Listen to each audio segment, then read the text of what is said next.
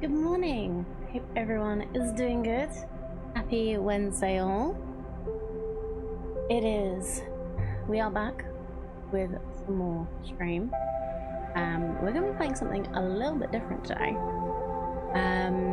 So Citizen Sleeper 2 is a game that I was really interested in when it came out, but for some reason I just never played it. I'd played Citizen Sleeper 1, like the first one that came out. Obviously it wasn't called 1 at the time. And I had a lot of fun. So it's a bit of a different game. You are a android, in the first game anyway, you were an android on a space station. You'd managed to escape from basically indentured, I don't know what the word is, but basically they were making sure you were functioning and then you had to do what they said.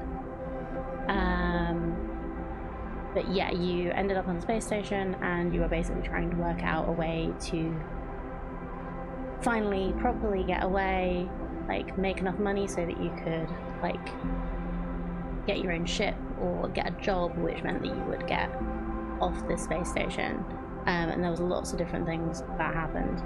And the way that the game worked was you would roll some dice at the beginning of the day, like some six-sided dice, and then you would put those dice towards the things you wanted to do. I found that a really interesting thing because it's sort of like the idea of you have to decide whether this thing is important enough to use a 6 on that you manage to get, and then like you might regret it later in the day if there's something else that you need 6 for.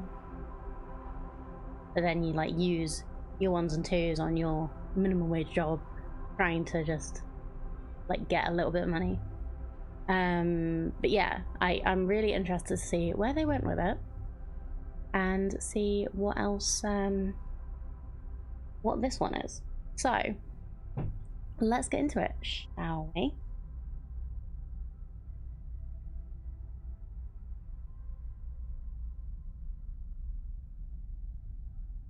Oh, one. There we go. Okay. Load up the game. So I'm probably going to do what I normally do and just go middle of the road for this. So the intended difficulty for those happy to be challenged. Broken dice can't be used. Standard stress tolerance. Death incurs a significantly permanent penalty. If we wanted to story, broken dice are worth 1. Higher stress tolerance and death is disabled. But if we wanted to go dangerous, for experienced players who want an unforgiving challenge with no second chances, dice repairs require more components, very low stress tolerance, double energy depletion, and death is... yeah. Don't want to do perno death. And I want to see what their intended difficulty is. There are a few classes you can use, so if you want to be better at certain things.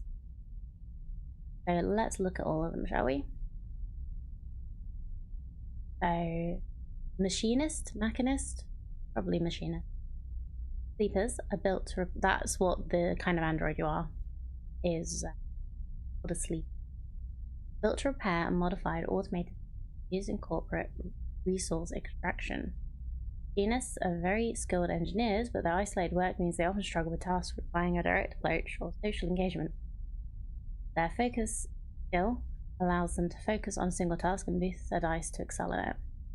Sleepers assigned to machinist work are usually diligent, careful, and structured people. So we have, good on engineer, okay on interface, not the best on endure, okay on intuit, and basically no engage. Accrue stress to focus and action dice. Focus config +1 stress +2. Focus lowest dice. -1 stress and focus die outcome. Don't know what all of this stuff means yet, but we will work it out depending on which class we pick. Oh, I will also work out where will be best for the camera once we're actually in the game proper. Yeah, I have no idea where I should be. So, operator. Operator sleepers are built to work with drones and remote machines over local networks from corporate source extraction distance. Operators have expertise in working with interfaces and computer systems, more physically fragile than other sleepers. Their reboot skill allows them to hack their own system, re-roll dice, a risky but potentially powerful move. Sleepers assigned to operator work are usually cerebral and precise people. So yeah, they have a little bit of engineer, really good at interface, no endurance or endure. Some intuit, some engage. If I click on what these do, Recess, re-roll your action dice, +1 stress, re-roll lowest dice. And then extractor. Extractor sleepers are built to work at the coalface of corporate resource extraction, often in hard vacuum environments. Extractors have a high level of physical endurance, but their confidence means they struggle with tasks requiring intuition. Their rally skill allows them to motivate those in their team, boost their crew dice. Sleepers assigned to extractor work are from confident, self-sufficient, and have a high level of endurance. So, some engineer, little interface, mostly endurance, no intuition, and some engage. The crew stress, boost dice, +1 stress, lowest. Okay. So I guess you have a crew in this one. I think in this one, you're trying to get off you do actually have a crew. So in the previous one, it was you by yourself, but you did make friends and they helped you with things. So maybe you actually like control your crew a little more.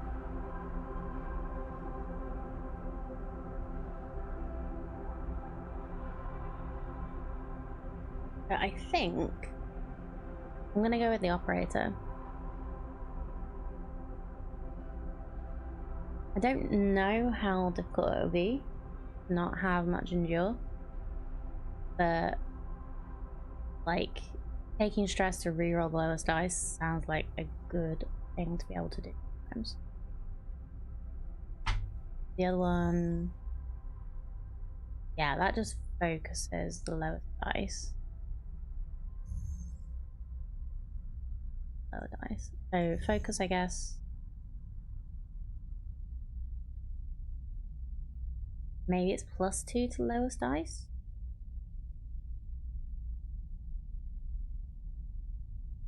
-1 stress and focus. Don't know. Yeah, this seems the most like straightforward to understand. So let's go with this one. Go with operator.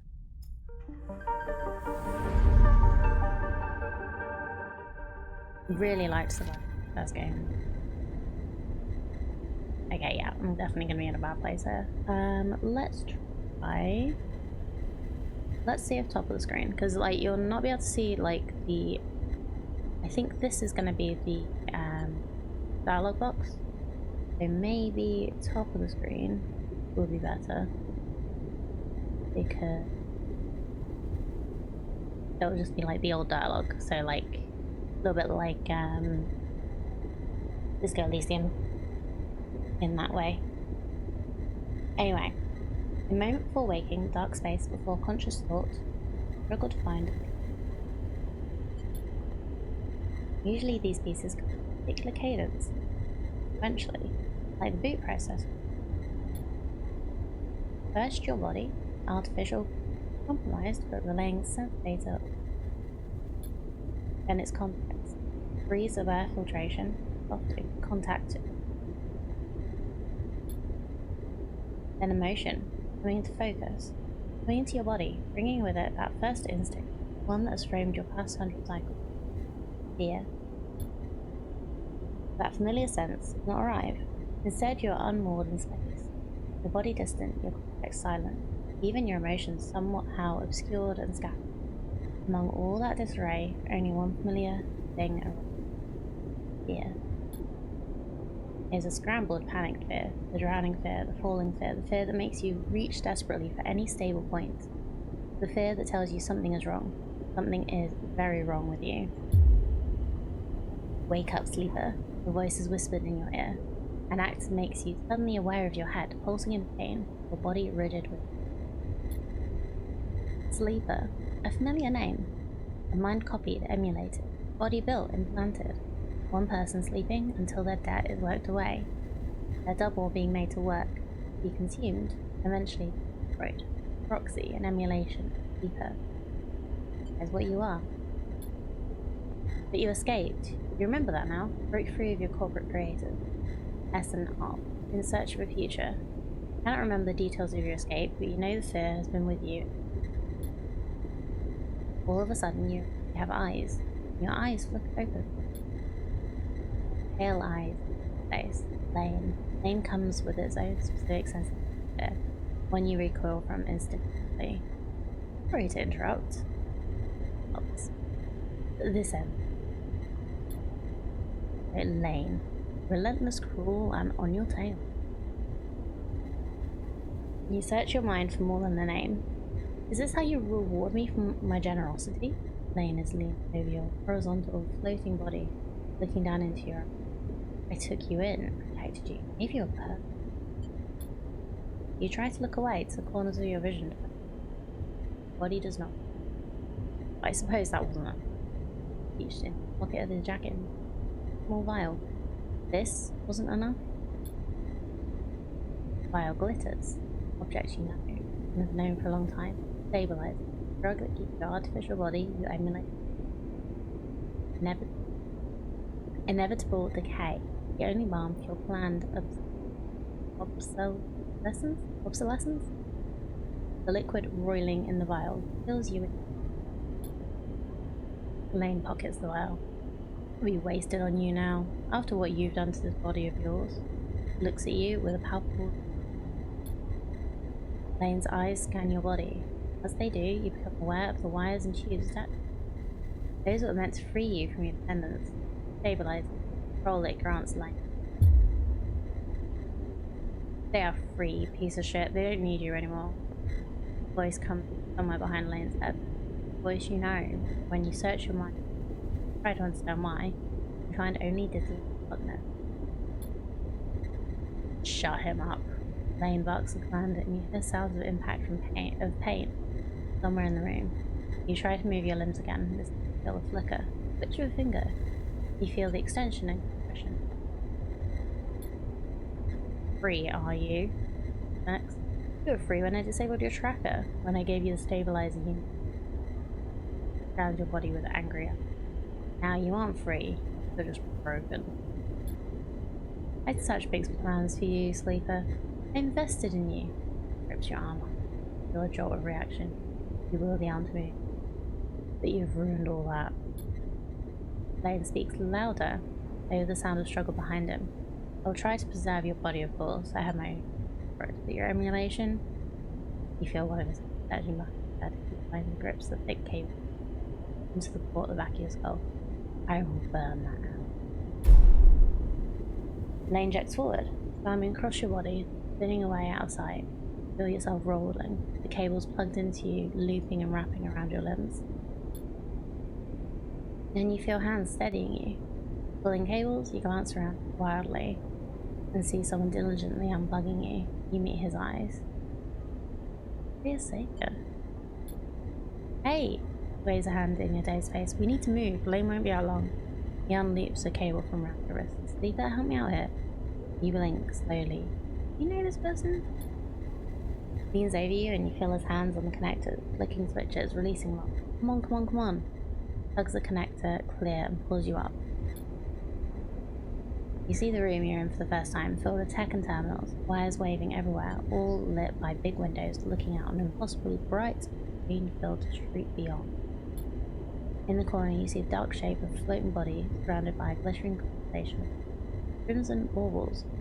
Is that blood? Move! You're wrestled and shoved towards the door, which slides open in front of you.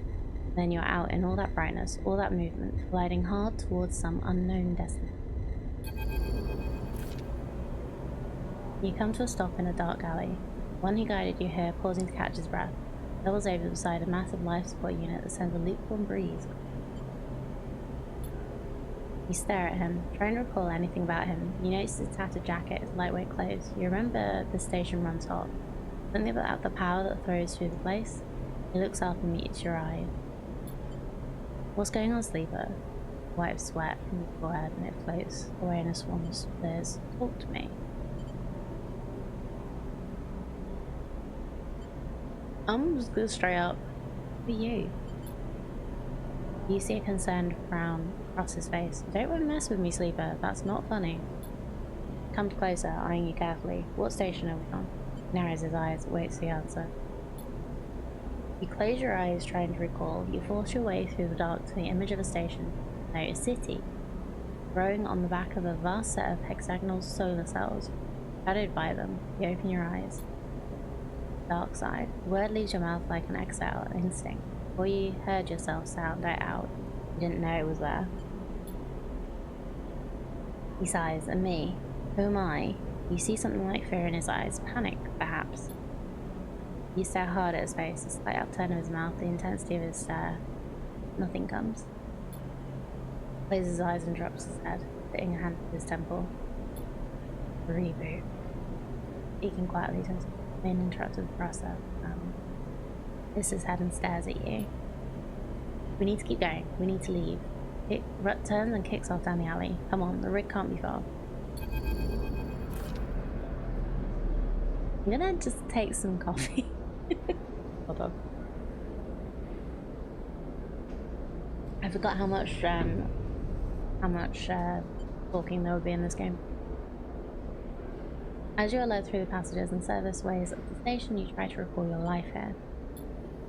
Texture, the temperature of dark side feels familiar, but you struggle to pin specific memory to it. Focusing hard, you recall waking up in these passages cycle after cycle, the rhythms of the station going over you, along with the crowds. You recall desperation and slow decay of your body. Then Lane, those pale eyes, offering you a glittering smile. Stabilizer. Promise to supply more for your work. Deal here locked you into like a cage. There, your memory fails you, but in the dark beyond that moment, the residue of panic and fear remains. You are Lane's prisoner. A thing. Shadow in the cold passage. Wait. Your guide holds up a hand and you stop your glide using the wall. Ahead you see the tunnel opens up into a wide open bay with a few doors leading into cylindrical tunnels. Docks. They're watching the rig. Nods towards the docks and see one of the doors has a couple of figures flanking it. One covered in ornate tattoos, the other with bright silver implants along with bones. You bow. Lane's guys looks at you and shakes his head in frustration. All this, it's not coming back to you, is it? Something catches your eye and you see he's playing with a coin, nervously turning over and over in his fingers. Sees you looking, puts it away. Oh, it's when I'm moving my mouse. I was wondering like what was actually making this move. Yeah, that's cool though. I love the art style of it. Anyway. Place a hand on his chest. I'm Seraphim, right? Looks pained when he speaks. Lane, he was our captor, both of us. We did this so we could escape. We need to reboot you to break your dependence on the stabilizer. You know what that is, right? He nodded me. Elaine interrupted me back there. The reboot didn't come. And lies and shakes his head. We can still make this work. Looks back at the docks. I'll leave them away. You get the docking bridge open. If we make it to the rig, I know how to get us in. Got that? Touches your face for a sign of recognition. I've got it. Get that door open. That's you on the shoulder. I know you can do this. Seraphim kicks off hard and glides into the docks. Over here, shitheads. He follows the cars as he barrels through. They immediately push off from the wall, giving chase. During scenes, you may encounter skill checks, where you can perform certain actions skills, like the dice action you will encounter later. Skill checks can have a positive, neutral, or negative outcome. The better the rating of your skill, the more likely you'll succeed on a check. The odds of success are displayed when you select the check. You can see more info in the guide section of the... Okay. You wait a breath, then glide across the door they were guarding. Look, already panicked at the tightly sealed door. His control panel locked out. You hear a shout from somewhere nearby. You need to get open. So do we hack the door? We've got 50% positive. Break the seal. 50% neutral, negative. So more likely we can hack.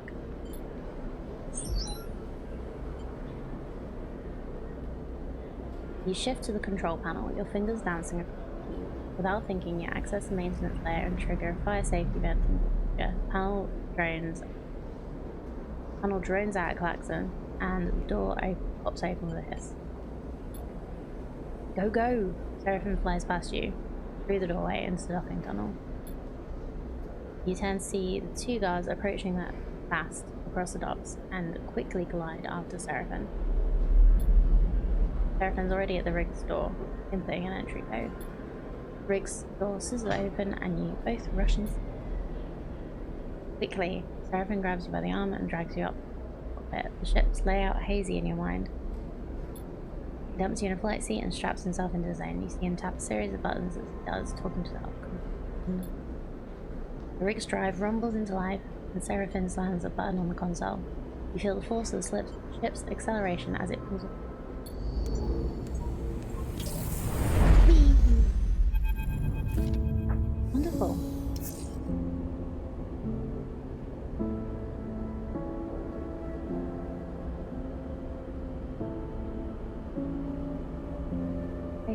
As the ship glides into place on the connecting bridge, its automatic system nudged there by a port's docking force you can sense it. Seraphim burned hard out of dark side, and you dropped in and out of consciousness. And you'll see as the rig made its way across the gulf. And now, with open space between you and Lane, you feel pressure. You're awake. Seraphim breaks the silence. A good sleep. Eyes don't leave the monitor, and you realize this part of your escape is routine. You and him must have docked the ship countless times. You won't blame. Problem is, you don't remember any of them. We made it. Whispers, closing your eyes and looking outside. Stay silent. Shakes his head and then unclips from the pilot seat. Seraphim reaches up, clicking through a set of switches in a practiced fashion, completing this track down. You watch, a little frustrated with your own uselessness. Running the rig, you realise it's just another thing you've forgotten. The clunk that runs through the walls of the ship is followed by a short percussive alarm tone from the pilot's console. Docking complete. Seraphim kicks off from his seat, listening as he glides past you towards the back of the cockpit. His hands find the rails on either side of the door and he pauses, facing into the corridor beyond. He turns back, backlit in cold sun. We need a plan. Lane's not going to let us live quietly, guys. We need to talk. Seraphim furrows his brow. Not an L sleeper. We need to forget. He flinches as the words come out wrong. We need to focus on something more than. Pauses again, unsure. Us. He sighs. We need to survive this thing first, then maybe.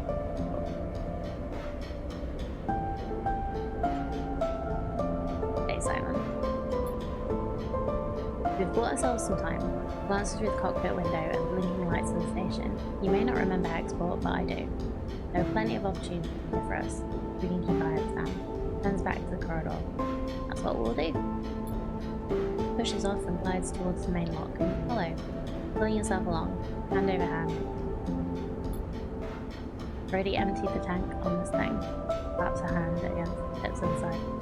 So we'll need to refuel, and that won't be cheap. But if you and I know one thing, Sleeper, it's how to work. I'm gonna get myself reacquainted. See if I can turn up any old connections. People that might throw us an easy contract. You glances back over his shoulder. You keep out of trouble. No profile. Got it. Seraphim stops at the airlock. Stopping the reboot halfway through, he pulls a worn crew jacket from the locker and starts pulling it on. We don't know what that did to you. He jams an arm into his sleeve.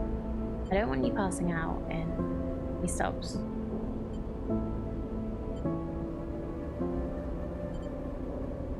It'll take both of us. Seraphim sighs. I hate it when you're right. Grabs another crew jacket and thrusts it at you. Just pull the damn hood up, will you?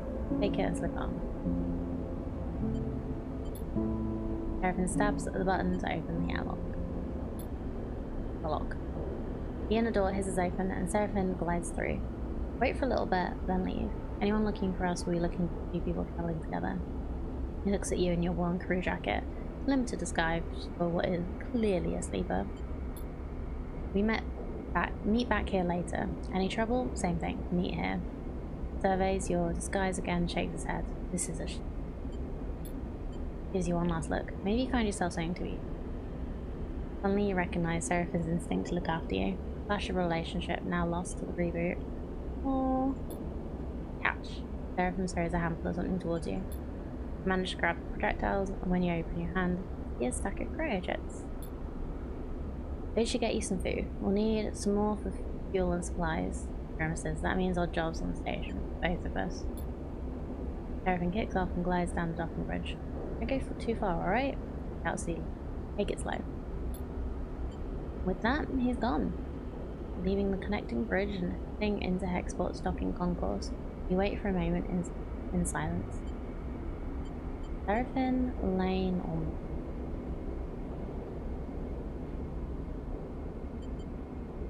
I know, I'd probably be thinking about Seraphim. It's hard to know what's going on inside Seraphim's head. Here he is on some hapless escape plan with a friend who can't remember a thing about him. Try to imagine how close you both must have been for him to agree to this thing, but it's painful to think about. It's all gone now anyway. All you can do is move on. Shake the thought from your head and pull the jacket tight. Let's see what it has to offer. You cock off and glide into port. Ow. That's harsh. It's like, oh, we might have been in a relationship. We were definitely friends. Oh well. Alright. So, tutorial. Welcome to Citizen Sleeper 2, Starwood Vector. The game runs in cycles, during which you can perform actions with your dice, use cryo to buy foods, fuel, supplies, and items. Progress clocks towards new scenes and events. You can review tutorials at any time in the guide section of the pause menu. Use the mouse wheel to scroll your view, select locations with left click, right click to Okay. Okay, so scroll doesn't go up and doesn't go in and out, it goes up and down.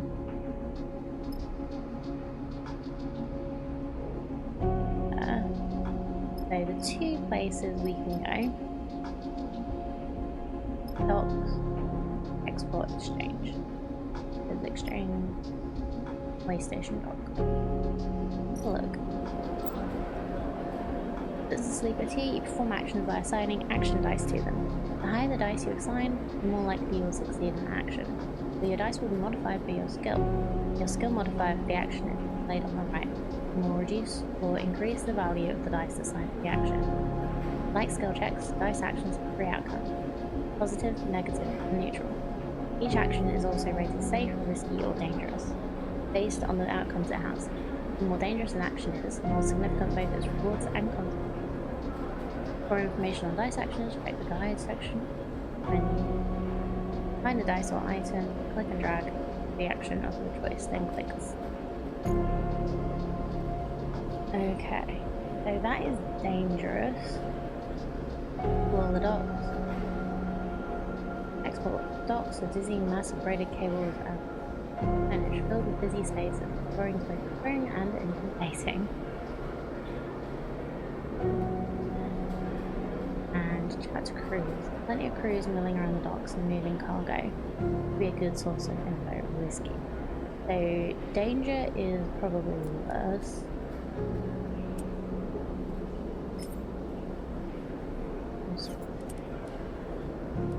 What if I use 100% positive from a using a 6? So why not?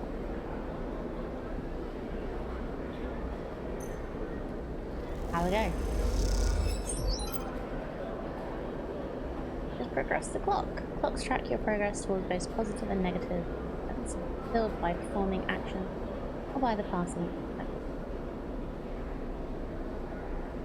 So a crew welcomes you enthusiastically and gives you a quick tour of the dock.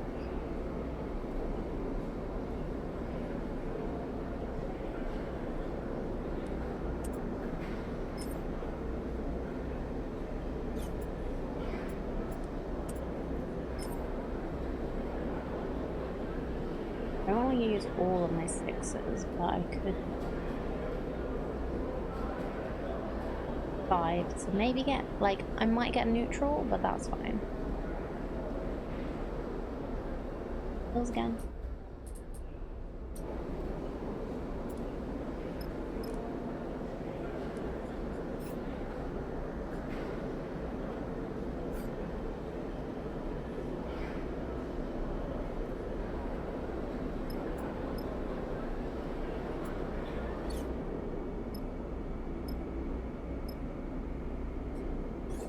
There we go. Welcome to the character screen. Here you can upgrade and configure your sleeper. On the left you upgrade your skills to improve skill modifier applied to your dice when you undertake an action. On the right you upgrade your push, the unique ability of your class. When upgrading your push, the only one upgrade at each level can be active at once. You configure which upgrade is active only while at upper.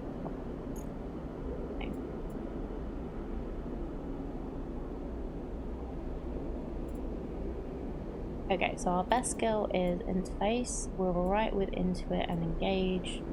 Endure is our bad one. Okay, cool.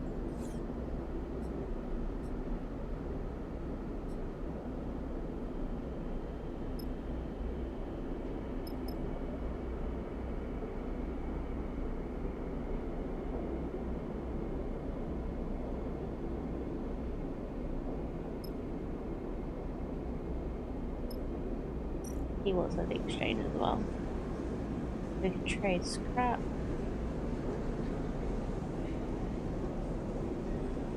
Okay, rules of the exchange. The exchange buzzes, station, and commerce. This is a place where contracts are bound. You just trust the brokers. Data brokers are the heart of the exchange. They show off their knowledge by discussing encryption. So this is danger, this is risky. So what about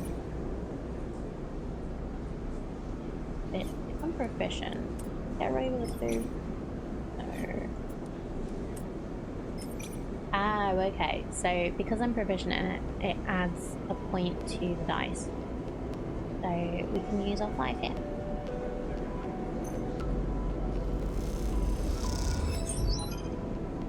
You intervene when 2 brokers struggling to unpick and Bennett's that cash expertly unpick its security protocols.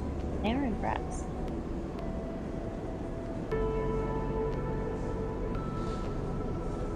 Okay. Try this. Again.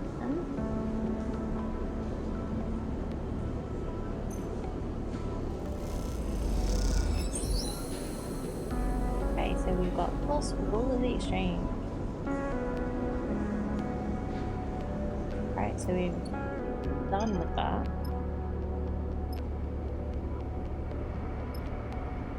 Go to the canteen.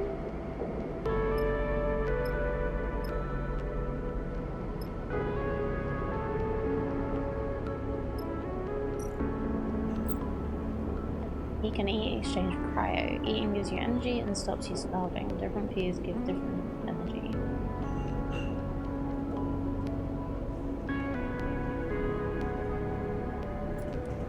I use new. Huh.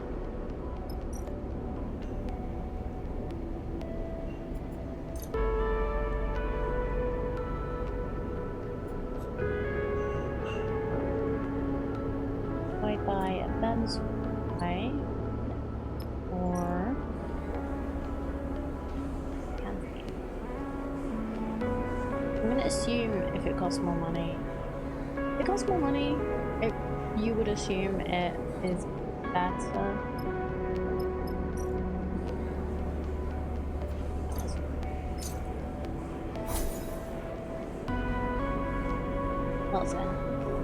Export trade hall makes fragrant stews sucked through a straw. They are heavy and cool. What this is then? Okay, buy supplies, buy fuel, fill fuel. Okay, I probably should have eaten at the other one.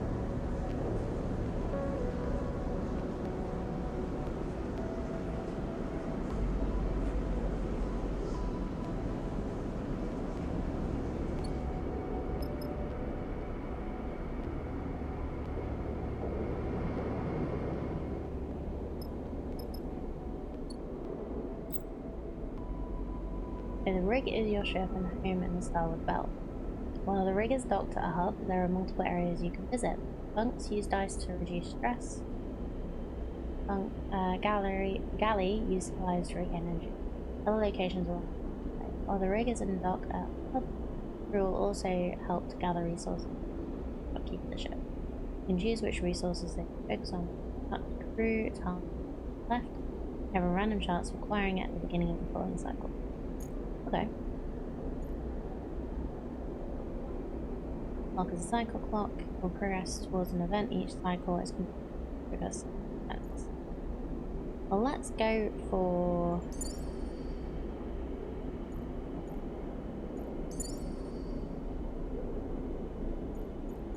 Seraphim. Go back to explore and see.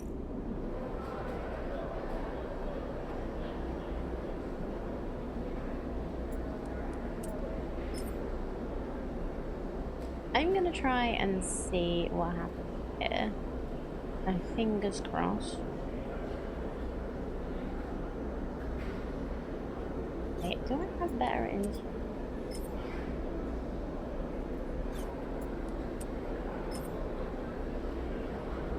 Risky.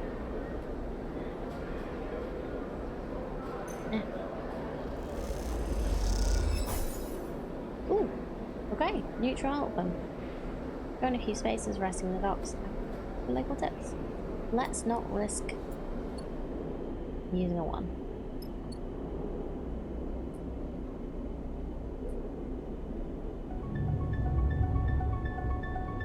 I should have gone to the cheaper food place though then. We're in trouble, sleeper. Seraphim leans into the bunks as he's getting up. Without further explanation, disappears down the corridor. You drift out into the passage, pulling on your clothes and glide down the length of the rig.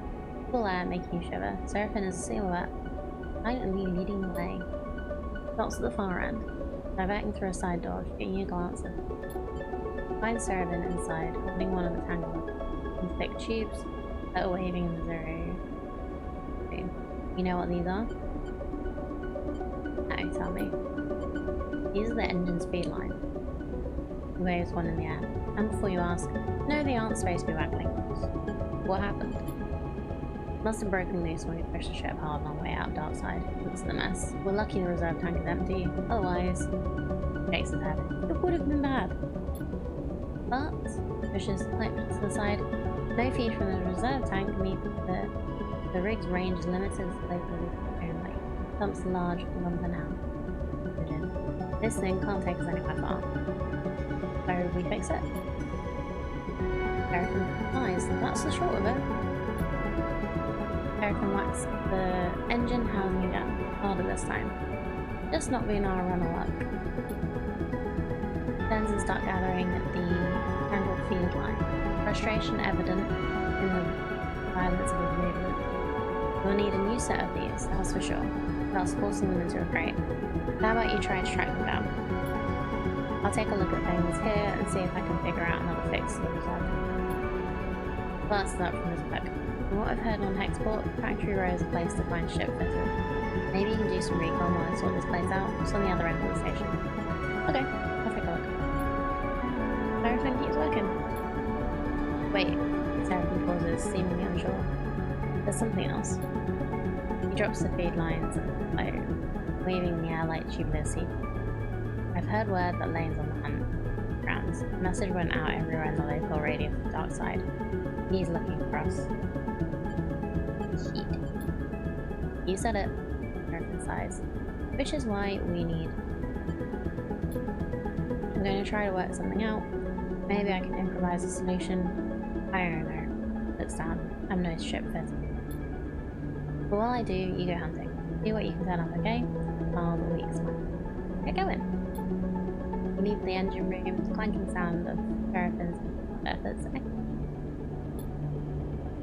Your feed line. That's the next step. Take a deep breath.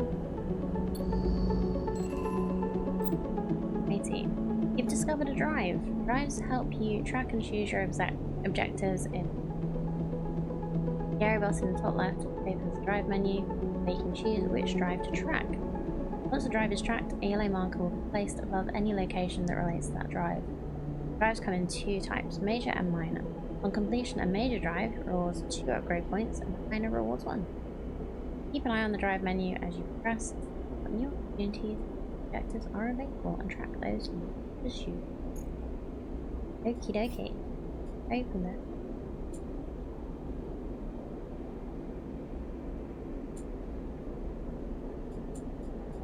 And crack it.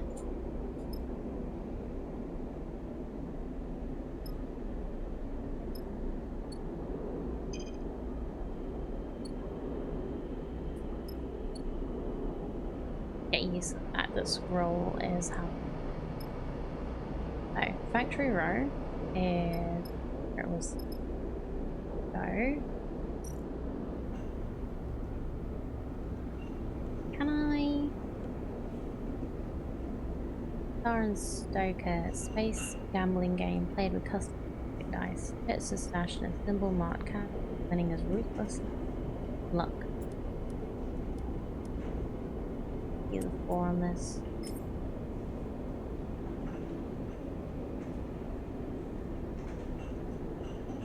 No. We'll wait until we get more thing.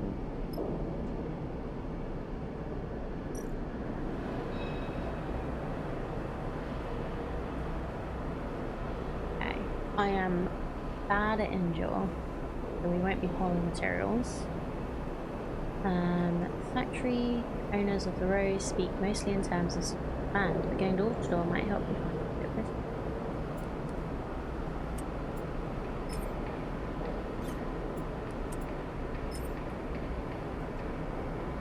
Well, try this one. You just a little amongst track contacts, and factory owners respond well to the haggling, eager to meet your challenges. Let's try again with a 4, unfortunately, which means we have a 25% chance to outcome.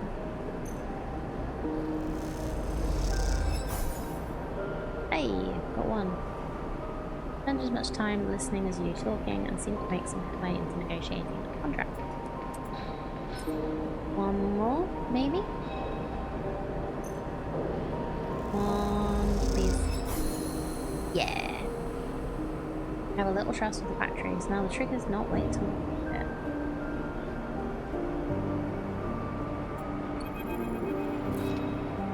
Factory row houses you glide through its cramped passages. Whatever its many bays and rooms once were, they now serve as containers for industry of every kind. Whirring manufactories, precisely engineered, rapidly shifting, while scrappers hammer incessantly at bent ship plates. Everywhere you look, there is energy and activity, and for good reason. Export itself is built on the derelict fragments of the solar reflector, and even the small amount of energy generated by its remaining mirrors is enough to power a city with beams. Familiar to you, of course, in a strange, far-off way, because of the dark side. That place and your memories of it are a muddy haze, but it is hard to forget the glint of its hexagonal reflectors. 10 or 20 times more in the modern exports, and that wild, flickering city growing on their back like a shooter. In comparison, comparison, Hexport feels provincial. But deep in Factory Road, you're almost back in Darkside. And then you see them. Cubes, just like those Seraphim had waved in your face. Feed lines. You push over to the display window of the unit marked Marston's Supply, in block capitals, cut from a whole plate. There, amongst the dangled shelf of oversized ship components, sit the feed lines, like some large biomechanical angles. You slip inside where the sound of Factory Row is a little screen, and spot a large figure working at a bench, hunched over. Pulls row. Seems he doesn't notice you enter. I'll wait patiently. I want to make a good impression on this guy. You let him work, watching as, despite his heavy build, he delicately aligns the components, their layers slotting like puzzle pieces. After a few moments of observing the process, he turns his head a little toward me.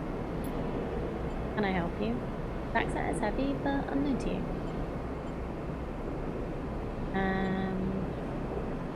Let's just go straight to the point. Those feed lines, how much?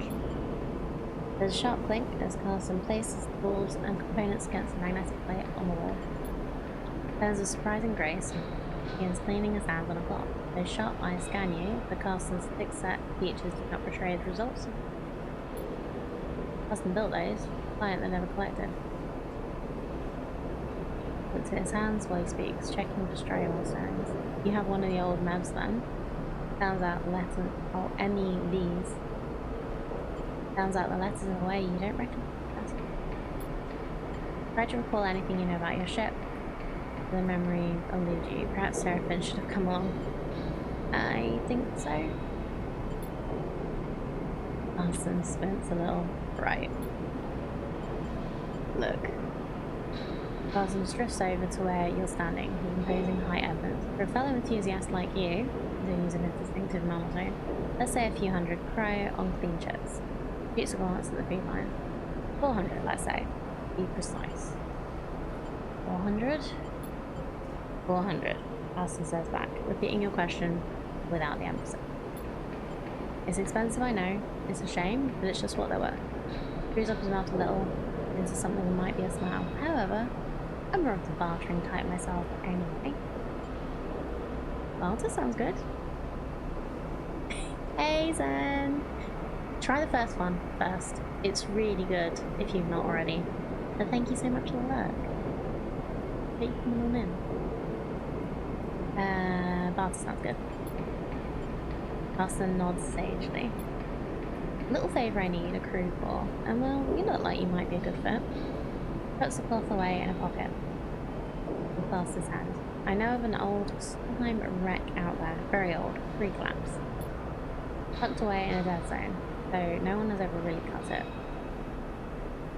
Drugs. Not only that, but Solheim derelicts have a habit of triggering nasty security protocols when approached by an unfamiliar ship. But it's been left well alone. A salvager like you, with an old Solheim rig, I bet it wouldn't even flinch if it saw you coming. He smiled. I have a special interest, a need for that old tech.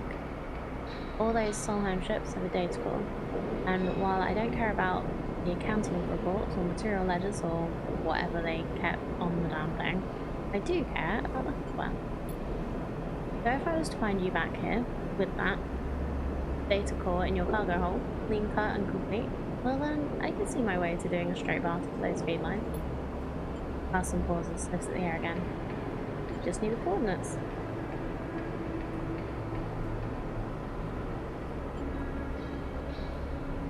Simple as that. Simple as that, he repeats, monotone. Are you interested? Glances back at his workbench, because I'm a busy man. I really, really wish I could go away, talk to Seraphim and come back, but I'll do it. Alright then, he holds out her heavy hand for you to shake, and just as you automatically reach out, he grabs your forearm instead. Hold you close, using your arm. Let's keep this one us, alright? He half smiles, his face huge, close. Oh dear. Before you can respond, he thumbs a little drive into your palm. Those coordinates. Then he lets go of your arm with what you swear is a blink. Take a moment to gather yourself, and by the time you do, a whirring fills the air. Carson having returned to his work then. You turn and glide out of Carson's supply with a growing mix of anxiety and excitement in the pit of your stomach. Often a factory row in your ears. Contract. Seraphim might even be impressed. You look at the drive in your palm and smile. This could be a route out. You think of leaving this place behind in possession of an improved ship too. Suddenly a small but firm hand falls on your back. An equally small voice joins with it. Hey, wait up. You turn the passage to see a young woman, her hair waving, rapid flight. She clearly just came out of to catch you. Steadied yourself. Steadies herself using the shoulder. Sorry. Smiles are quick and that's fine. Just catch you. Genie. Her dark eyes flick around nervously. You notice the portable terminal she carries something data scrapers call a deck, and her backpack full of components and trailing wires.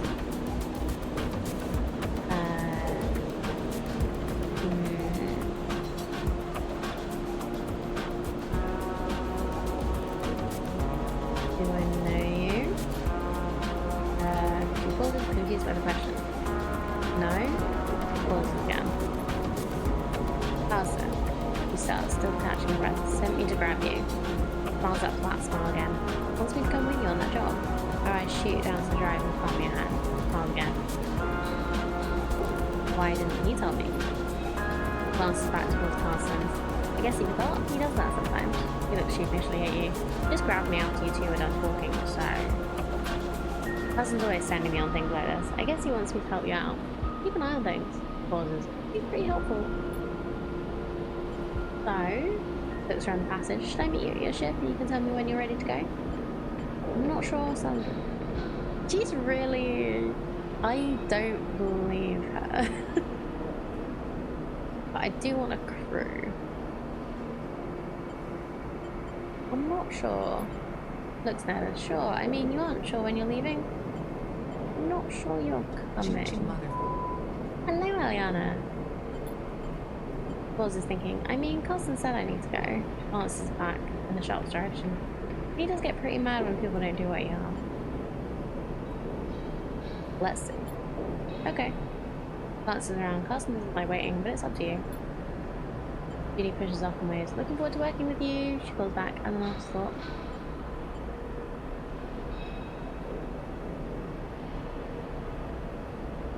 There we go. You watch her disappear down the passage. Things are getting complicated already, but at least you have a contract and a way to get the feed lines. Uni clearly works with data, based on the gear she's lugging around, which might make her useful when it comes to pulling out data core. The question is, what did she get out of it, and why didn't Carson mention it? Consider your options and move back towards the rig.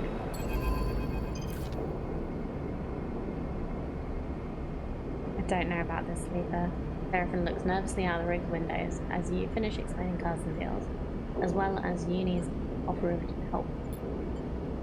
If this job was easy, Carson would have done it himself already. That means there's a catch. Now's at the stars. There's definitely something going on with this Uni girl. Shakes his head.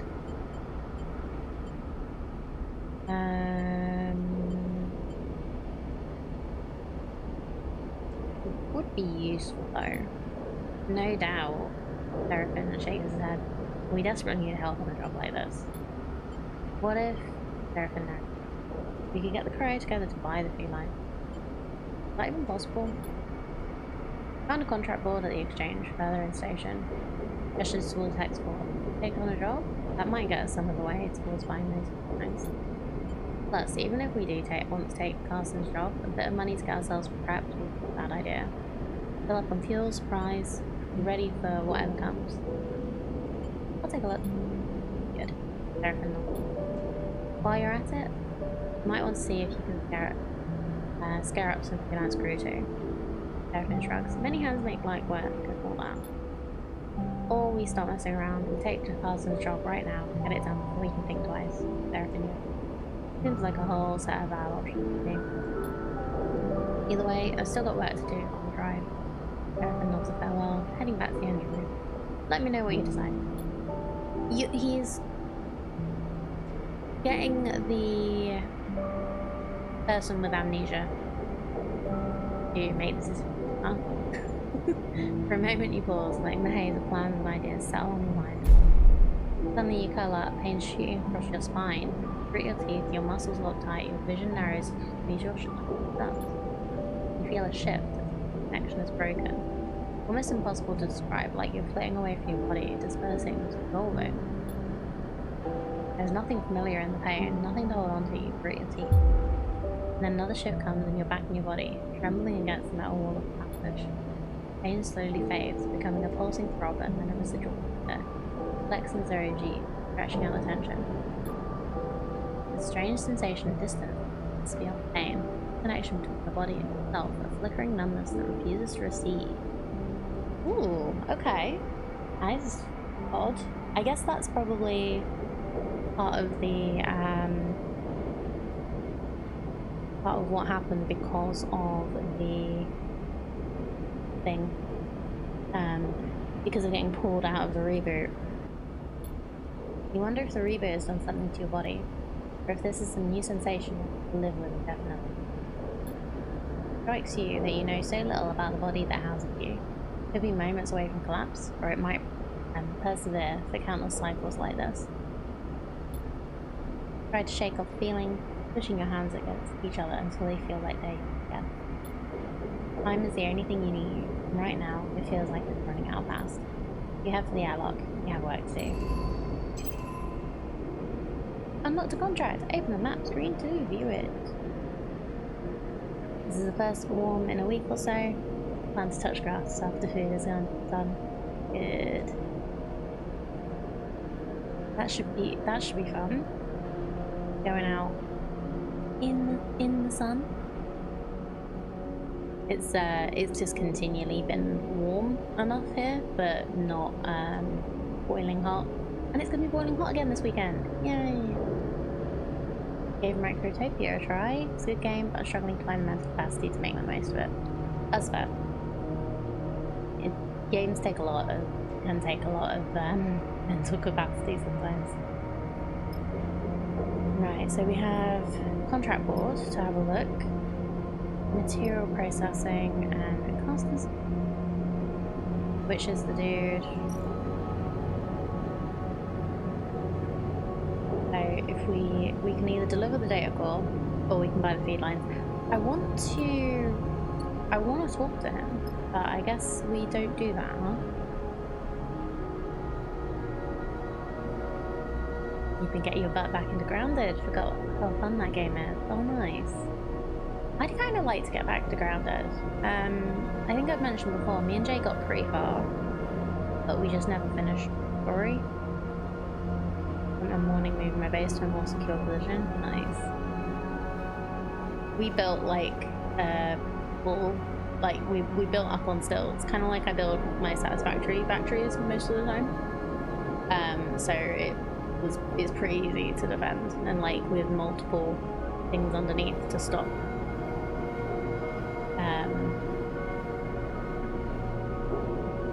Play from the start if you plan to play it. Lots of changes. Oh really? Okay.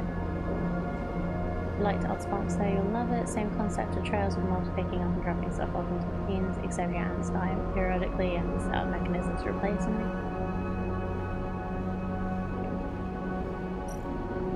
What's in there? Data diffusals. All scrapyards have paid data diffusal work to offer, as old tech tends to be laced with protocols and countermeasures that need to stabilize. Well, I'm good at that. I'm not so good at anything here. Swift Scrap Solutions, or Triple S as it's known locally, is a chaotic and slightly terrifying scrapyard where open shifts are always available and sell raw scrap. Well, we can try...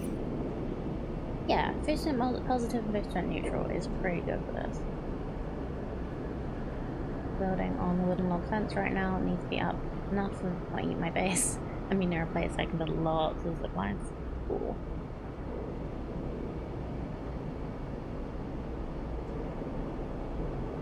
We'll give it a go. See how much money we get from this. 7. Ooh. Okay. That was a neutral outcome though, not a positive one. So that's not awful. What's this? Contract board.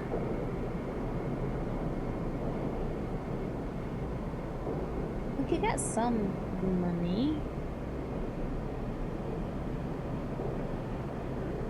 Station management are located at the signal. Then to see one so close, looking for someone to disable its source. Vehicle signal source, 200 pro. And you have to buy the contract. Okay. But it does pay 200.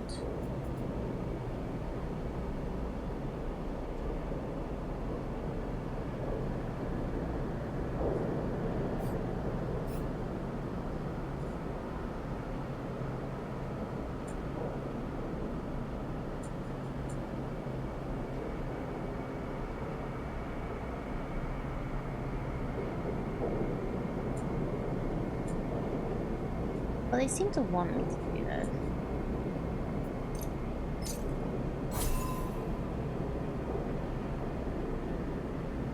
New contract on the map.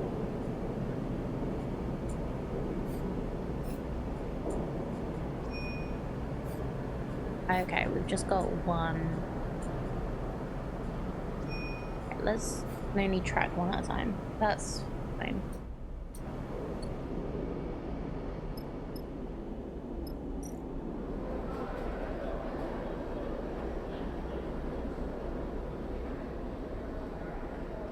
Okay, and then Hexport Connections is where we look for a new crew member. That's fine. Okay, well, let's go back here.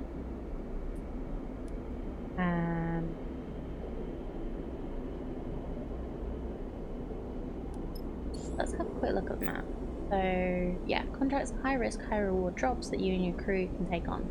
Contracts require preparation and care to succeed. You'll need to gather enough fuel, travel to the contract, gather as many supplies as you can afford to keep you and your crew going, look for opportunities to recruit crew, temporarily or permanently, to help you on a contract. Consider which crews to take carefully. They have different skills and stress resistances, and who you choose can affect the story. Once you're ready, you can select the contract map, and then your crew proceed. Okay, we need 2 fuel.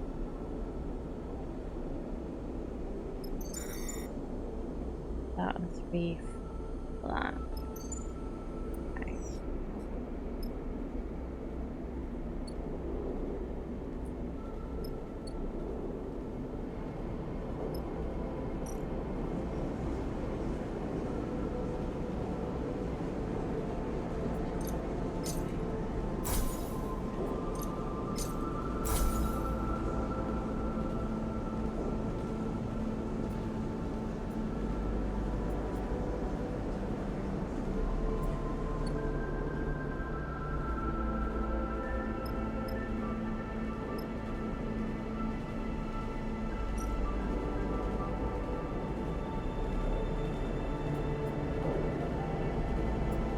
Don't put a 1 in here. Oof, that is rough. 50% neutral and 50% negative. I kind of want to see what happens if I do fail it.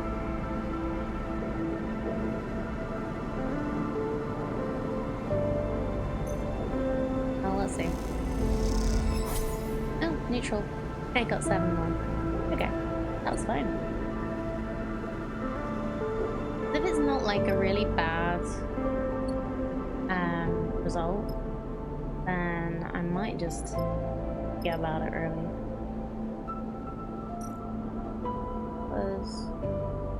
Okay. Grass one. This. Right, that uses supplies.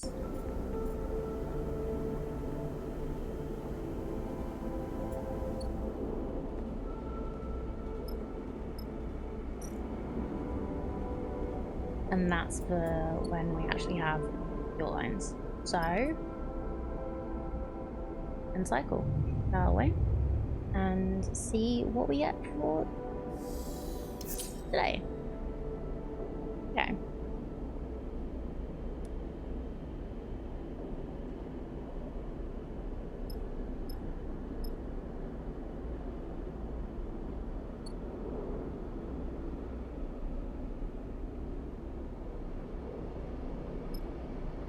So I'll probably use some of our bad rolls on getting some money.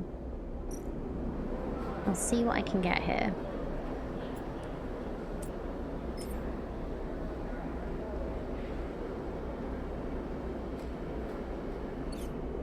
Oops. It'd be good to have some crew.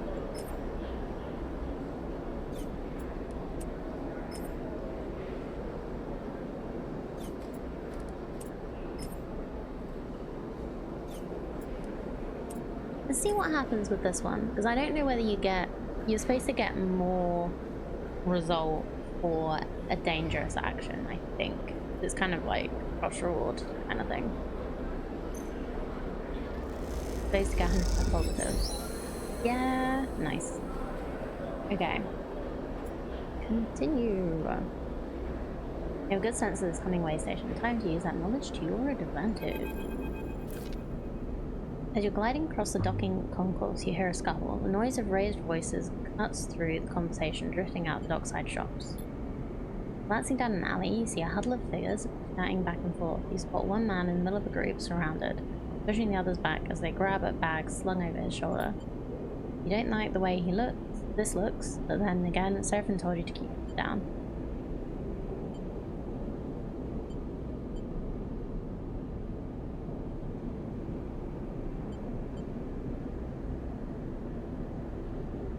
This could be bad, but I don't want to just leave this guy. Neutral. Okay. Not bad. You look around for something that could break up the fight and see the thick cooling pipes running down the alley wall. You quickly try to understand the system and choose a valve to start spinning. As you do, the system begins to vent in sequence down the alley, violent jets randomly bursting into the air. A scramble in the alley and you spot the figure who was being attacked drop down to the alley floor. The vision instantly fills with pale liquid as a jet of coolant jumps out nearby, missing you but sending you spinning in 0G. After a few moments, you manage to steady yourself. As you do, you see a clear alley, the assailants having fled, with one figure gliding towards you. I suppose you think that was clever? The man gives you a severe look. You like to break up fights, so you didn't start? He laughs. That's gonna eat you up. He shifts the large bags on his shoulder, weightless but unwieldy in 0G. I was helping. So his name's Femi, stubborn salvager captain.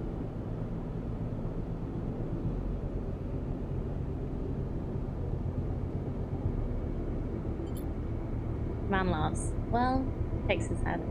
Thanks, I guess. Kicks off and drifts past you.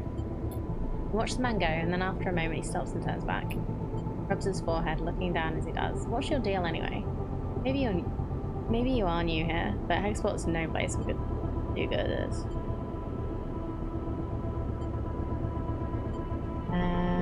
I know what it's like. Yeah, go with that one. To get beat up? Man shakes his head. Hexport's got real rough. Look, let's not hang around, alright? The man pats his chest. I'm Femi. He unshoulders one of the bags and pushes it towards you. Make yourself useful. Let's head. He gets the strap, the bag over your shoulder and follows through the docks, gliding past the concourse towards connecting bridges. Cuts down the side passage, looking back to check you're following, and stops at a docking bridge connecting to a dull green ship with yellow marking. You look out the viewing window at its old catamaran-like shape, seemingly built from two separate hulls welded together. Thimble crash says, and you assume that's the ship's name. That's awesome. Femi, bringing in strays, a young woman, brightly dressed and stretching as she glides, drifts into the passage. He glances at you. No offense. Nia. Femi shakes his head. This one, squeezes your shoulder, helped me fend off some Hexport scum, while you were busy sunning yourself. Headstrong and spirited salvager. Nia raised an eyebrow. I'm sure you can handle them, big brother. Her glib response hides the flash of concern that passes across her face. You can't tell if Femi notices. Nia turns to you. Thanks. He smiles sweetly. I'm sorry for my brother. She shoots him a glance. Just in general. Nia, Femi murmurs, and nods no. He reaches over and takes the bag you are carrying. Nia rolls her eyes at you, but stays silent. Factory Road wouldn't take these. Let me have some back. I'm gonna load them back up. Maybe we'll find a use for them. Turns back to you. Thanks, dear sis, sleeper. But nods firmly. Not what I expected. Butts the button for the bridge door and kicks off along the docking bridge on his way to the symbol crash.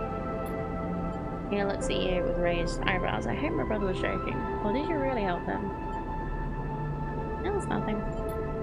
Humble and a hero, she laughs. Thank you. He looks back at the ship. My brother needs help more than he admits. Okay.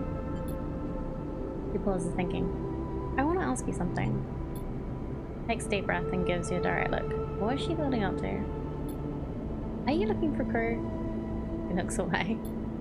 Sorry to be direct, but you seem like, well, if you're on export, maybe you're with a crew. Stops herself. I mean, maybe your crew needs crew. Maybe you're looking? Why do you ask? Nia looks back at the ship and then at you. Look, I'll be honest, being on a crew with my brother is nice, but he is suffocating me. He frowns at her in bluntness. I'm not a kid anymore, you know? But he still sees me like one. He shrugs. I want to show him I can handle myself. I need experience. I need to run some contracts. He gives you a determined look. What do you say? I'll think about it. I'm a good salvager, alright? You can use me. He smiles. I can spot things, find gaps, weighs in, folds her arms across her chest. I know what I'm doing. Emmy taught me well. He glances back at the ship. Just consider it, alright? Let me prove myself. Suddenly a shout comes from the ship, echoing down the passage. Emmy. He makes both of you nervous. Nia looks in his direction. I should go. He pushes off towards the docking bridge. I'll be waiting. Nia gives you one last glance as she departs, then disappears into the docking bridge, leaving you alone in the passage. Alrighty. So we have potentially some new crew. We have freight storage. We don't have any endure. So this is going to be a bad idea. Yeah. Bad idea. Would make us money. But that'd be a bad idea. What about... Shall I try some gambling? Why not?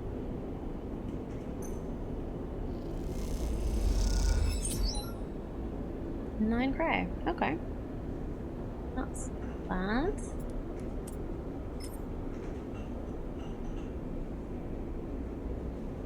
Go kaboom. I have no idea if things can go kaboom in this. I wouldn't be surprised if it's possible. Not my butler. We need money. We need to buy fuel and supplies and stuff.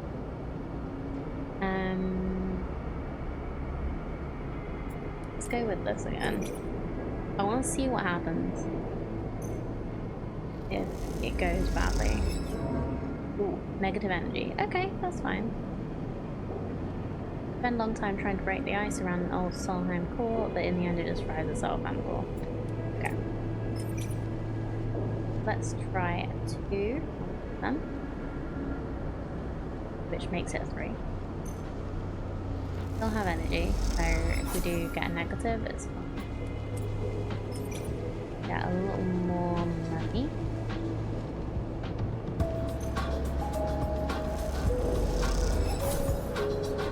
Neutral? Okay. And then let's fill up on some supplies. Let's get another fuel. Supplies.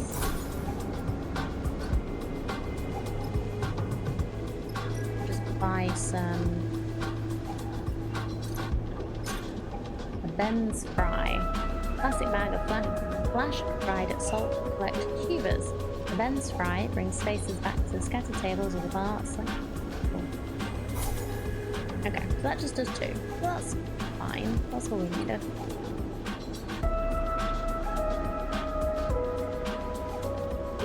Maybe I'll get some more later.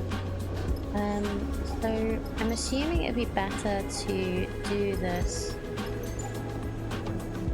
when you've got some dice. I'm assuming.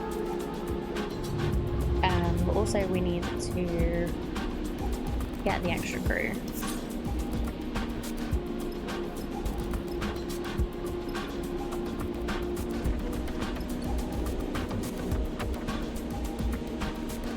Or do we just get the crew?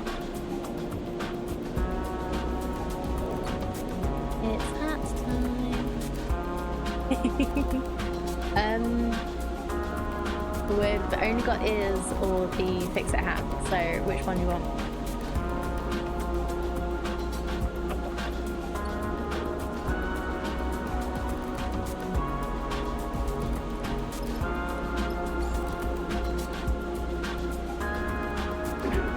You want this one? This is a hat.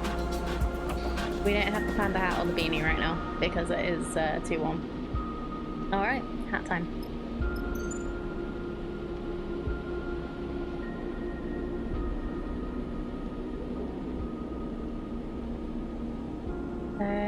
Now I'm safe. Yes, very, very, very safe. Alright, let's try this. Since you're playing dice-based RPGs now, I figure I'd recommend Sovereign Syndicate. Similar mechanism using tarot cards instead of dice. Ooh, okay. Can you put a link in Discord so I can have a look? Yeah, I like dice-based RPGs. I played the original one of this, and it was real fun. Awesome. Yeah, I played the first Citizen Sleeper. I had a lot of fun playing around with it. This feels very different, but it's still has the same vibe. I'm not 100% sure on it yet, but it's still fun. Yeah, I'm definitely looking for more. I'm gonna try and stick to having one variety day. I don't know if it'll stay as Wednesdays, but just to try out like different games, and if we end up really liking them, replacing one of our main games with it. So we'll see. I'm still gonna have to work out how to get RimWorld into our cycle next week. But yeah, anyway. Let's go and check out one-way signal. So, and we can get an extra person, and we'll see how this works.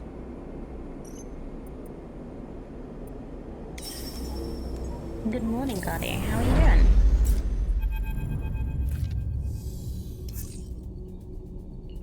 It's a drone. Seraphim spots the signal source first, the light barely shimmering off its dark hull plating. Design trait that betrays its complete. Flash catches your attention and you see a rent in the hull, through which red lights pulse. Wounded, Seraphim shakes his head. Wish they'd finished the job. Seen one before? It's a drone. Hold on. Seraphim looks back over his shoulder towards you. We've seen one before, don't you? He sighs. Sorry, I know it isn't your fault. Looks at the drone. Lane had his work on one in a darkside bay. Though it was barely a shell, disarmed and deactivated, he had us searching through its guts for salvage. Even that one gave me the creeps, and it had its core ripped out. He pushes the ship closer. This one is still alive. It's a Good Friday for you. Ooh. You got the rest of the week off. Nice. One way. Nia kisses the teeth. Corporate scum. You glance over at her and see the fire in her bright eyes. They don't even dare to come here and force us out themselves. It's all proxies and drones. Shakes her head. Typical core-bred towers. Run into them before? She glances at you. You might say that. Looks at the drone. You won't see me taking my eyes off that thing for a second. Seraphim carefully guides the ship closer. You watch the drone. The system is full of these things now, running missions for their operators. Rare to see one out in the belt though. Maybe got hit during the run-in was sent at Statmerks. Looks like it's drifting. Most of the system's blown out, but look, here. Grab his finger towards a red light on the far side of the drone. It's still broadcasting, maybe even receiving. How do we shut it off? Seraphim brings you ever closer. What I remember from the dark side job is that the central core and the broadcast array need to be shut off to kill these things. The core will turn off local systems, and the broadcast array will sever the link with one-way operators. Seraphim swallows, but you can bet those systems are protected. Let Seraphim explain. Your attention is suddenly drawn by a shudder from the drone, like a tremor running along its length. The thing is rigged to blow Sleeper. Rounds, we go slow and careful. We don't touch anything we don't know about. Turns back to Nia. You hear that? I got you. Looks sincere. Seraphim brings the rig to a stop, close enough for you to cross through open space to reach the drone's hull. Let's suit up. You head down to the airlock to prepare. As you get suited up, you think of the corporate war taking place in the inner system. The war that this drone was driven from. Out here, on the shore of the conflict, the biggest danger is that the Flotsam and Jetsam, drifting in with the tides and orbits of the system might, one cycle, bring the war with it. For now, the belt is outside of its reach. But looking out at the red pulsing drone, that doesn't give you much comfort. Okay. Welcome to your first contract. While on a contract, you'll be able to assign 2 dice for each crew member, as you would assign your own dice. Pay attention to the crew's skills to use them effectively. On certain outcomes, crew will take crew stress. When their stress is full, you'll no longer be able to use them to perform action. While on a contract, your energy bar will automatically be supplied. For each cycle, you have available supplies. When your supplies are depleted, both you and your crew will take 1 stress per cycle. Contracts also have their own contract stress. When this bar is filled, the contract will fail. Good luck. Okie dokie, well, you guys have rolled poorly today.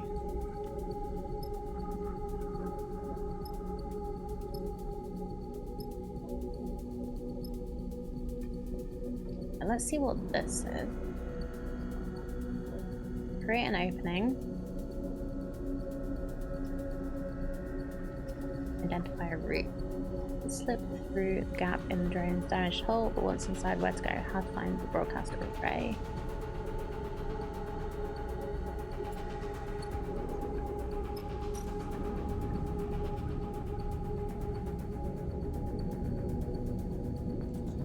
The drone is such a reactive state, ready to fry itself in defense. Perhaps reprogramming the hatch to open up with your crew is the best approach.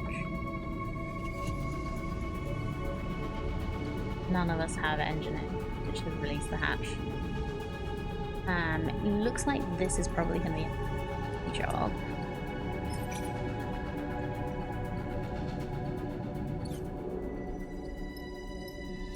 Let's see what we can get here.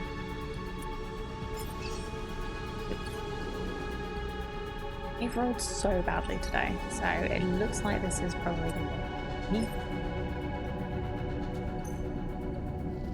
Try this.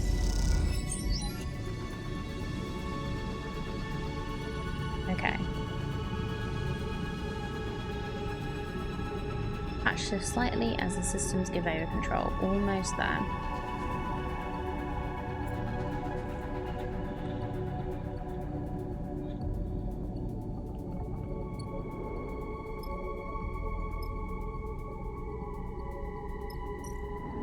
Do we need to... Oh, do we need to do both of these? Okay. Yeah. It does have like multiple...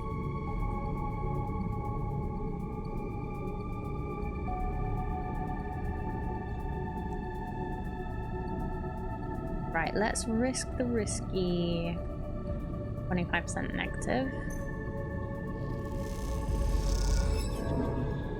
Oof, okay.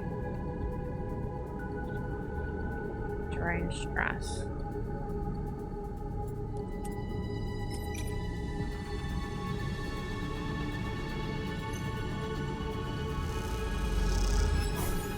Okay. Last one, control access. Can we... Is this different No, this is broadcast access.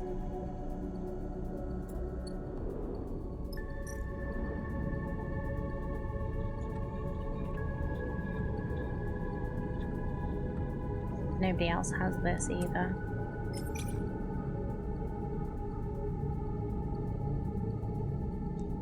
Let's try one more. Highly risky. Hey, positive outcome. Amazing.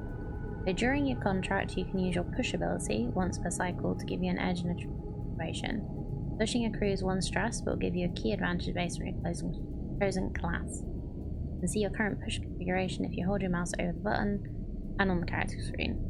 Your push cannot be used at hub, but when at hub, it can be upgraded and configured in the character screen. Okay.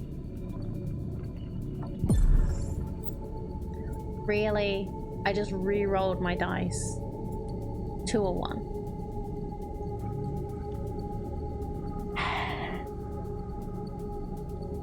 Wow. That was helpful. Alrighty, well, let's go back to... Huh?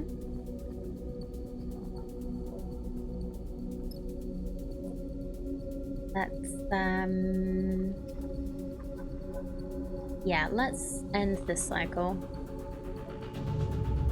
And try and reroll for 1. Sounds like BG3 to me. Yeah. See if we get some better... Ooh, we do have some better things this time. So let's try again with this. Oh, they can't do this. Good boss check and stretch.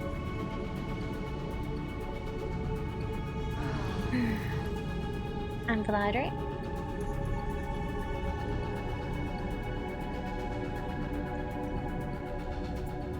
Alright, use our best dice.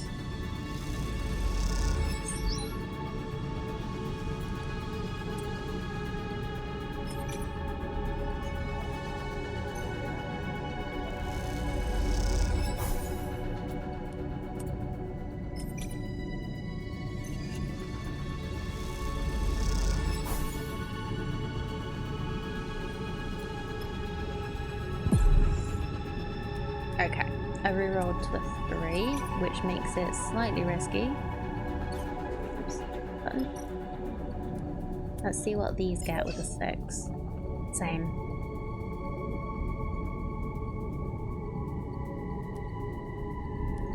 You? Yeah. Okie dokie.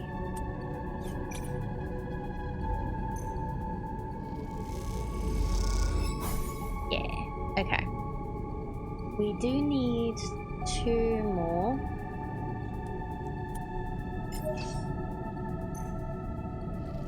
I'll try it. Ooh, we did it. Okay, cool. So continue. You hear the bleeping immediately.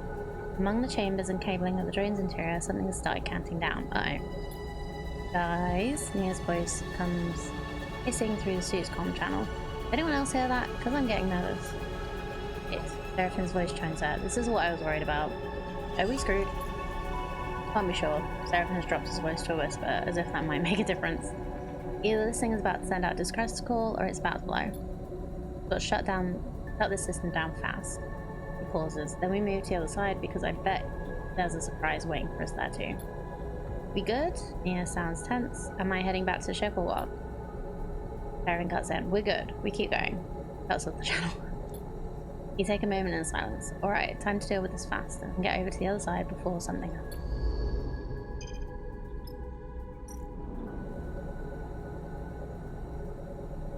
Okay, cool. You can do this.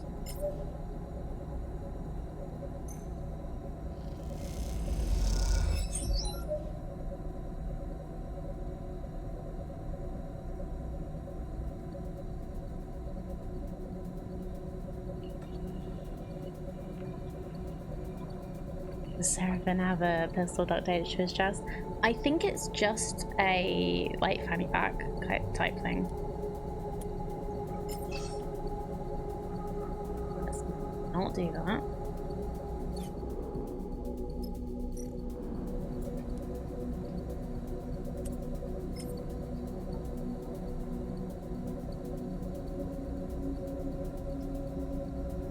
We're supposed to do this quickly.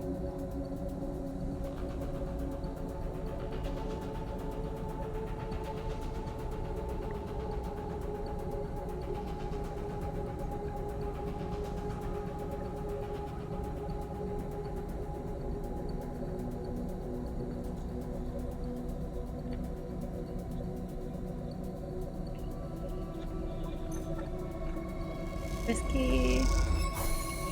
Yeah, okay, cool. So we've done this bit. Still need to do this. Which what bits are that good at?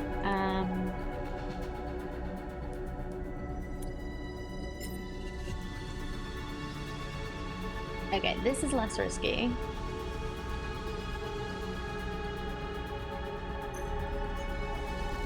Try and do this. Okay. I don't have any.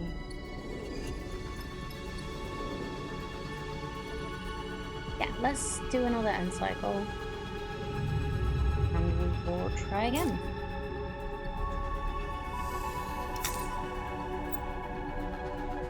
You've taken damage to a dice because of stress. When a dice are rolled at the start of the cycle, your stress dictates if you take damage or not. Higher stress means a greater chance of damage. White markers above the stress bar tell you which numbers will damage dice when rolled. Each dice has 3 dice health. Deleted the dice will break. Prepare to be.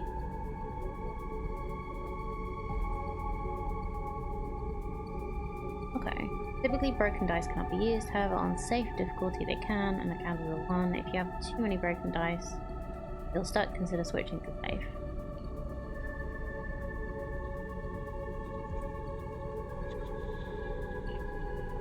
Okay. Cool.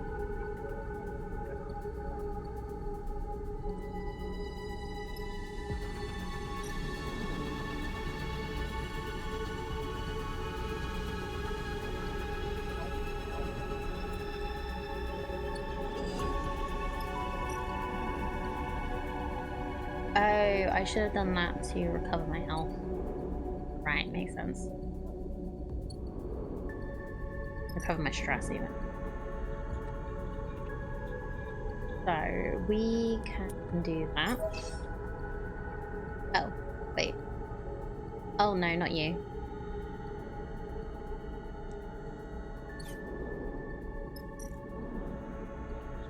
You. That'll be 100% positive. We should get at least 2, maybe 3 because it's a dangerous one.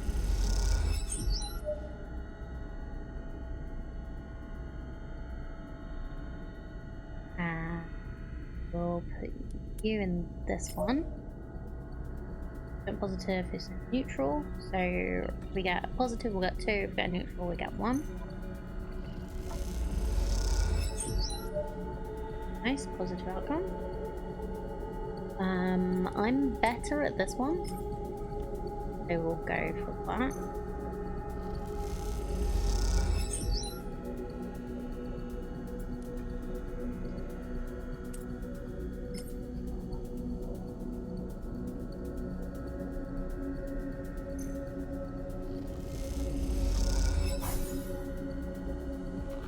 Okay, plus broadcast.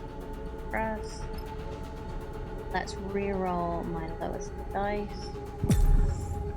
And it re-roll the 1 again. IG.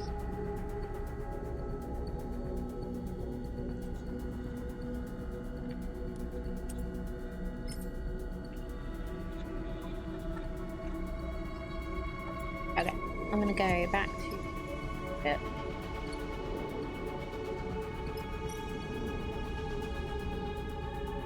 Oh, I can't do that. No time to rush, you cannot recover the stress well. Right, okie dokie. Well, let's end the cycle then.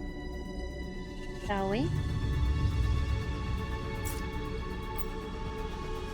Use all your energy and are now starving. Yay! While starving, you gain 1 stress per cycle, and any energy lost through stress. Eat to regain energy.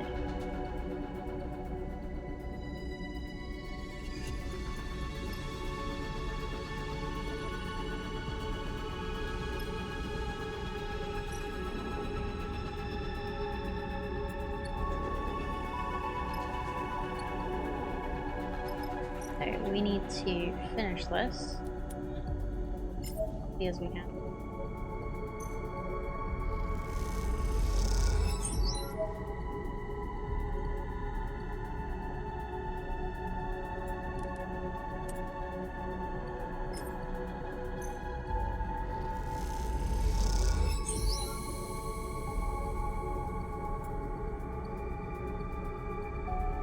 Okay, so we got broadcast access. Now what?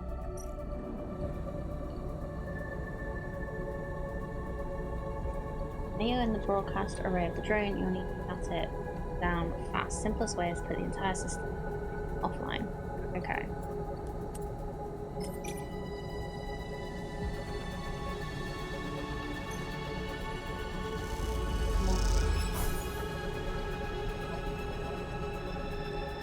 +1.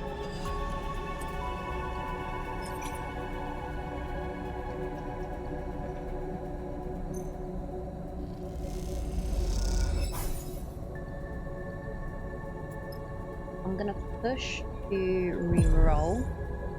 Yeah, good. So we've got a 5.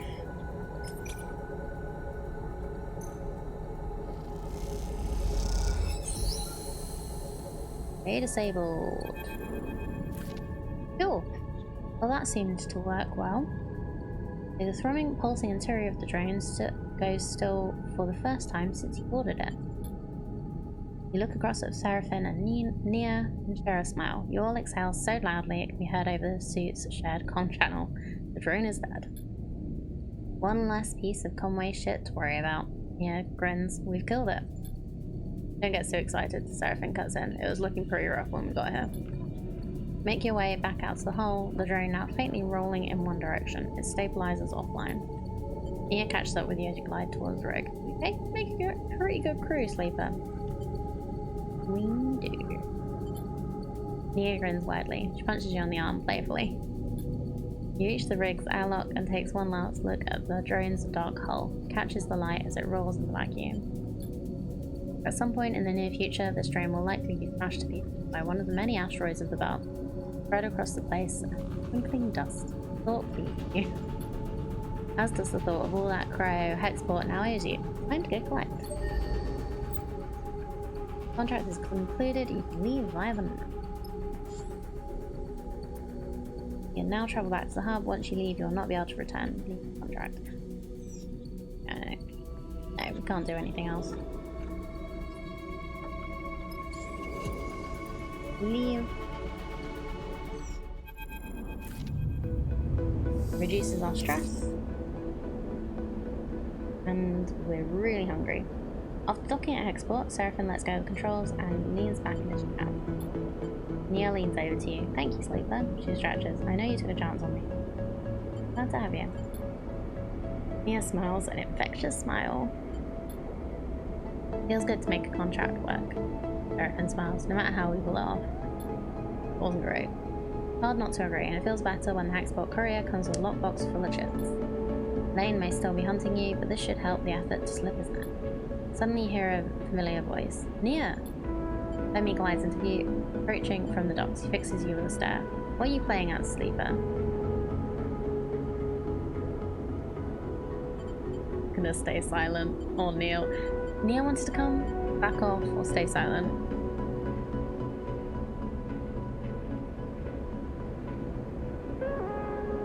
I'll let Nia stick up for herself if she wants to. Don't come throwing your weight around, Femi. I can make my own decisions. She glances back at you. Sleeper took me at my word, and I'm grateful. Yeah, let Nia fight off her brother herself. Femi is fuming. Did they now? Turns to you. Well, if you're working for Sleeper, I hope they paid you well. Nia looks away. All I asked, though. Oh, so they aren't paying you. Seraphim crosses arms. Let's help the civil. Keep the civil. Realize this is the first time he is meeting Femi. If we're being civil, seems like Nia is owed her share. Femi fixes you with a severe look. I'll pay Nia her share. You grab around a quarter of the checks from lockbox and hold them out to Nia. She takes them sheepishly. Alright then. Femi smiles. We're good here. He turns to leave. Nia mouths a sorry and follows Femi across the docks. Seraphim watches them go. You sure know how to pick up Sleeper? Shakes his head. Turns away and heads back along the docking bridge. I just hope we aren't going to end up a stack of cryo short when we need to get out of here. Well, that meant that we got 150? Yeah, we got 150. So that's not too bad. Got an upgrade point. 2 points available. Nice. So, no dice damage on push roll. Or reroll +1 dice.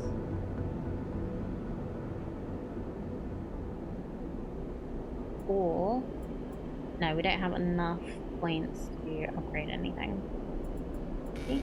No, we need 4 for that.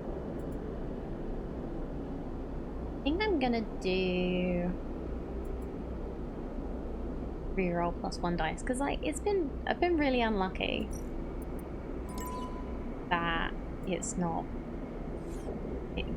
that we kept rerolling ones, but all right. Seeing as we had a good level thing, let's free ourselves. A nice meal. And have we fixed dice again?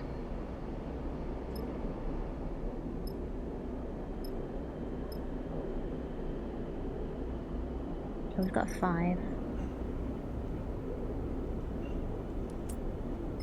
Let's do a neutral. Okay, fine.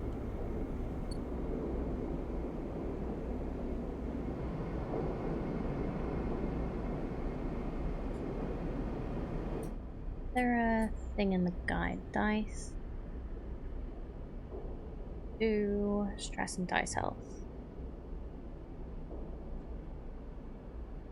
Repair dice at the rig workshop once unlocked by using rare and scrap components. Well, we don't have the option for that yet.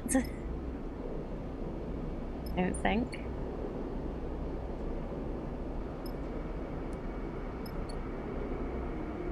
I guess we could see what the other... no, there's no things there right now.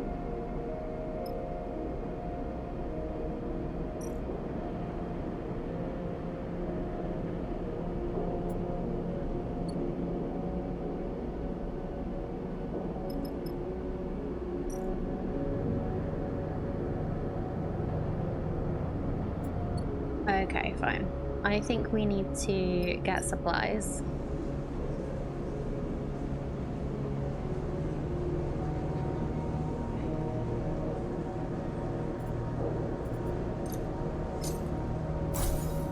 I don't think we can make the money.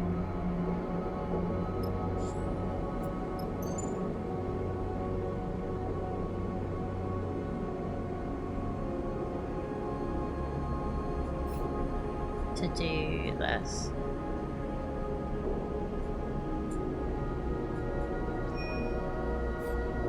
Yeah, I don't think we can make the money to get the feed lines, so let's just go here. Nia's not available anymore. Let's just take her. Let's see what Genie's deal is.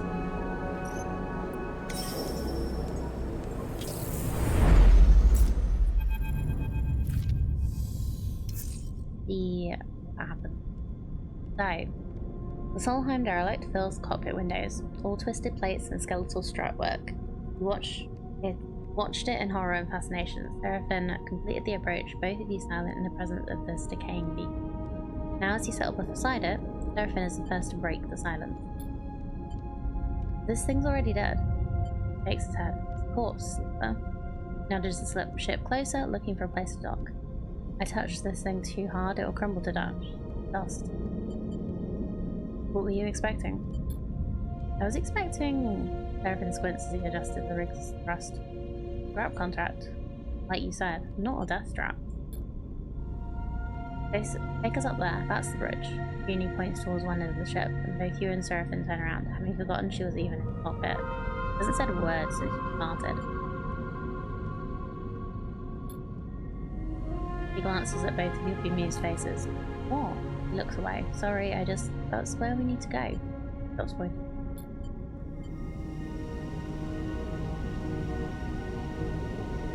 Seraphim nods towards Junie. She's not wrong, Sleeper. The bridge would be a good start.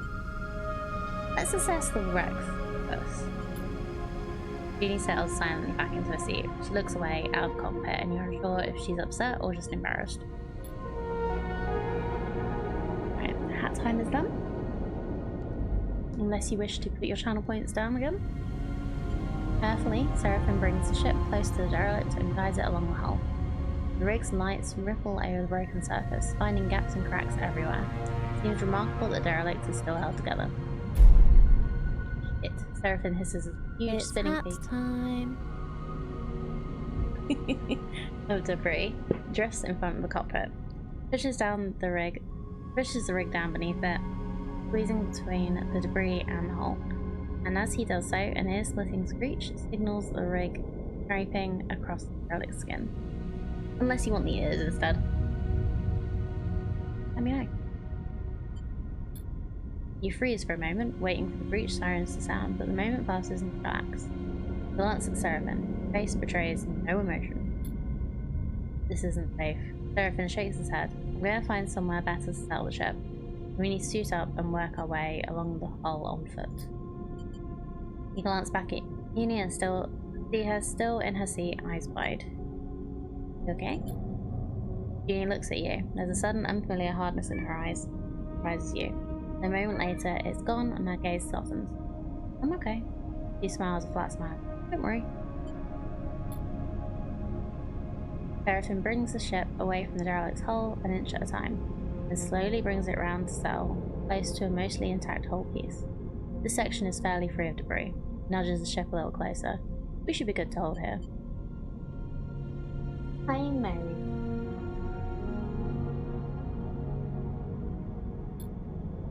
Seraphim unclips from his seat, and you and Junie follow suit. As you all glide down towards the airlock, Junie silently follows. You can't help but feel judged. As you reach the airlock, Seraphim begins suiting up. We're lucky that little collision hasn't started a cascade that will end with this place coming apart under our feet.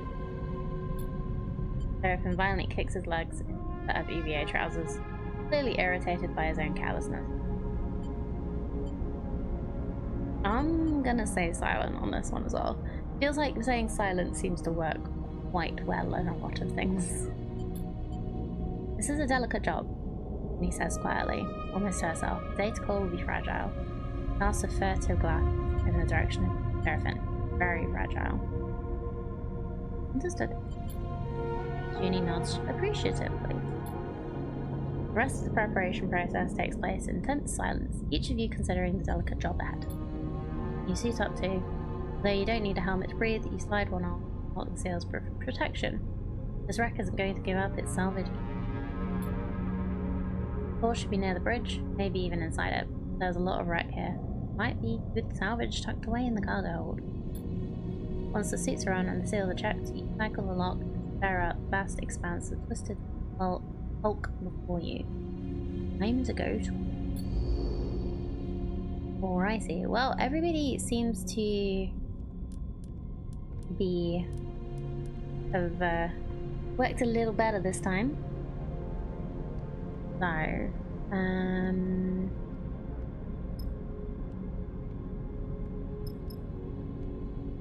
bridge entry, cargo entry. We've filled up on supplies, so we do have time for both, probably. It's just, okay, nobody's good at this. Really, I think I should have picked the engineer one. Force the lock. Dangerous, but both of us are good at this.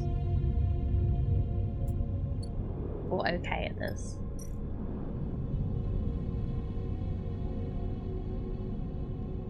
The cargo doors. What? There are layers and layers of broken hull plates blocking the cargo doors. This will be quite a heavy book. Or find an access point. There must be a way in amongst the shatters of the hull. Searching will be slow, but at least the derelict will be stable. Okay, only me is okay at this one. Seraphin's okay at this one. We only need 4, so let's try that.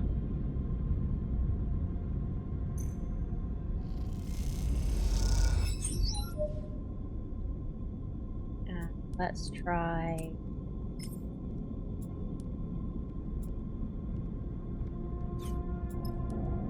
yeah, let's try a 5 with this one.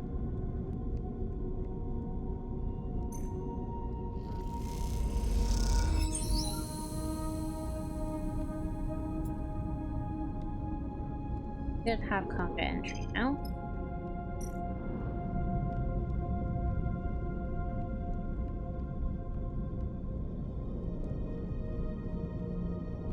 Countless fast bays extend from here deep into the derelict. Scanning and mapping allow you to navigate them safely. Use Junie for this one.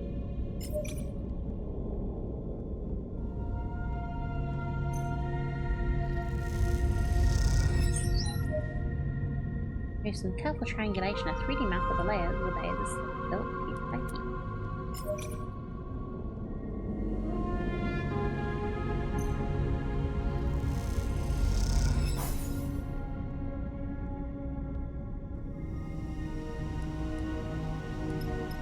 I'm going to re-roll my 2 lowest dice because they are a 1 and a 2. What? That was a 6. Why did it re-roll?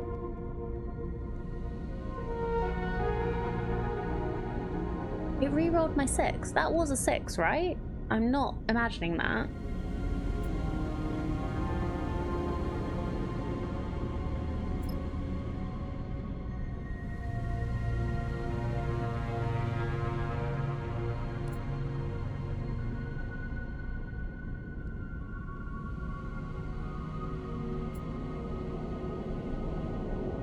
Well,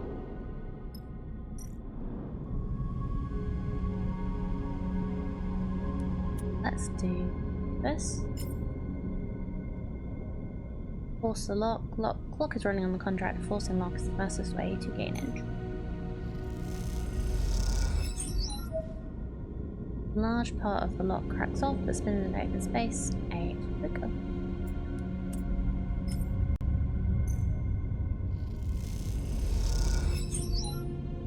Again. Cool. Well, I can't do anything else without massive amounts of risk this time. Everybody else is done. So let's go back to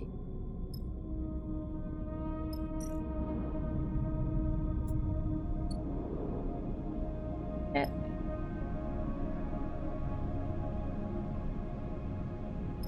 Does it not mean the lowest number dice? It just means these, like the lowest as in the ones that are here. I guess I'll just have to make sure to reuse everything first next time. Anyway, end this cycle.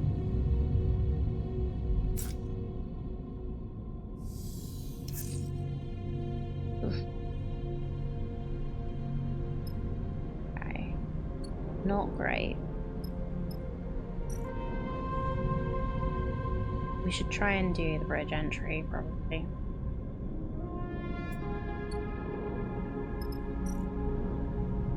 I'd like to do this though. So, Junie is not great. Else? Do we risk the negative? Risk it. Come on. Yeah. Okay.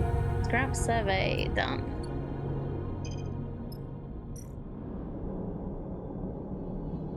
Now this is just extracting the scrap.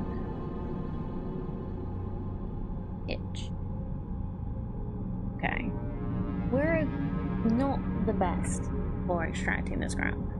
So we'll just have a look at this first.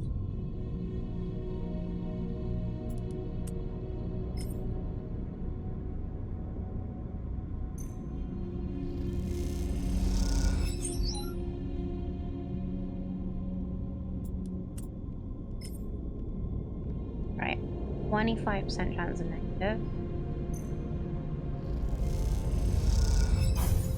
Oof, okay. Derelict stress. Crisis will add 1 contract stress per cycle unless resolved at the crisis location. Okay, let's have a look.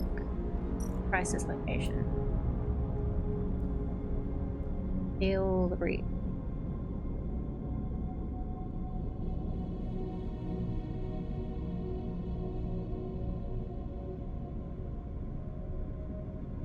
None of us are good at endure.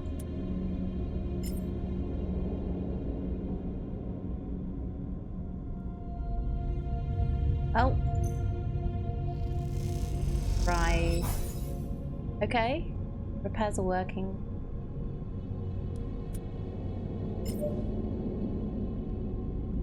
Try again.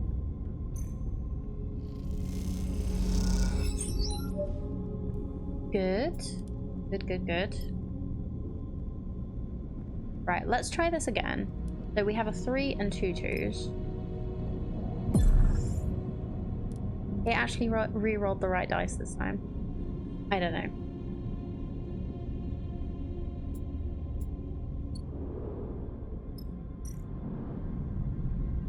Right, I can do this. Just hope that we don't get a weed neutral. Okay. It did add a stress, but it also did complete this, so that's good. Bridge of the Derelict lies silent. Pale beams of shoot lamps catch rows of terminals and clouds of glittering dust. Wire waves like seaweed, and the whole scene appears as if underwater, chaotic but still. Junie glides past you, observing the dust and taking you by surprise as she does. She's been a stoic presence so far, but in this moment she seems thrown forward by some force of curiosity. You watch as she bats away debris and begins checking terminals. I'm gonna let her work. She's already prying an access panel off one of the more intact looking terminals, and as she does, puffs of rust colour the vacuum around her red. Approach her. She turns back to the terminal and finishes prying off the plate. Then quickly she reaches inside, fishing around something. Her hand comes back out with a waving cable topped with a thick connector. As soon as she sees it, she slips a keyboard-sized stack out from somewhere on her person, runs her hand across the back until she finds the right port and slots in the connector. All of this happens in a few seconds. The routine, practiced and precise. It's hard not to be impressed. Not your first Solheim ship? Glances at you, a nervous look on her face. Does she think you're accusing her of something? She shakes her head and goes back to work. Junie's fingers dance across the deck's keyboard, and a burst of static lights up the Solheim terminal screen. A sudden burst of light colour takes you by surprise. Junie's fingers tap away. The terminal screen is flashing with blocks of colour and lines of code. Buzzes and vibrates as long-dead systems forced back into chaotic life. This doesn't sound like a good idea. Then all at once it goes dark. The terminal is dead. Okay. Junie hisses beneath her breath. Useless. You can't tell if the inflow is directed at the terminal or herself. Find anything? Looks up at you. You're just waking from a dream. No. He pauses. Nothing useful. Protectively slides her deck away. Cradle with the data core can't be far. Visage off from the terminal, gliding away from you. I'll start looking, she calls back, and heads to the other side of the bridge. Seraphim glides up beside you. Everything alright? What do you think of Uni? The kid? Seraphim shrugs. You know better than me, keeps to herself. Squints at her retreating form. Seraphim stretches in his suit. I'd have to admit, it's nice to be back working, especially now that we're ones who will reap the benefits. Slaps you on the shoulder. Feels good to be taking our fate into our own hands. I know it's pretty rough there, back on Hexport. Now here, we're just as likely to get shredded by debris as find the damn data core. But aren't you glad we made a break for it? He pauses and looks down, having asked the question almost by accident. I mean, I am. I just don't want to speak for you, too. I'm glad to. Seraphim smiles. You better be. I didn't give up that little dark side cupboard I was living in for nothing. He laughs at his own joke. Look. Seraphim checks his suit's wrist seals. Once we've got a bit of space behind us, once we've done the distance, if we even manage to get that far, he furrows his brow. Don't feel you owe me. I'm no charity case. You want us to go our separate ways? Fine by me. He meets your eyes. Just do me the favour of telling me to my face. I will. Seraphim nods but doesn't respond. After a moment he shines his torch out into the dark, checking the rows of terminals all across the bridge. You watch the glittering dust as it eddies in the beam.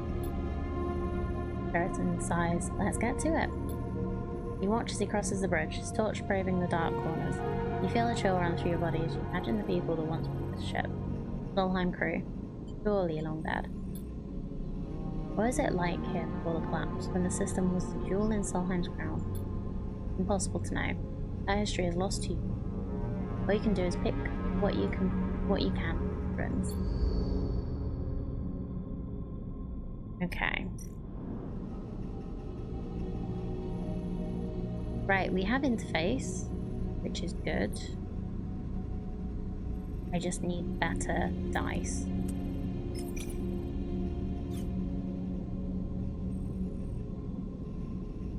Okay, both me and Junie have interface.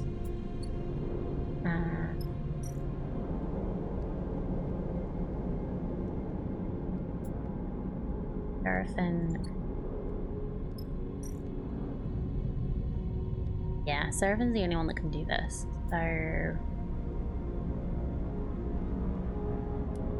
if I do this, do some neutral face negative.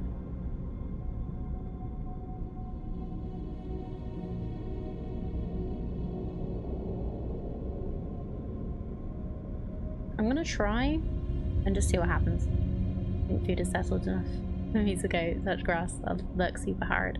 Well, thank you for coming on in, Soup. I really appreciate it. I'll see you later. Have fun touching grass. Oh, no. Dang it. Okay, it only stresses me though. Isn't the worst, potentially.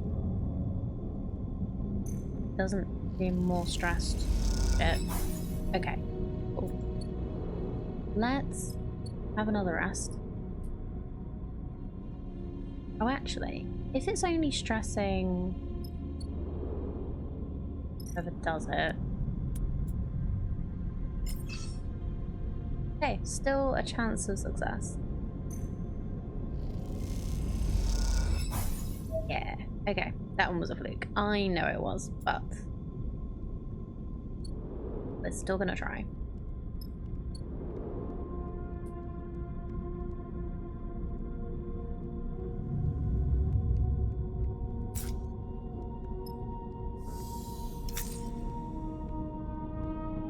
Okay, fives aren't bad.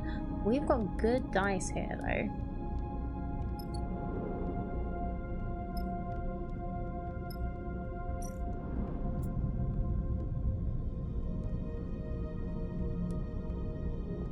I'm gonna use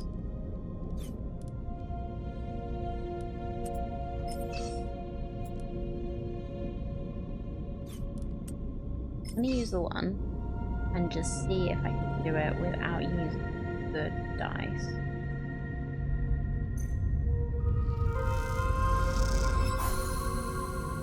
There we go. Sealed. Cool.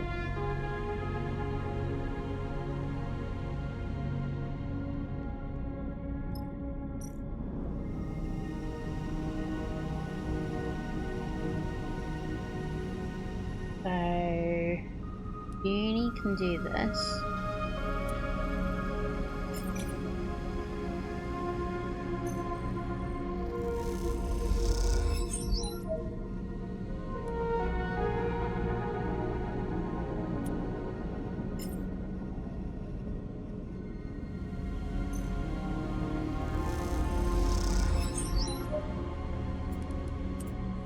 10. I'm going to do this too.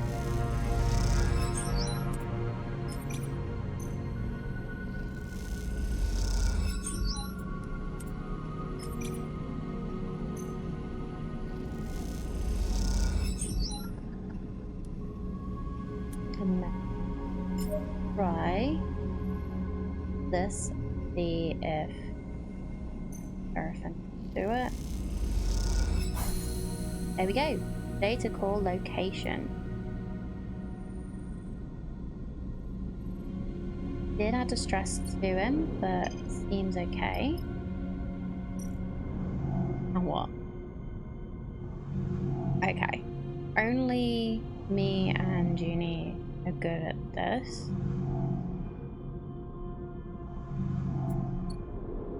So we'll get Seraphim to do this.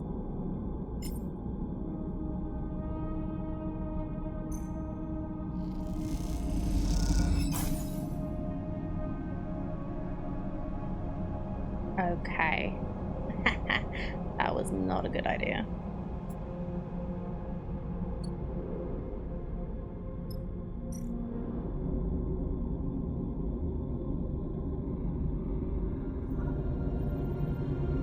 Okay, +1 thing per cycle.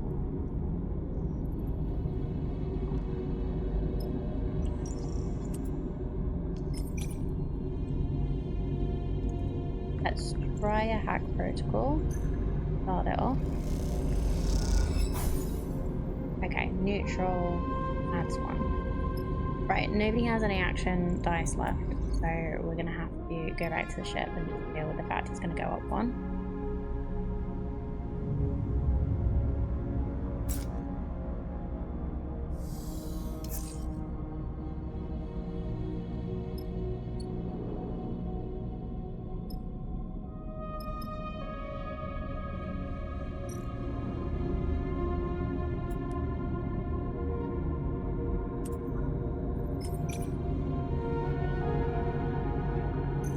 Try this again. Nope. Nope. Okay.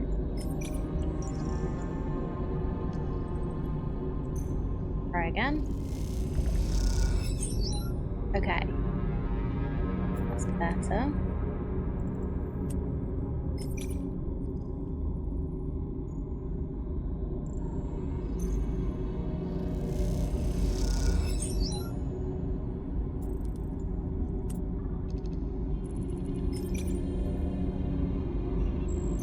Do one more. Okay, so we've got rid of that thing that we're going to damage the ship more.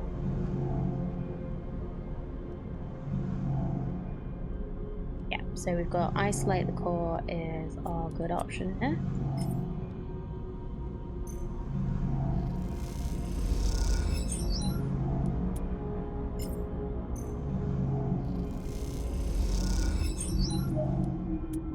Yeah, I see that.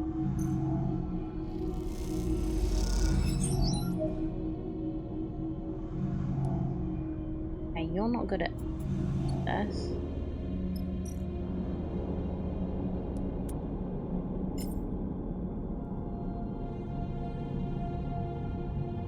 I don't want to start another cascade, so let's just go back to the rig. Hopefully.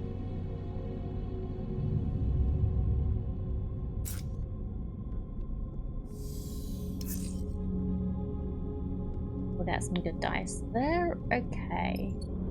Not great. They're okay. So let's try and do this. That should actually completely do that. So we've got the core. Watch nervously as Junie guides the core out of the cradle. Large ball, almost half your height in diameter, glides up out of the framework that held it, connections leaving loose and cut. A breath comes through the suit's comms, loud enough to be picked up, and it fills you with tense energy as you walk. Over the course of this job, you've seen both focused and distracted, nervous and precise, but you've not seen her any more confident than in this moment now. Floats beside the data core, handling it with care and skill. It was a vast egg of some endangered bird. Glances up and sees you watching her, and you notice something unfamiliar in her eyes, something you've perhaps seen in a passing moment before, but now is... Only now is it no momentary lapse or change. It's set in place. You see determination. She guides the core a little away from you with one hand, at the same time comes forward, almost placing herself between you and her prize. And it does seem to be hers. In the way she handles it, the possessive way she screens it with her body. We need to talk. Statement comes flat and deadpan. Any nervous tremble gone right now. Okay. Sleeper. She takes a deep breath. I want to be honest with you. If I need to know, you won't take this from me. Jeannie glances around the cradle defensively, but Seraphine is already heading back to the ship to prepare the cargo bay for the core's storage. You two are alone. Tell me and we'll see. Fine, she folds her arms, but it's staying with me. Carson doesn't deserve this treasure, Sleeper. Jeannie glances over her shoulder at the core. Do you know how many of these are left intact? She shakes her head. And all he wants to do is wipe it clean so he can use it to interface with Hexport. All that data gone.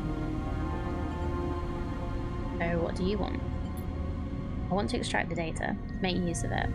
You see some genuine emotion flicker in her eyes. After extracting the data, the core will be unusable. There's a security system that will fry if data duplication is attempted. I can delay the security response long enough to copy the data. After that, you've done this before. He looks down. Yes. He meets your eye. This is why I came. Look at this place, Sleeper. She gestures to the cradle room, a dark and twisted cavern of long dead tech. How many of these places are left? How many chances do we have to recover anything this old, this fragile? Like it or not, we live in Solheim's shadow, in their ruins. And yet we know almost nothing. What chance do we have of understanding how we got here when others like them, like Netstat and Conway, are descending on this system? What can we learn from the core? I don't know, Sleeper. That's the point. She gestures around herself. We could learn our history and how this system was settled. We could better learn the technology we built our lives on. We could uncover Solheim's crimes and seek to make amends. He looks at you with a pleading eye. We could see beyond survival towards something else. You have never heard Junie speak like this, and you realize what you've taken for nervousness was actually control. This, the person in front of you defending a decaying data core with their life, is the real Junie. Then you think of Lane. Of the price likely put on your and Seraphine's head, and of the feed lines, without which leaving Hexport would be almost impossible. Is this even a choice? That's just not gonna work. Explain about the feed lines. Jeannie listens carefully as you tell her about the deal with Carson, the feed lines he offered you, and that both you and Seraphine are on the run. Then I'll help you. Jeannie doesn't flinch. We find another way to get those feed lines. Carson is an idiot. I can hack his security and you can pull them out there, or Seraphine looks tough. Maybe he can grab them. He looks desperate. We can do it. We can do something. Why should I trust you? Don't you work for him? Don't you work for him? That's what she said. I'm gonna just... yeah. Jeannie glances away. Look, I knew you wouldn't take me if... Besides, I might have misled you there. I knew he knew where the derelict was, and I heard your conversation. I'm keeping an eye on him. He pauses. I know I lied, but I can help you. Let me strip the data from the core, and I promise to help you get the feed lines. She meets your eyes with intensity. A lot of information taken at once. You need a second to think. I'm gonna do it. I just need her to help me make more money. Basically. Like, that's probably gonna be the easiest way to do this. Really. I don't think I'm gonna be able to fight her because I am as fuck. Hello, Zergen! Turning point in the game? Maybe. We will see. Have you played any of the Citizen Sleeper games? There are only 2, but still. Very fun. Let's do it. Thank you. Uni looks genuinely moved. This is a gift to all of us, Sleeper. I hope you'll see it like that. Never seen any of these. They're good. If you like story games with some RNG, with dice rolls, it feels like slightly tabletop-y. It's, yeah, very good sci-fi story. Was the first one anyway. I'm yet to decide on this one, so we've only been playing for a couple hours. Junie turns to the data core, quickly gathering one of its loose connections. She takes out her deck and plugs it in, then crosses her legs and places it across them, floating tethered beside the core. Her fingers begin tapping at the keyboard, teasing out the core's data and whatever Solheim secrets it might contain. As she does, Seraphim enters. He braces himself in the entryway. What is she doing? Junie doesn't seem to notice.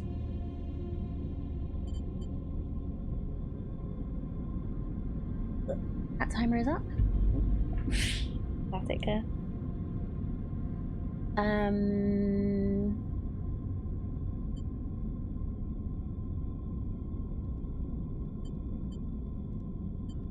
Emptying the data.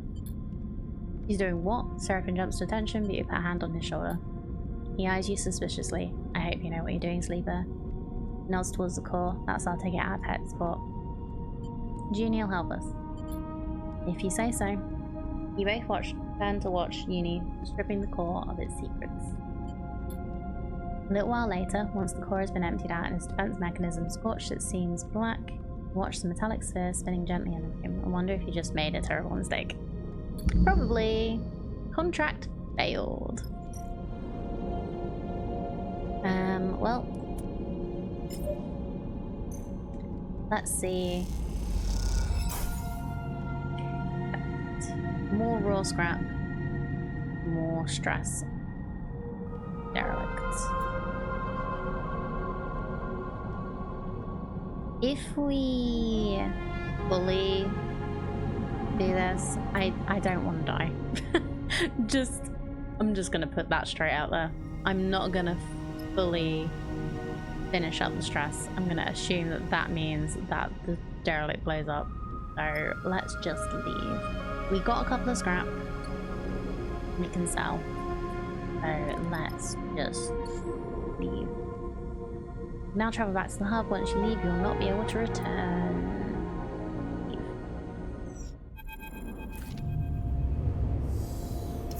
As you arrive into Hexport, Junie speaks up from the back of the cockpit. We're gonna have to act fast if you want to take those feed lines. You're in Seraphim's strange classes. You're both still getting used to this new Junie. We? Seraphim raises an eyebrow. Only one of us fried the core and stole all its data. He shoots you a look. And for some reason, we let you. We can make this work. What I'm wondering, Sleeper, is why we have to. Seraphim looks infuriated. I don't think Carson is going to take kindly to the idea we brought someone pretending to work for him on the job and let her have his prize. Stops. Points at Junie like she's a project. Do you even know what she's up to? Junie looks between the two of you. Hexport hasn't exactly been kind to me. You two trusted me, even though I didn't deserve it. I'm not used to that. I want to repay it. Not to mention that Carson's probably ripping you off. Even if you get enough cryo, what's to say he won't raise the price? Trust me, he's no good. I was trying to deal with Carson to get these derelict coordinates from the moment I arrived here and ran me in circles. Shakes her head. Seraphim is watching her closely. Even though I do take you at your word, which, given everything, seems a little tough. How do we even do this? He raises an eyebrow. You're telling me we just drift in there and take the feed lines? Look, I get it. You don't trust me. He pauses. But what if I have a vested interest in this working out? There's nothing left for me here. I don't much feel like hanging around waiting for Carson to figure out my involvement in all this. I need safe passage. You need the feed lines to grant it. She allows herself a smile. See where I'm going with this? Seraphim sighs. I don't like it. He pauses. But it makes sense. What do you think, Sleeper? I like it. Alright then, Junie smiles. Let me prepare. I'll head to Factory Row, scope the place out. Meet me there and we can work out a plan. He glances between the two of you. Trust me, we can find a way. We'll keep it simple, clean. And was good. Agreed, Seraphim cuts in. His dark look betrays his concerns. Oh, sorry, friendo. I'll go scope out the bay. We need in Factory Row. We should split up. Less likely for casters to affect us. Meet me there in a few, and we can finish setting up. Uni unclips from her seat, floating. I want to show you I can be trusted. That we can do this. He looks between the two of you. Believe that, please. With that, she slips away down the passage toward the airlock and hexport beyond. Look at Seraphim. I'm saying nothing, sleeper. He unclips from his seat too. Either this is the kind of mess you have to go through to get out the other side, or it's the kind you never escape. Either way, we're in it now. He leaves the cockpit. You stare at the chaotic lights of hexport and wonder if anything in this starwood belt ever runs smoothly. Alrighty then. So, let's... I think this is where we can sell the scrap. No, this is where we refill.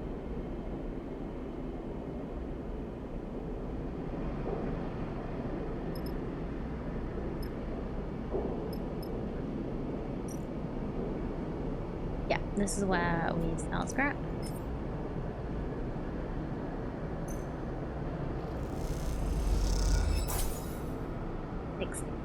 Okay. Oh. Still nowhere near enough money. Okay. I'm gonna keep my dice.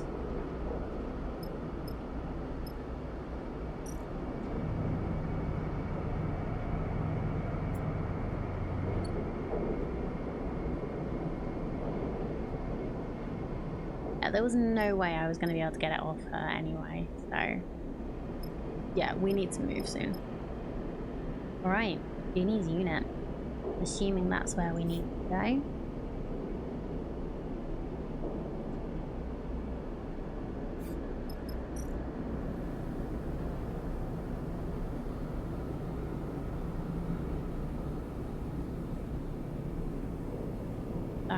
Hack security. Junie needs help to create a backdoor into Carson's security system so she can deactivate them all when the time is right. Build a feed lines, you'll need to get into Carson's security system, plan out an angle of attack. So, observe target. Junie to hacking and completely observing Carson will be the quickest, riskiest way to scope out security. If I had a 6th day, I would probably do that.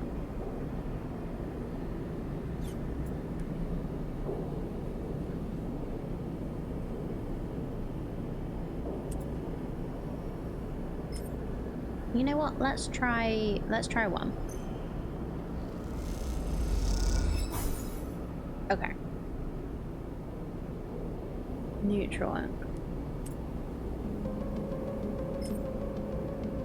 Might be able to get a positive outcome.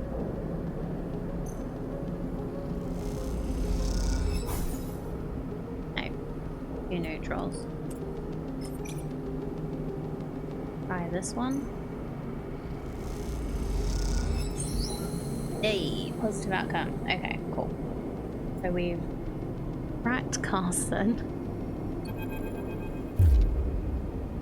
Sound of fist on keyboard wakes you from the scrolling code on the terminal screen.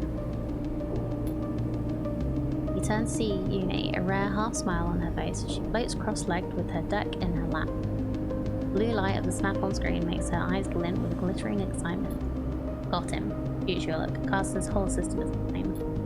Push away from your terminal to glide over to her screen. Running the mapping protocol now, I want to know about every little dusty corner of his network. Look. Hold on, we aren't there yet.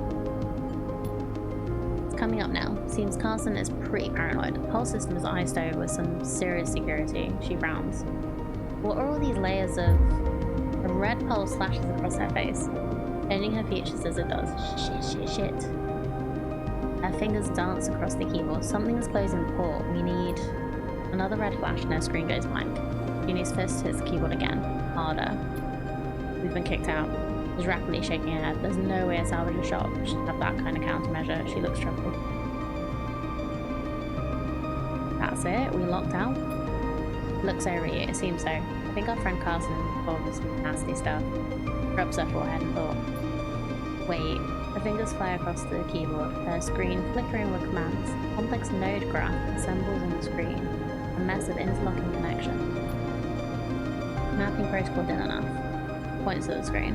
All security systems are there. It indicates a dark section of broken connections. We didn't get what's there, but it seems like we found some kind of archive. Nothing we want. I wonder what's there. Jeannie shrugs. Some big data trawls, it looks like. Copies of old drives you found. Could just be a load of data left over from salvage jobs that he thinks is worth something.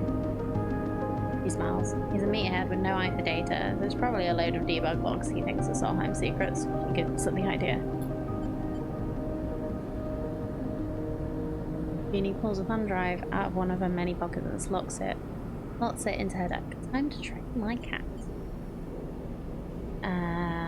Let's try identifying the program. Positive. I'm impressed. You watch the code spilling across the screen and notice the addresses from the node map being marked and logged. As you watch, you see that the cat identifies weaknesses, marks nodes with multiple connections and fragile structures. Making a plan of attack, Uni is going to blast Carson's network apart with more data. Uni sees a look of recognition in her eyes. I thought I'd show you something new. She looks impressed. I call it a Catson jammer, cat for short. Give it the map of the network and an entry point, and it will flood the system with raw data and network noise. Any tech connected to it gets a killer headache. I built it to take the remnants of Solheim's security systems out of commission on old derelicts. I had one too many close calls. Sounds perfect. Sounds, I agree. Plucks a thumb drive out of her deck and hands it over, the cat head sticker on it, catching the light as you turn it in your fingers. We've still lost access, of course. Uni turns back to her screen, bringing up another node map, but there's an old Solheim port from the original facility just outside Carson's. Lock the cat in there, and it should be able to find a back door. What are we waiting for? Nothing, but isn't going to be quiet. The whole system is going to get data blasted. It's not a subtle hack. When you slot the cat, you get in, grab the feed lines, and run. Sounds like one hell of a risk. Seraphin's voice catches you both by surprise as he slips into the dark and empty unit. Well, Uni pauses, looking between the two of you. What best option? Seraphin narrows his eyes. Where will you be while we run the gauntlet of scramble security and make the grab? Uni looks away. I can monitor how it goes down remotely from here or the ship. Seraphin gives you a look. You can tell he's finding it hard to trust Uni after everything. Or I want you alone on this ship.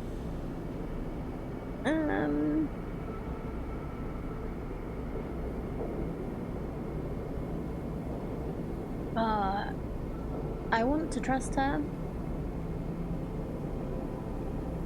I don't think we can yet, though. We need her to prove that she actually is helping. Uni looks annoyed. I can't even pilot a ship like that. That's what you're worried about. She starts to pack up her deck. I'll set up somewhere else if you prefer.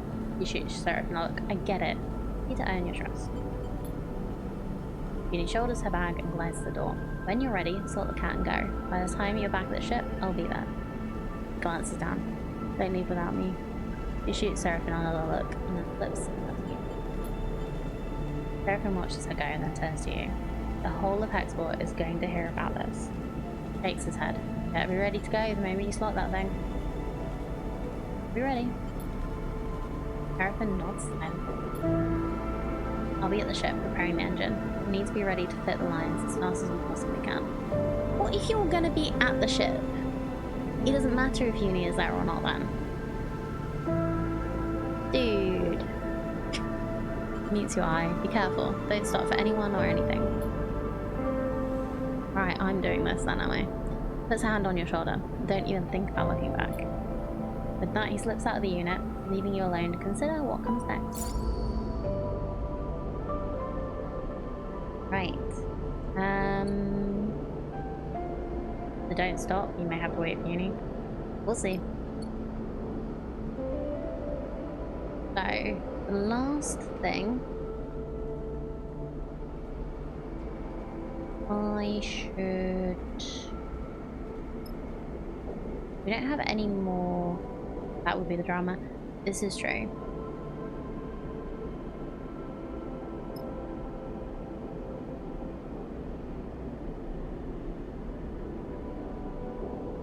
Right, I'm gonna wait one more day because I want some dice.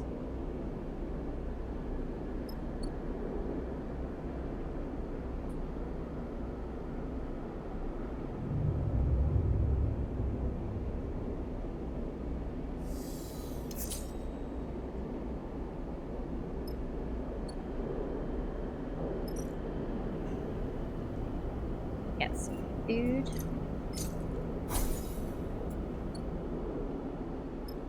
Get some supplies. Fuel is important. We can actually just fill up on supplies as well. Feel like it's going to be a good idea. Like, it would be nice to have more money, but yeah. Alright, well. Let's go then.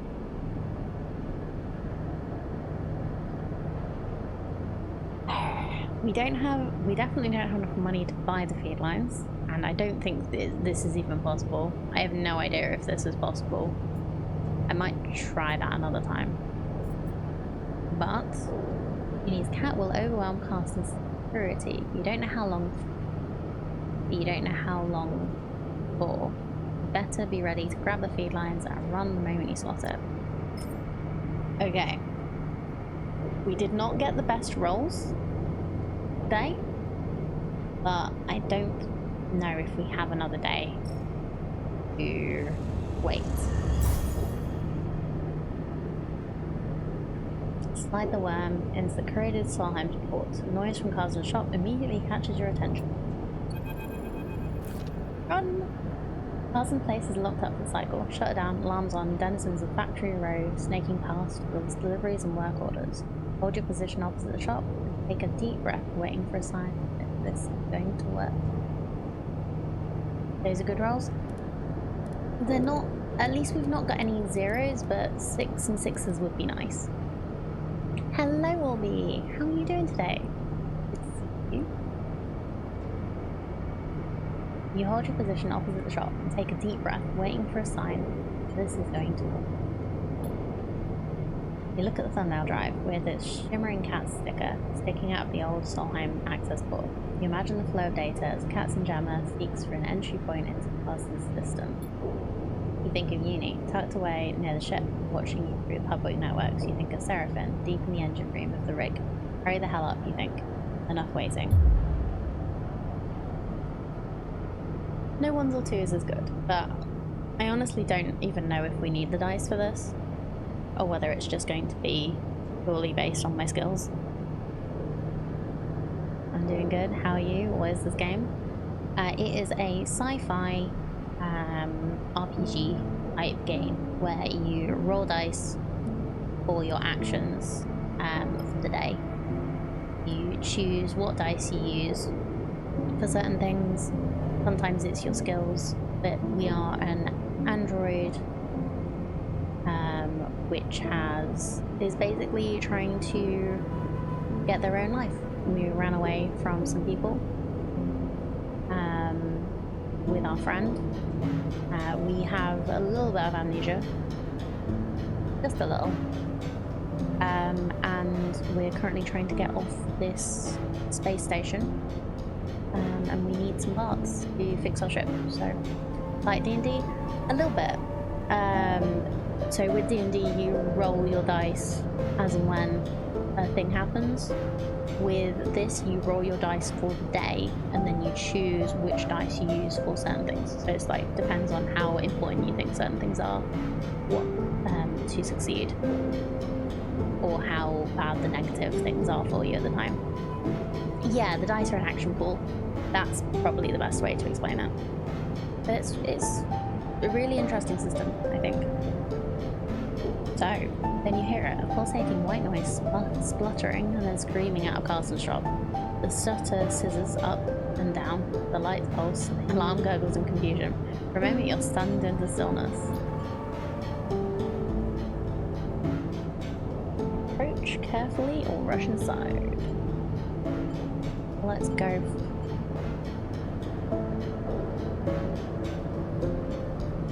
I do not have the skills for this. Okay. Approach carefully. Doesn't look like dice matter, but never mind.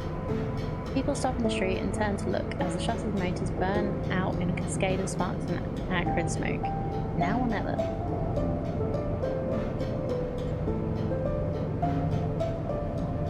Well, seeing as both, I feel like rush inside is a better idea.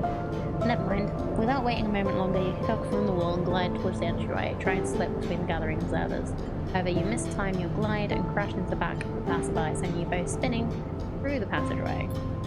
You gather yourself and make a break for the entrance. You hear shouts behind you, but you don't turn back. It's too late now. There's no going back. The shop is chaotic, and for a moment, you're completely lost among the flickering lights and screaming white noise.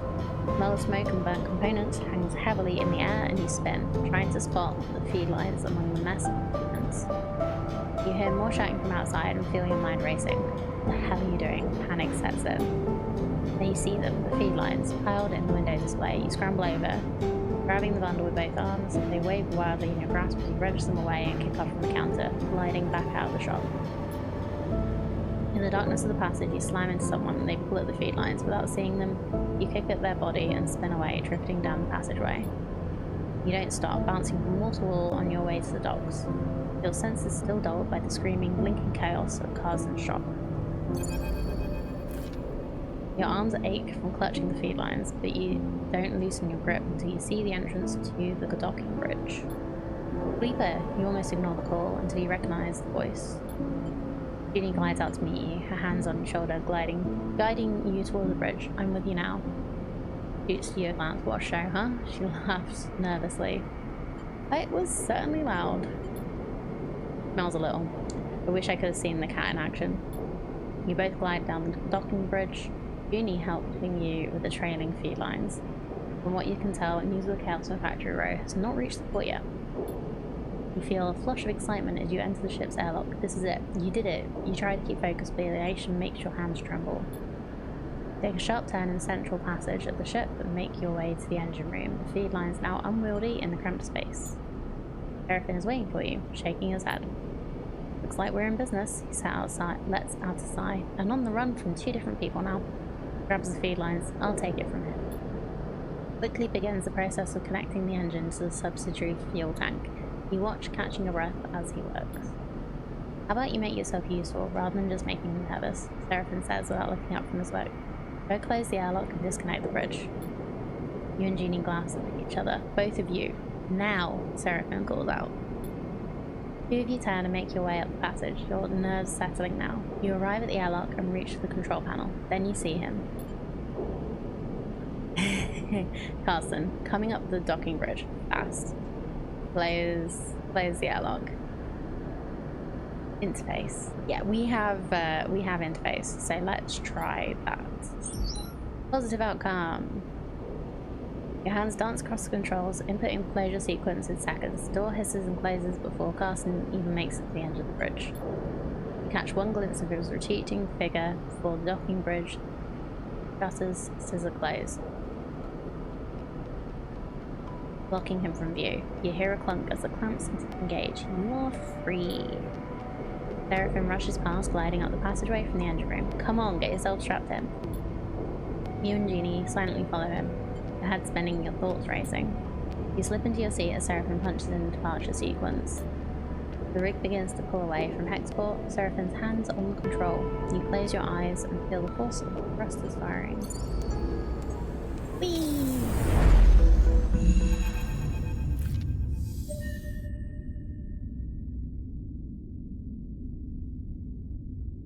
Okay. What the? Seraphin's quiet question interrupts your thought as the rig cuts across the belt. Export is now behind you, drifting out of visual range. Its glinting lights now just part of a background glow of the belt's thousands of refractive bodies. Whatever trouble you stirred up there, it's surely been left behind. Which is why Seraphin's muttering is worrying you. What's up? Seraphin turns. There's a transmission coming out of Hexport. Some kind of evac order? Turns back to the console. Let me check this. Yeah, we got Jeannie. She caught up with me while we were running. Sleeper. The voice, as it is, cuts through you. Lane. This is the guy that we're running away from. I know you're there. Stay silent. I'm getting a wide channel broadcast. Rubs his shoulders nervously. They're warning people to alter their course away from the station. You are slipping away. Squawk of noise. But we can't have that. I take this personally, Sleeper. Sharp intake of breath. After all my investment, all my care expended upon you, this is how you repay me? At least we're heading away. Seraphim interrupts. Maybe it's just a precaution. I see a little something glinting out there. Lane continues. Could that be you? Sleeper? You hear Seraphim calling, but you don't move, you don't breathe. All you hear is Lane's voice. You unclip from your restraint, drifting forward towards Seraphim. Gives you a wild look. Something isn't right. You don't feel right. A numbness grows in your body, your fingers flexing without your input. You reach out towards Seraphim. No, not you. Something reaches out to Seraphim through you. Attention flickers in his eyes. Fear. A hissing silence, then a rumbling blast. All at once the rig screams, systems seizing and electromagnetic paralysis. All at once the rig shifts, carries on some shockwave of light, pain, then darkness.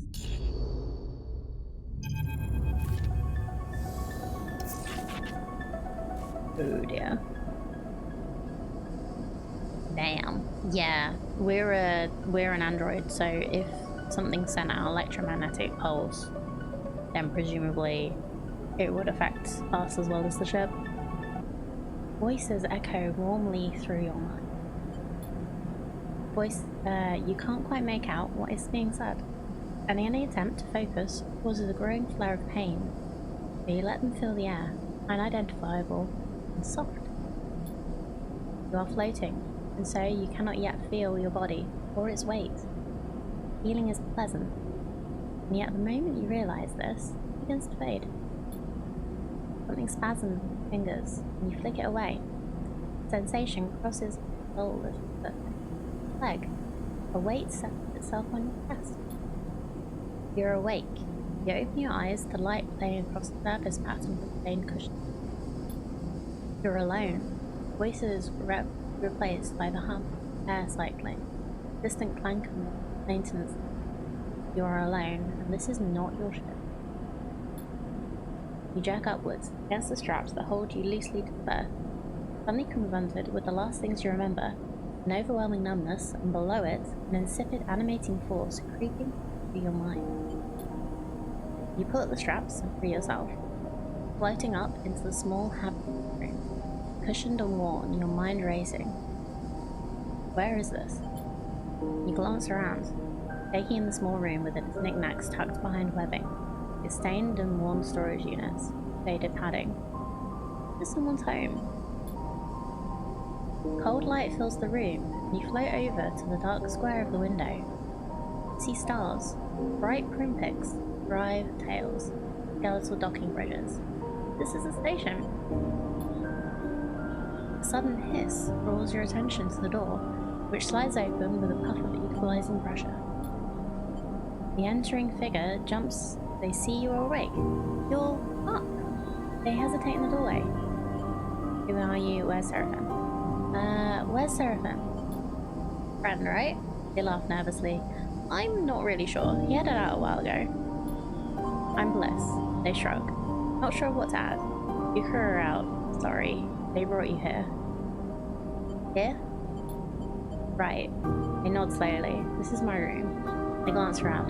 Not much, I know. We're in my repair bay. On the far spindle, if you know where that is. In the belt? Yeah. They smile sympathetically. In the belt. They look around at the room again. Come on, let's go somewhere a little more comfortable.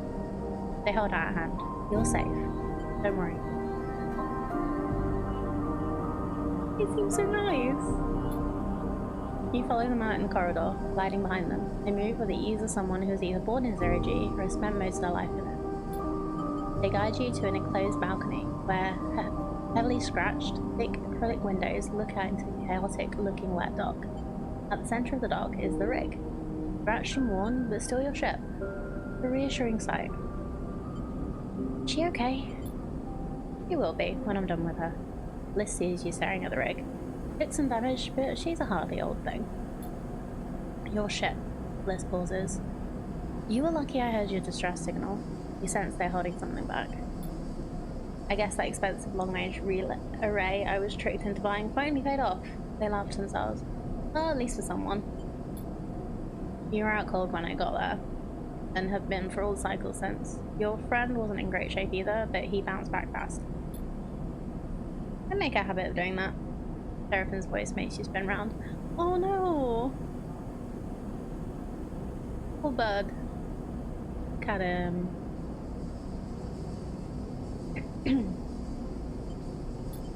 Good to see you up. Constance presses. Are you okay? He smiles. Don't start fussing over me, sleeper. I'm good. The eyes fall to Seraphin's bandaged abdomen.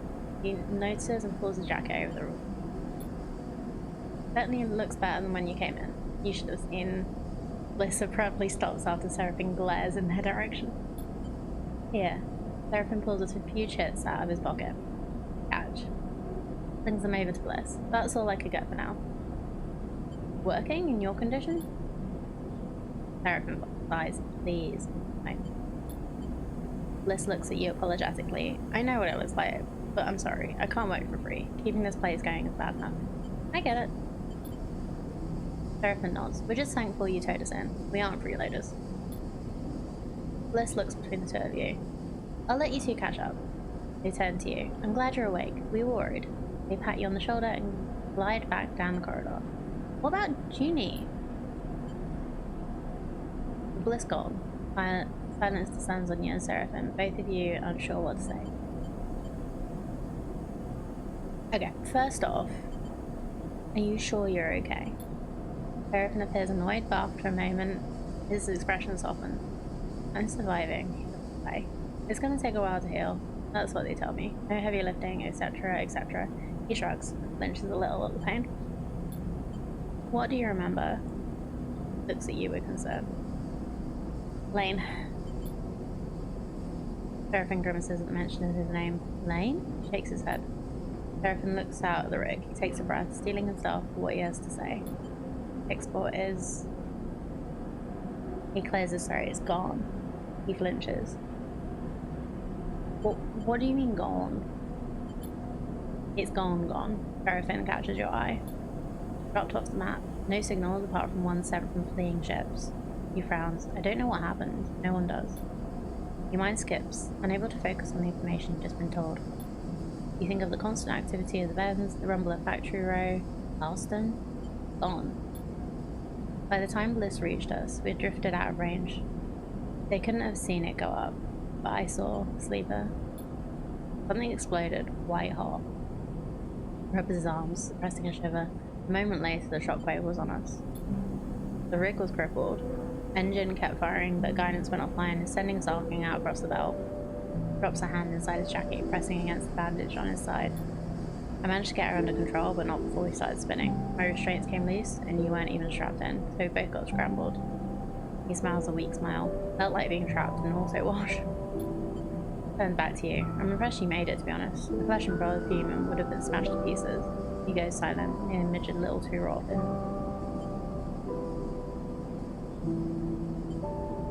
Can't believe it.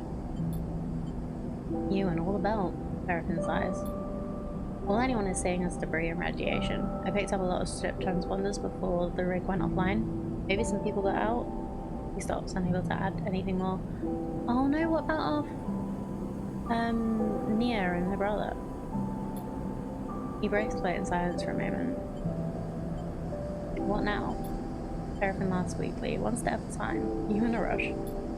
We're already obelisk the work they did on the rig, and it isn't finished yet. A few more cycles, I've been told.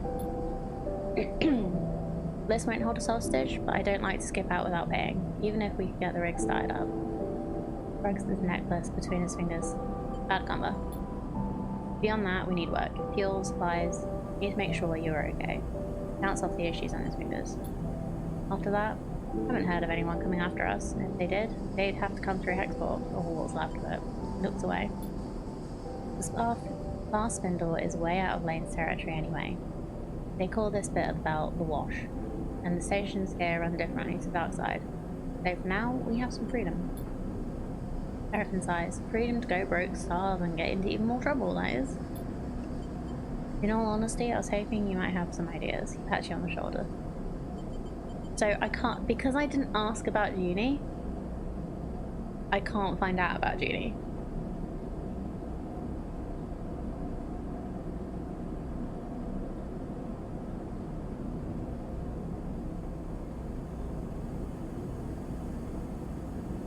I want to explore this place. The vast spindle? It's plenty to see. This is a free station. So no one faction holds control, so it's quite the circus. Just watch your stuff out there.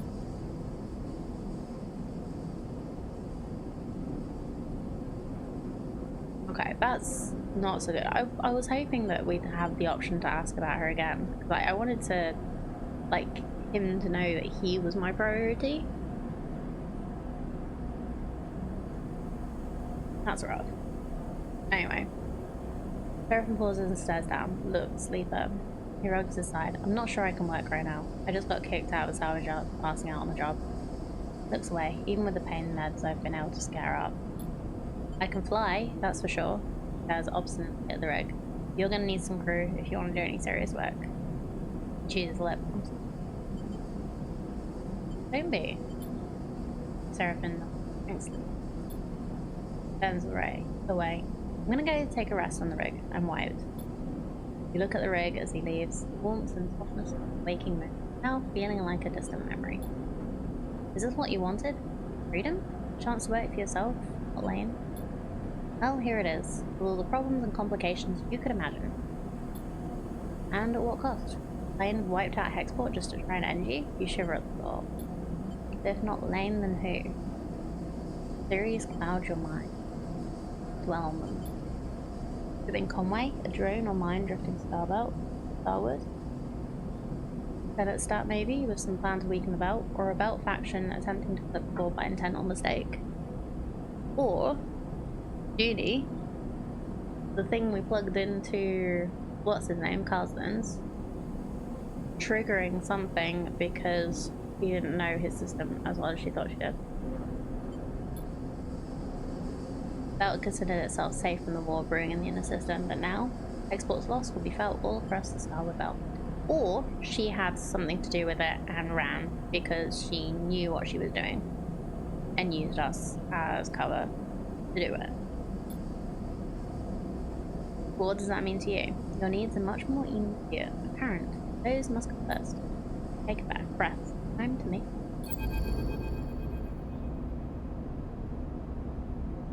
You have gained some glitch. Might relate to the stolen data. Maybe. Because, like, we could probably have...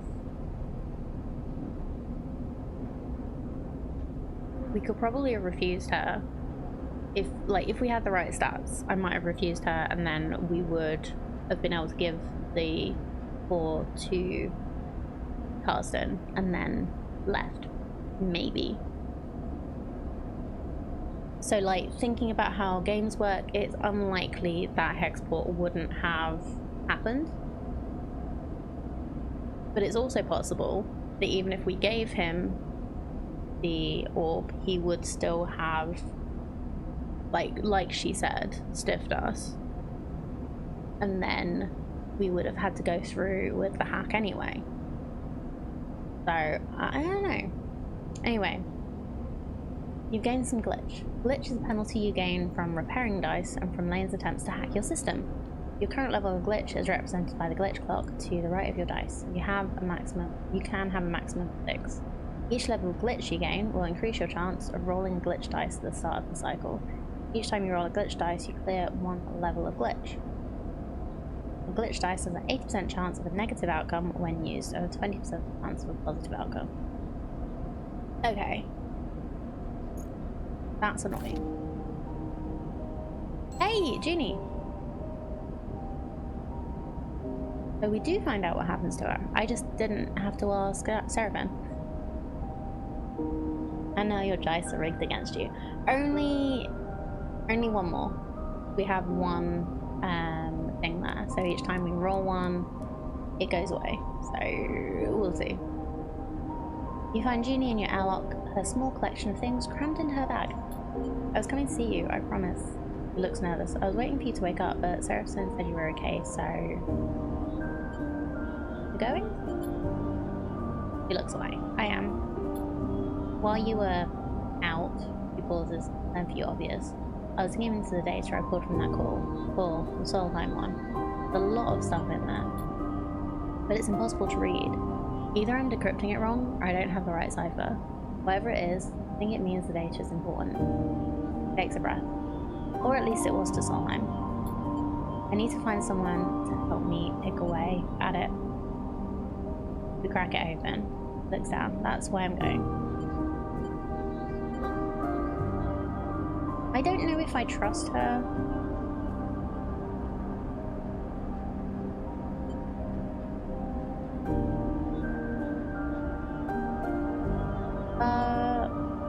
We can take you there. No, look. Takes a sharp breath. After what happened with the rig, Bliss saving us, we're all lucky to be alive. She lifts her bag on her shoulder. I'm better off alone, for now. Maybe we'll get her back at some point. Oh, she suddenly reaches into her bag, producing a handful of chips. From the data itself, just so I could buy myself a ticket to where I need to go. Not much, but here's your share. Passes you the chips. Thank you. You deserve more. Catches herself. I mean, I'm sorry. Good luck, Sleeper, and tell Seraphim goodbye for me. I want to know more. What are you chasing? She freezes, caught off guard by your question. She pauses. I know there's value, true value in that data, Sleeper. I know it, and she pauses again, unsure of herself. I have a project to continue, one I won't abandon. Maybe I can tell you about it another time. She smiles weakly, closing up. Well, she rubs the back of her neck. See you around. You watch her drift away down the docking tunnel past Spindle, with questions still bouncing around her head. Maybe, if your paths cross again, you might be able to get some of them answered. Ooh, right. So, we're waiting for... What's happening? So that's where we could go. Bliss's Bay. Struggling repair business. The rig is mostly patched up, but Bliss wants a few more cycles to run final tweaks and diagnostics. Okay, so that's we wait for it. A brief respite. Export surmise, put a barrier between Darkside and the fast spindle. Lane can't follow. So for now, you're safe. So we've got 4 days before we can leave, and then 2 more days before we might not be safe. Oh.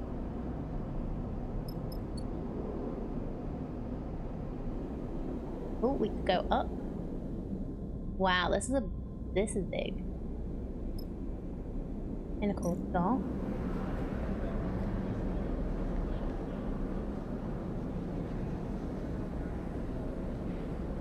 So looking around the Pinnacle dock. So the Pinnacle docks are vast and filled with freight haulers and stevedores. It's not an easy place to wander. So much freight flying around it seems safer to cozy up with a terminal and study the manifest and learn this place. Or fortitude to explore among the chaos. So steady workaround and back to big storyline and drama later? Seemed like it. So yeah. Explore and find potential crew. Both minor things. We'll just have a little look.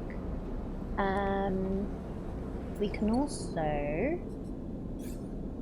We have 2 points available.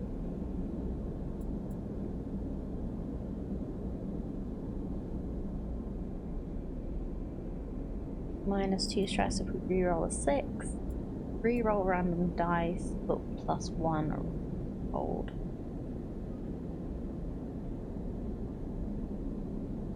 Okay, we can do that instead.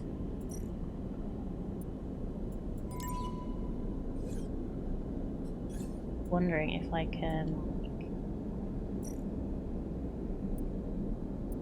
if I do that. Oh, that uses the thing. Okay. So I can change which I want to do. Reroll an extra dice or no damage on reroll. But that used up my points. So we're learning.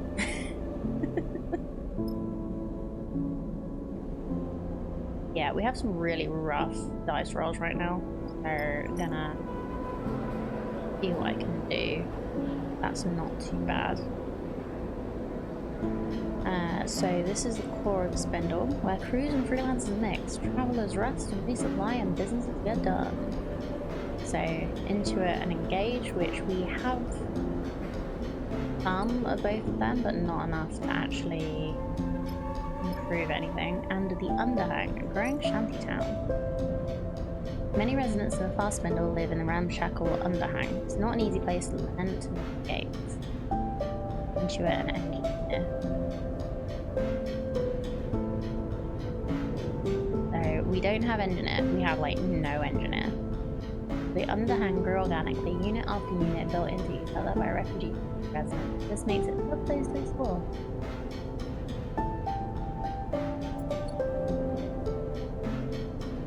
So I can't re-roll anything because we're not on a mission.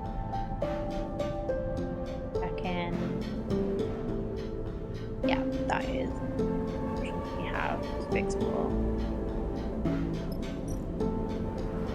So let's start off here.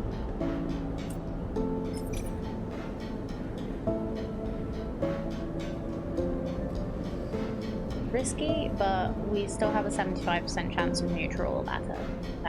So I'm gonna try it. Okay, +1. So, yeah.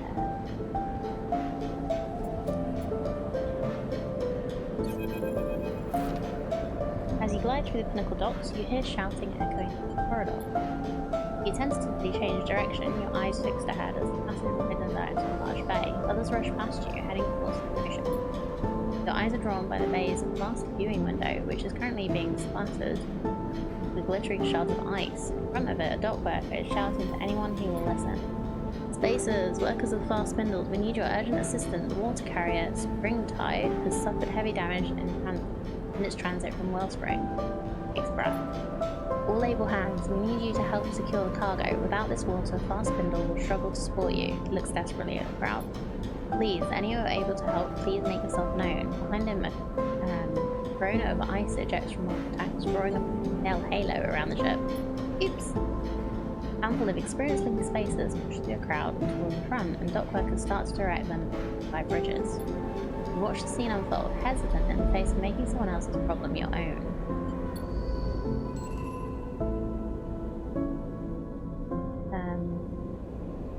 Can I help?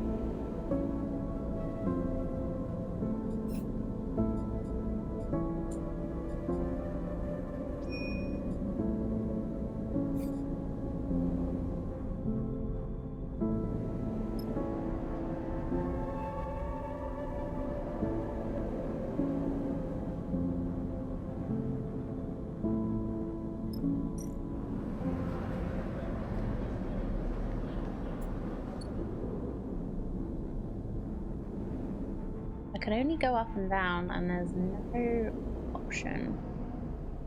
I can't see any options to help.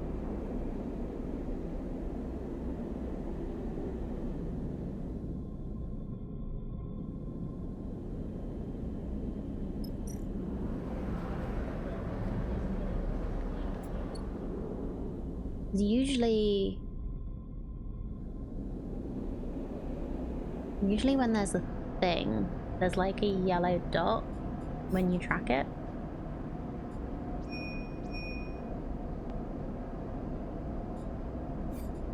Or is it a map thing, maybe?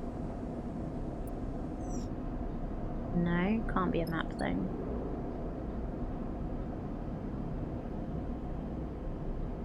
No.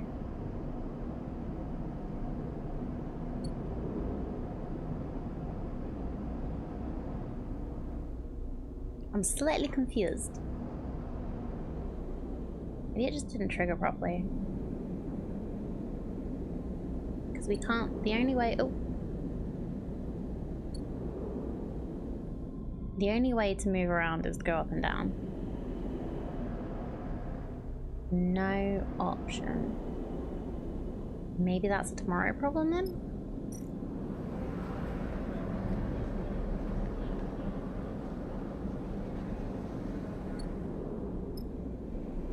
Alright, let's try a little exploring here. We have like very bad dice, so we won't do the danger.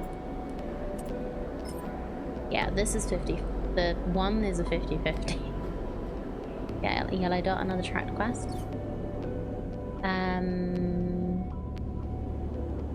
You mean this one? This is actually we're waiting for them to finish repairing the rig. So this is a good clock. This other one, because it's red, is a bad clock. So we're waiting. This is where we have basically how much time we have to be here, I think, until Nate catches up with us. I'm assuming that's the one that you meant.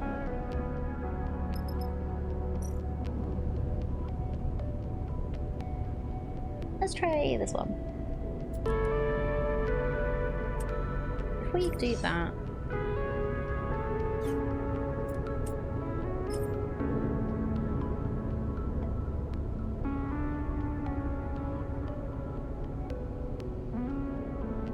I don't know if which would be. Is this worse, or is it just like if we had more than a 1, it would make it a 1?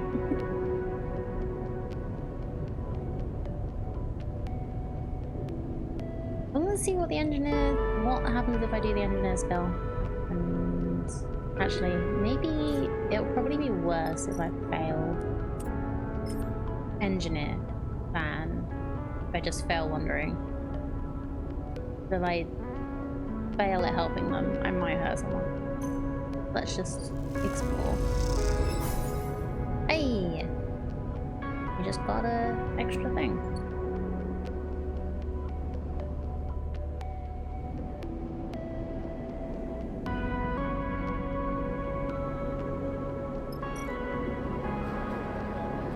Let's try this as well. Just a risky, but not a worse one. Yeah, missing skill engineer. Yeah, it usually makes the dice roll lower, but we can't roll lower than 1, so I don't know what it actually means. But it's still 50% neutral, 50% negative. Please. So. Oof. Okay.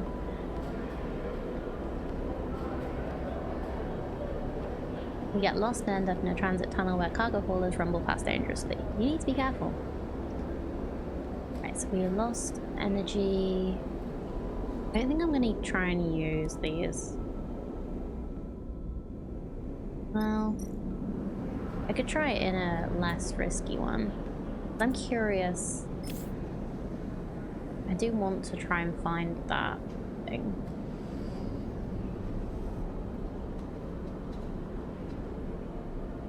Well, let's see if we get a positive or a negative here. It's not a dangerous one, so we shouldn't get hurt. Ooh, okay. We got a positive outcome here. And a new location, apparently. Oh, right, okay. So we needed to have a further look at the thing.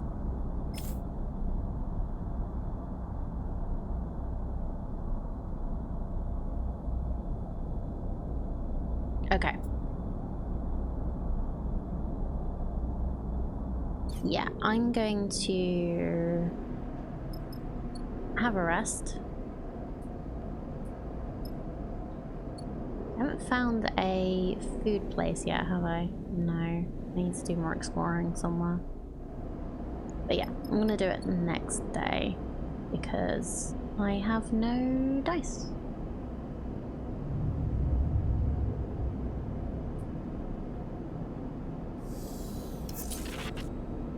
Okay, we have one glitch dice left, so that's fine.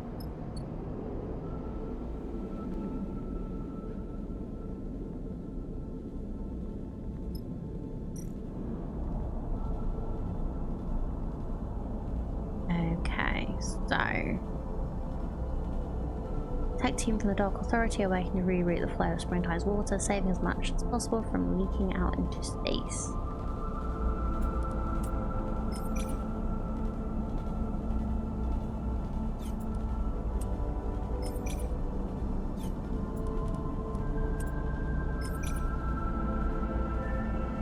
Right, I'm gonna try...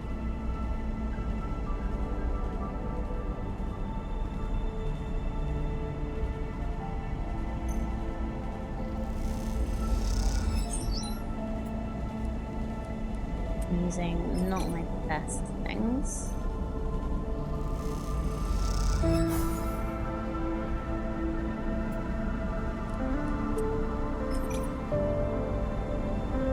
Okay, there's a chance this will be negative. But still 75% chance. Ooh, okay. Okay, negative only affects me. So that's not too bad.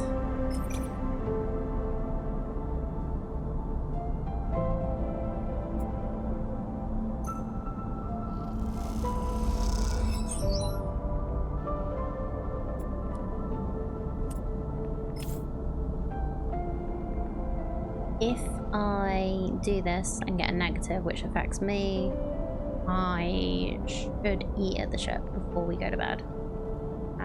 Otherwise I will be very hungry. Yeah, there we go. I tried.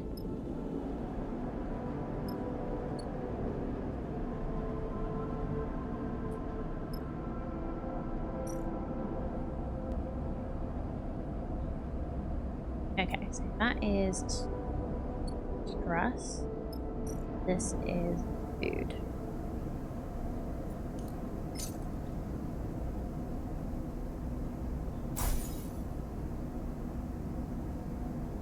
Okey-dokey. Cycle.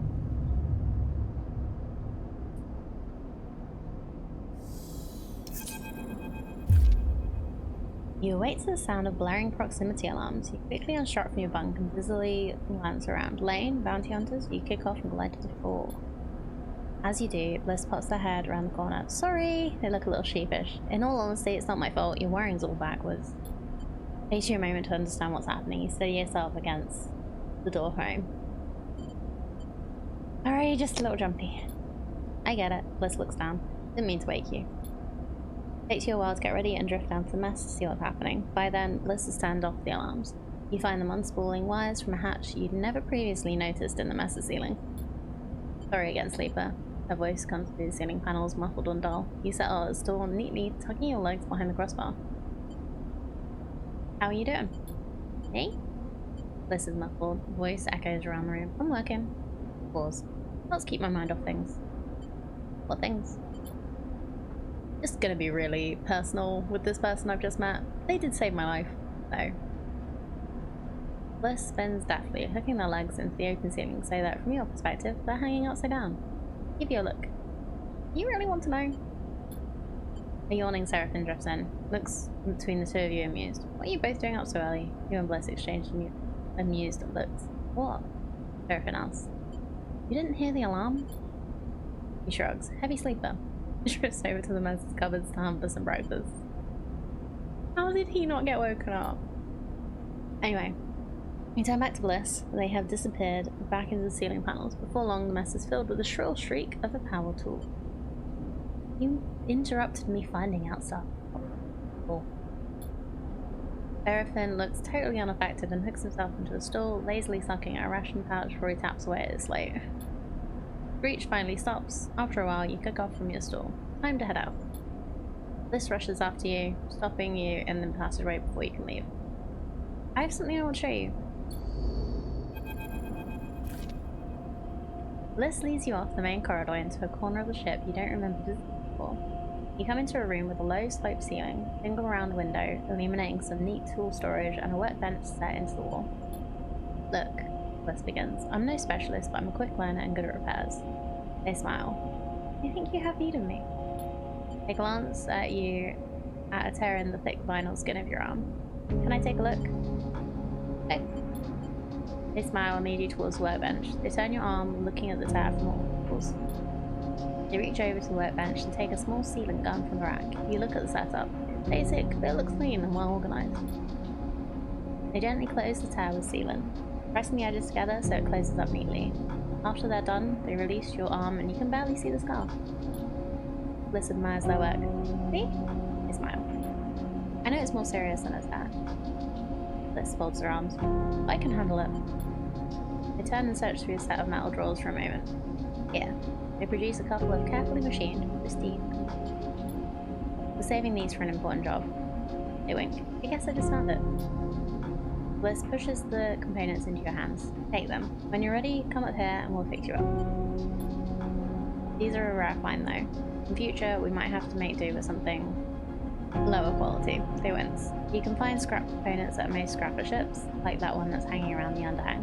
The better the components, the easier they'll integrate with your system. Bliss leans on the workbench. I'll do my best to keep you running. Why help me? You're a guest in my bay. I can't have my guests' bodies collapsing now, can I? Plus, I think it benefits me if you think of me as indispensable. Bliss smiles. I should get back to fixing the ship. They leave you in the workshop among tools, during the qualities of your new friend. Cool, so I think, yeah, dice repair. Visit the Drig workshop above.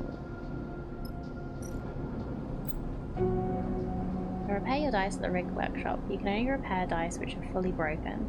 Repairs by either scrap components or rare components. The better components you use, the less glitches you suffer. You cannot repair dice during a contract. Okay.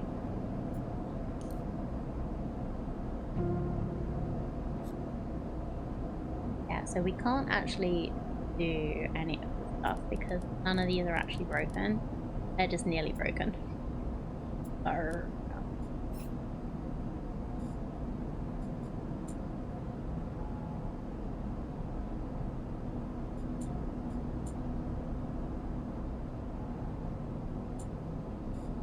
okay. So let's go back. Trying to help Springtide, as we're really close. We've got some good dice today. Try this one.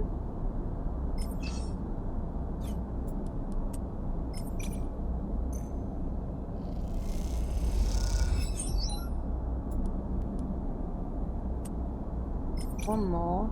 Hopefully we'll do it. Yeah.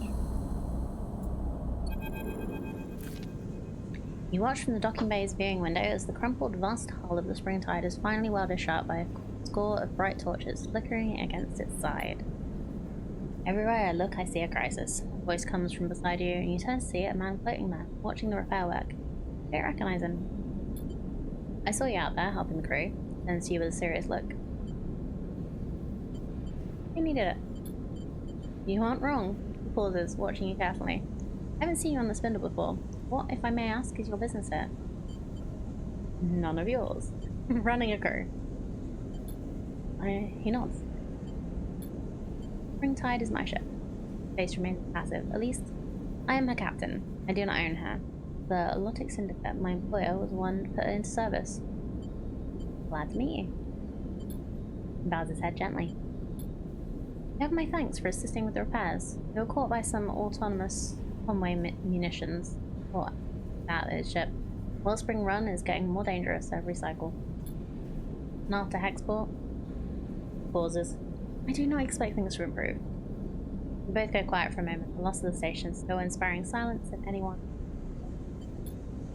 Tell me, like me, I, as a sleep, feel you have advantages over others, or does your side only weak? Not answering that. Apologies. Alec gently raised his hands. You are only the second sleeper I've met. Because you've impressed me. He gestured towards the springtide. Your work on my ship only evidences your abilities. You far outperformed even my own crew. He looks to you, angling his head in deference, in conditions that are usually deadly. Sadly, despite even your good work, our losses are great, and the administration at the Pass Spindle are not happy. They are to be impounded here until the Alotic Syndicate fulfills the agreed water freight. He frowns at the crumpled-looking ship. This war continues without. What will you do? This is where you are needed, sleeper. Alex folds his arms. My crew tells me you have a ship. Of workers. This is what I need. As we fled from the convoy attack, our navigator registered something of great interest. A water-rich asteroid. One I believe is previously unknown to the syndicates. He comes a little closer. For now, I have sworn him to secrecy, as I must you. But if this asteroid could be surveyed, value confirmed, it would more than make up for the shortfall of springtide. He pauses thoughtfully. I want you to survey the asteroid for me. Simple enough job, but its location so close to the edge of the wash is problematic. However, you've shown yourself to be very competent. If you're careful, there's no reason you could have problems with Conway, or any other hostile party for that matter. Hostile party? Malik shrugs. The wash is where the orbits of the inner system and starward belt conspire to bring vessels, objects, and all kinds of wanderers together.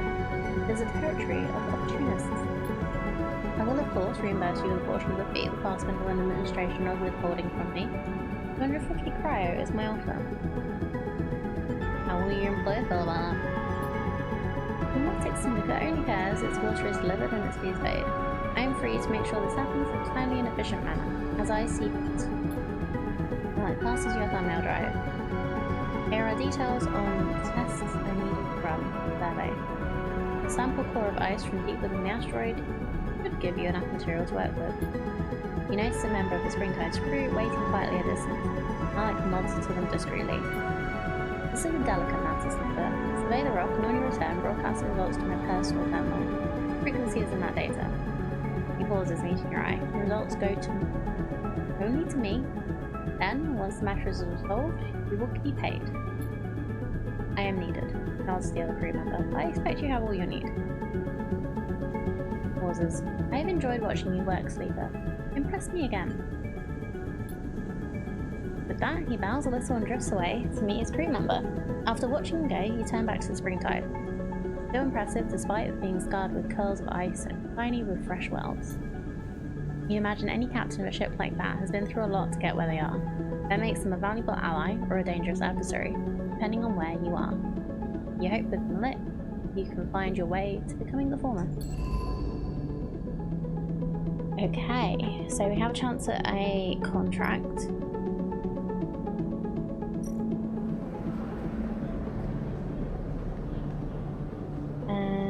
We could look around some more up here. We can't move our ship yet, we've still got 2 more days.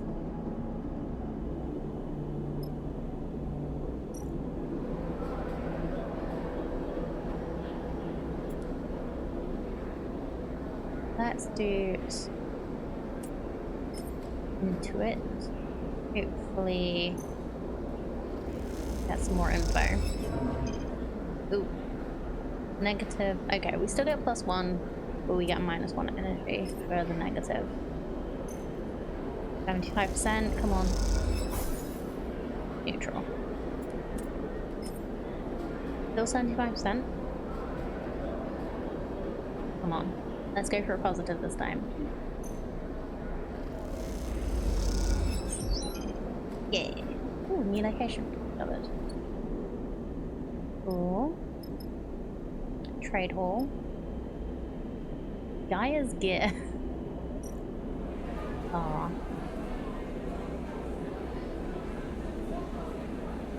Freelance of the Pass Spindle suit cagey, but spend enough time at a local bar and they'll warm to you. Okay.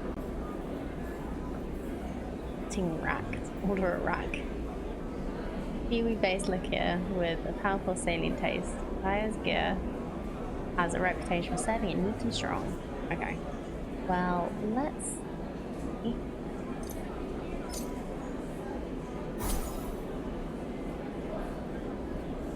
gives us an energy as well, which is nice.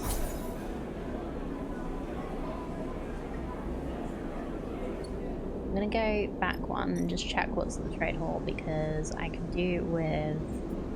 Ooh, we have a longer... We have more fuel we can buy. So, we'll get one more...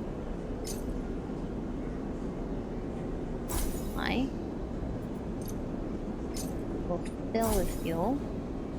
And I still have money to spend on getting wrecked.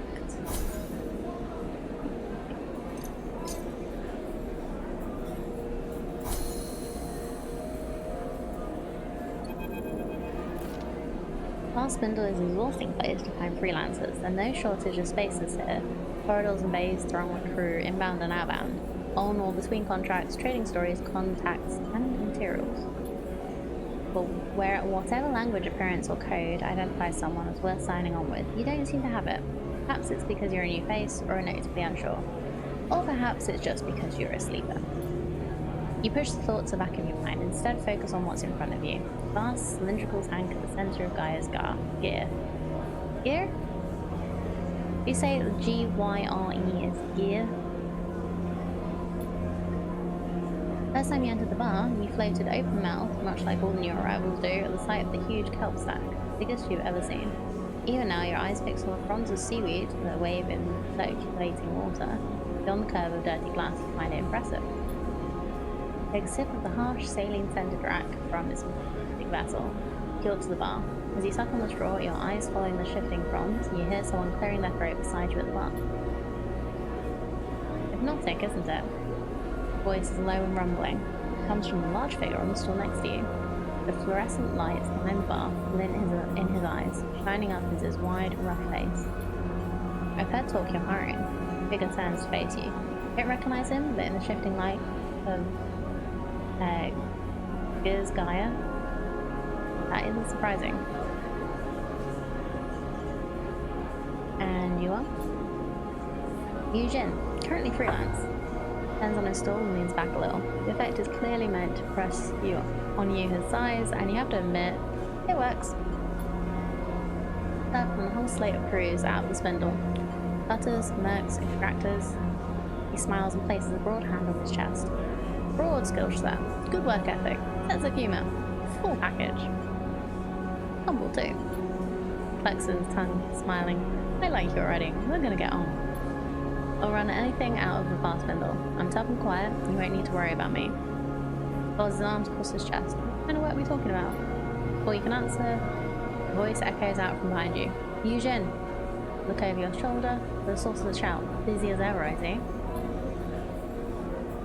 A group of 3 spacers drift up behind you, one of them placing a heavy hand on your shoulder. He is fitted with matte metal optical implants. You cannot see her eyes. Pulsing light from the tank plays across her face. Vesna. Too busy to keep in touch. He sighs. I really don't like when I have to come find you. Vesna. Eugene nods politely at her, not betraying any strong reaction. I don't look like I'm socializing. He shakes his head. This is a meeting. Oh, a meeting. Vesna squeezes your shoulder. Is that what this is? Yes, Vesna. Talking about your delivery, in fact. Eugene smiles widely. My friend here is being very helpful. Shoots you a knowing glance. That's right. Vesna turns to you with a raised eyebrow, but before she can speak, Eugene cuts in. This sleep has a unique ability to extract data. Eugene smiles at Vesna. Exactly the kind of data you've been asking for. So if we just get back to it, Eugene gestures towards you, I can deliver what you need. You know, Eugene, I'm pretty tired of this whole act. She gestures dismissively at him. In the end, it doesn't matter. She drops her hand from your shoulder to her belt. Your eyes follow it down and you see a dark, boxy shape there. A weapon? That is a pistol. You either deliver by the deadline, or you don't. And when you don't, he smiles tightly, I'll be happy to take you through the consequences. Until then, she shoots you a final glance. Answer whoever the hell you want. Vesna and the 2 spaces flanking her glide out of the bar, and Eugene watches them go with little emotion. So, Eugene smiles return. You're about to hire me. What was that? Desna? He's just trying to rush me, that's all. I won't be working with her again. He pauses, choosing his words carefully. Of course, I can't talk about the particulars. You understand. Desna just wants to scare you off. She likes to cause me trouble. Eugene looks away, out of the door of the bar. Not let her. Pauses in silence for a moment, still looking away. You try to get a read on him, but his face is blank. Only his glittering eyes hint at some rapid internal activity. He turns back to you and meets your eye. A sudden shift in his manner obvious. If you need crew, you need to work. If you need to work, you need crying. Is that right? He doesn't stop your answer. Well, I can offer both. Hard work and a good contract with a good payout. You take me with you on this job of mine? We split the take. He looks down thinking, hell, if you do, I'll consider signing on long term. Miles, think of that. No more recruiting. What's the job? Salvage. He leans in. I know of a wreck untouched by the local crews, which recently turned up in the wash, just a little sunward from here, but its disabled strand Panda makes it invisible to anyone. He doesn't know it's there. Had to squeeze the location out of a contract, but I'll share it with you for a straight split. Take me and your crew, and we'll claim it all. Going to be a good payout. He makes a really good one. What's the catch? Eugene frowns. No catch. Leans back and looks around the bar. Happy to take the offer elsewhere. Felt like you were the right captain for this one. Be ready to go whenever you like. Eugene pauses. As a show of good faith, I'll also fly out with you on any job from the bar spindle, but I'm not leaving the station with you yet. Not till we get my job done first. After that, we can talk flying together. No need to rush into it. Takes your hand firmly, his palm rough and pitted, and turns back to his drink. You slip out of the bar, looking to see if Desna is nearby. You don't spot her among the passing crews. Can't help but imagine eyes on you in the bar. You shake it off, having become familiar with the feeling of being observed. What matters is you found yourself a crew member and a contract. Whether either will come good, however, remains to be seen. Okay. So that was interesting.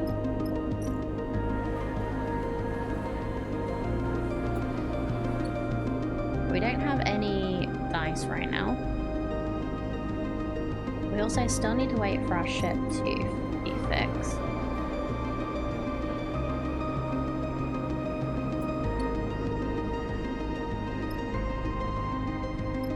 We could do with spending some dice down here, I think.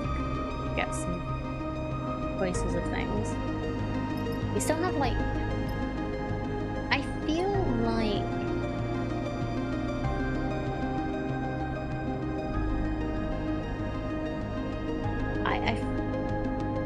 Isn't this...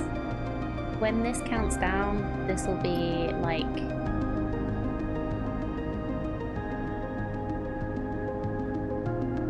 I'm gonna see what happens when that counts down.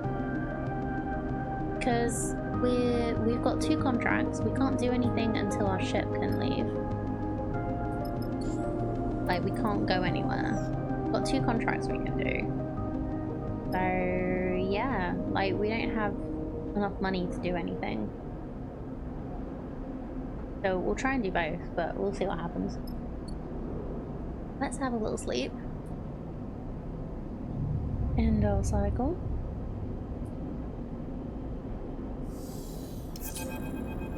Oh. Jerk suddenly awake. A fragment is lodged in your mind, a shard of sound, of signal. Oh. It resonates like tinnitus. Obviously internal, inescapable. Look down to see your hands blurred, your fingers dancing as they were typing. Velvet. Your fingers flap like court birds. Take control. Takes all your focus to settle them. You force yourself back into them. Sensation like squeezing on a pair of gloves. Flex your hands a little, feel them, test them. What was that? You take a deep breath to calm yourself, but as you do, you're reminded you don't need to breathe. Claustrophobic sensation. Fake. You get up, push off the wall, pull on your clothes, anything to escape the dreams that hover there at the back of your mind. Seraphin drifts in casually, heading to his bunk to grab something. He can't shake the strange sensation he has just drifted in. Shoots you a glance. I said, are you okay? Gives you a concerned look. You look terrible. Really? You mumble a response. You need to talk to me, Sleeper. Seraphim gives you a look. Sighs. I know something happened back when we were leaving export. I don't know. I saw it, Sleeper. Saw something change in your eyes. Pauses, looking for the right way to explain. They were cold. Fixed. I've never seen that before. Looks away. Back when we first met, I knew at once you were human. I knew because of your eyes. I've never met a Sleeper before, but I knew immediately you were no machine. It was obvious. But then on the rig, shivers. I couldn't see that anymore. I don't know what happened. What did it feel like? Gives you a curious look. Well, we'll try. Neutral. Okay. You close your eyes and for the moment, you remember Lane's voice, the rig hot and close, and ominous. You see it glittering in the non-space of your mind, thin and bright, like spider's silk. Red. Deeper? Seraphin's voice interrupts your thoughts. You open your eyes to his irritated face. Are you even listening? We need to get you checked up. We need to know what's happening. Seraphin gives you a stomach stare. This isn't just about you. But where? I've been asking around. Seraphin's face is set with determination now. There's another station near this one. Blossom. It's a mess. Accumulation of wrecks and docked ships, but it also houses some of the best artificers to wash. We should go there, as soon as the rig is ready. Okay, I'll go. Thank you. Look, he pauses. I don't know what it is like to be a Sleeper. I understand there are things you can't tell me, can't show me. But I do know how fear can keep you from doing what you need to do. I'm not going to nag you about it, he sighs, but it needs to be done. He passes by you as he leaves the line, squeezing your shoulder as he does, leaving you to your thoughts. You finish getting dressed, feeling your body, its strangeness, even though you wish you hadn't. At the very least, you think you need to find someone who can stop you falling apart. Maybe Flotsam is not such a bad idea. You push the thought to the back of your mind. There's a cycle ahead and the rig isn't ready. When it is, then you'll see. Okay, new cycle available. Oof, rolled rough today.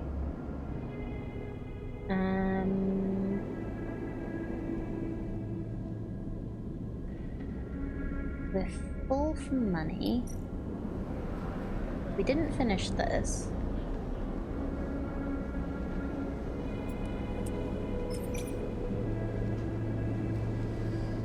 I'm gonna try doing lower numbers on this. Just see what happens. Ooh, new location discovered. Okay.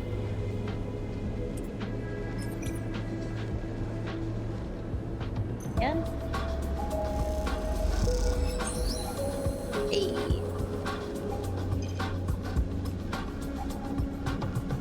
Gambling barge. Signal station. The signal station, I think, is where we get contracts, right? Oh no, it's just where we do money things. That's cool.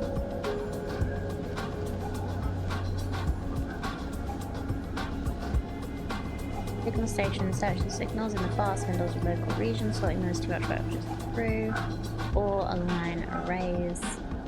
Signal station makes use of the network of arrays across the far spindle, synchronizing them in specialist work.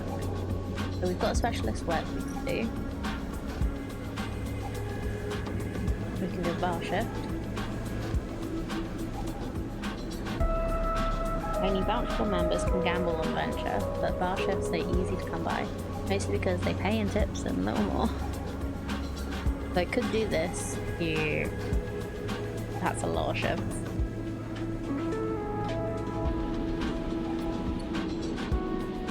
Be able to do gambling. Didn't quite finish this one. So we'll try this.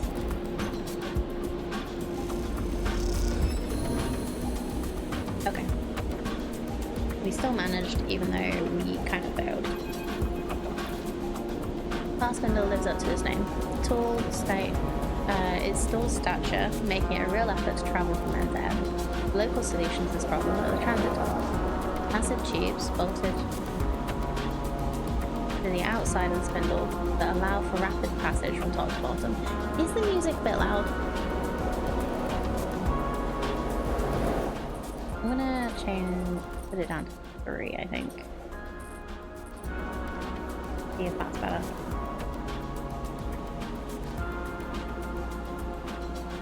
Glass spindle lives up to its name, blah blah blah blah blah. Local solution to this problem are the transit tunnels, massive tubes bolted to the outside of the spindle that allow for rapid passage from top to bottom. As you find yourself in one of these cavernous passages, bulky cargo haulers are rushing by. You start to wonder if braving them is worth the effort. Back up, the shout rattles down the bare transit corridor like a gunshot, and is rapidly followed by a crunching impact. You spin back, pushing yourself against the side of the wide cylindrical passage. As you do, a hauler glides past, sending a rippling wave of air across you in its wake.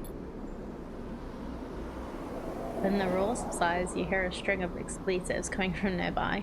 A spiky-looking figure, clutching some oddly shaped open-frame object, gestures wildly at the vehicle as it glides away. That's some kind of bike. Spiky air bike courier. Dickhead spits an impressive glob of saliva down the tunnel, and it spirals in Georgie. Turns to you in her anger. You see that? Tried to slam me into the wall. Total dickhead. She nods family. No shit. Haulers hate us. He sniffs and looks you up and down. Not supposed to be in the transit system without a vehicle. She squints. Not like I care, but maybe you do. What about you? He slakes the open frame in her hand. Does this look like you to you? She rolls one of her shoulders, stretching out. You're new here, right? Is it that obvious? She shrugs sympathetically. Nothing to be ashamed of. Let me give you a tip. She begins checking her open frame vehicle, tightening bolts and untangling pipes. Avoid the haulers. Dickheads. Lots of them. Especially the water haulers. I think they're better than anyone. Don't mess with the stevedores though. They're good people. Get treated like shit by everyone else, just like us. Rapidly plugs and unplugs a series of connectors. They'll show you the shortcuts. He looks up and never ever get in a spindlejack's way. He smiles, spinning the vehicle in her hand. Spindlejack? He thumps her chest. You're looking at one. He pauses, considering something, then suddenly she reaches into one of her many pockets and pulls out a small transparent rectangle punched with holes. Text glints within it, reading Cadet, Stripline Express. You take it. Cadet, she flexes proudly. That's me. Stripline is my outfit. Smiles to dispatcher. Small outfit, but we punch above our weight. Dispatch is here in the spindle's core. I run the transit tunnels up and down the spindle 10 times a cycle. Need anything moving on the spindle? Data, tech, messages to your hop the hard line? Come find me. I'll do that. She nods. Tell them I sent you. They'll make sure it gets to me. Picks off the wall and mounts her bike, triggering a small burst of compressed air to keep herself steady in the transit passage. Hear a buzz of distorted speech from what you assume is her dispatcher. Cadet angles her head to a communicator and mutters back into it. Got a hop sleeper? She looks over at you and something flickers in her eyes. An idea? Or perhaps just a realization. Might be able to help you with something. Package that's been bothering me. She squints down the package. Come to the office at the strip line in a few cycles and I'll show you. Sure. We'll call it a favour on account of me saving you from being flattened by a hauler. She rings. Now, you better get out of here before another hauler tries to squish you. You step back as she twists the handlebars and a burst of air sends you flying down the transit corridor at an unsettling speed. You watch her go, slightly caught off guard by her final remarks. What would a courier need you for? You turn the idea over in your head as you find a way out of the transit corridor, back to the safety of the main concourse. That was fun. Okay, so I'm guessing this is Stripline Express. So yeah, a couple of days.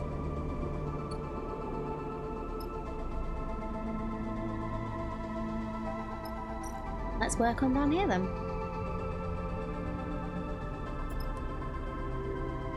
Be able to do stuff.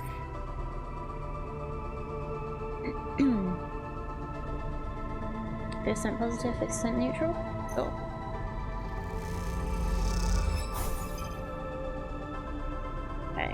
new location discovered. I'm gonna get some more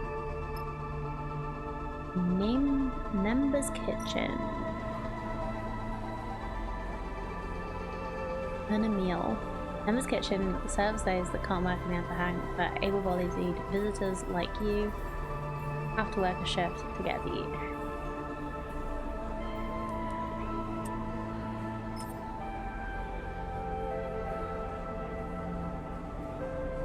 See what happens. Members too busy to spend too much time with everyone in the kitchen does notice those who do good work. Let's give it a go with our dodgy dice.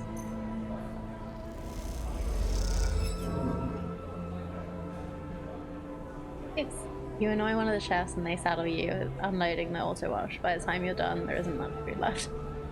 But I do get a bit of a meal. So that's cool.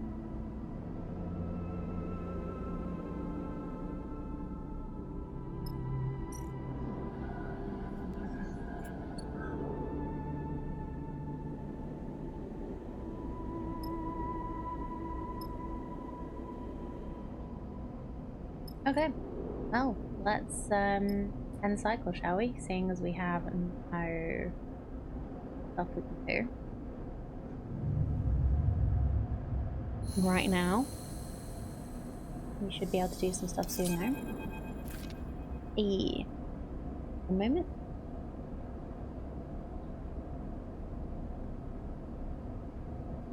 As you drift lazily down to the ship's mast, you hear raised voices. You still yourself for a moment at the entrance, then slip inside. Seraphin sits, hooked into his usual stool, light glowing beside him, shaking his head as you enter. Bliss, meanwhile, is floating freely and gesticulating sharply as they explain something important. I don't see why not. Bliss chops the air. It's not like you have an alternative. We can get the cryo. It'll take time, but we can get it. That was the deal. Seraphin speaks calmly, trying to placate Bliss. Sleeper! Bliss spots you entering, and they turn to Seraphin. Let's see what Sleeper thinks about it. About what? They both fall silent for a moment, and Seraphin sighs. The rig's ready, Sleeper. Bliss gestures around the mess. I fixed it. Hell, I've improved it. She's purring thanks to me. Now, wouldn't you say, having done such an incredible job, I deserve to be paid properly for my work? A calculated look crosses their face. A refit and reshoot like this would typically cost my clients hundreds of cryo, even if I was feeling charitable. Seraphin sighs loudly. He knows where this is going. See, I could make you pay, and maybe you could even scrape the cryo up, but not without taking a contract and taking the ship off station, leaving me in the lurch. Wouldn't do that, Seraphin starts, but Bliss holds up a hand to shush him. So, I have a proposition. One that clears the jet completely. They pause. I'll turn around to the open sign on this little bay of mine and join up with you. You keep me in work, give me my split, and give me transit to wherever you're headed. I'll even keep this rig of yours working for free. They shrug. What could be better than that? Us paying and being on our way with no hangers-on. Seraphin folds his arms and looks at you. Tell them, Sleeper. Could use their help, Seraphin. It would be good to have an engineer on board, especially one that, like, knows how to repair me. Bliss grins at Seraphin. See? Sleeper gets it. You can use my help. I'm an excellent engineer, tidy shipmate, and half-decent chap. I'm done with fast Mindor. I'm done taking not enough jobs for not enough cryo on a station where I know nobody. They pause, satisfied. You're welcome. Seraphin holds up his hands. Look, we appreciate it, but we are on the run, Bliss. Trust me, you're better off here. He gives them a serious look. Even telling you this could put you in danger. Bliss pauses and they start laughing. On the run? They shake their heads, smiling. You expect me to scared off by that goofy shit? It's true. Bliss just shrugs. The system is at war. The belt is spiraling into a crisis. Everyone's got something. They don't give a shit. That's awesome. I know you were at Hex Point. Seraphin looks at them open mouthed, searching for a retort. What happened there? Who's to say it won't happen here? I'm not sitting around watching this all play out any longer. They take a deep breath. Something has to give. Bliss turns to Seraphin. Look, you've done your due diligence or whatever. You are on the run. I have been warned. I accept the risks. That's it. At the end of the day, your ship is clamped to my bay.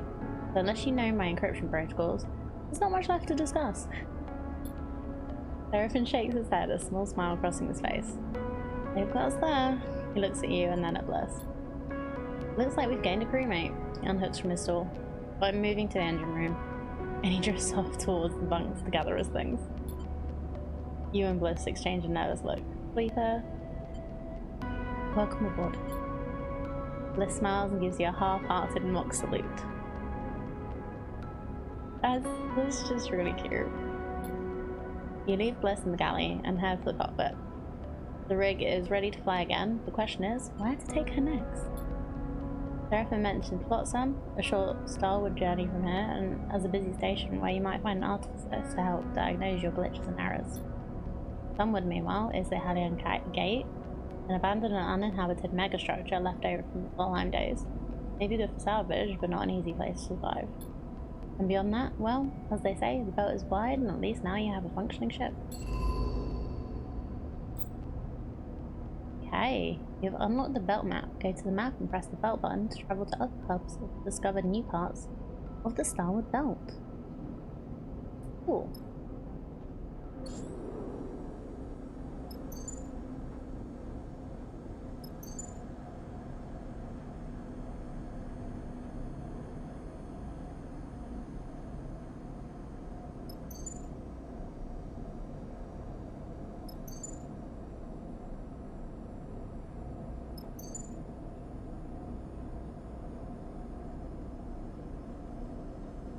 Right, it will use 3 fuel for this one. So this is the one where we are... So Malik and the Springtide are being held on the fast spindle until he can fulfill the water order.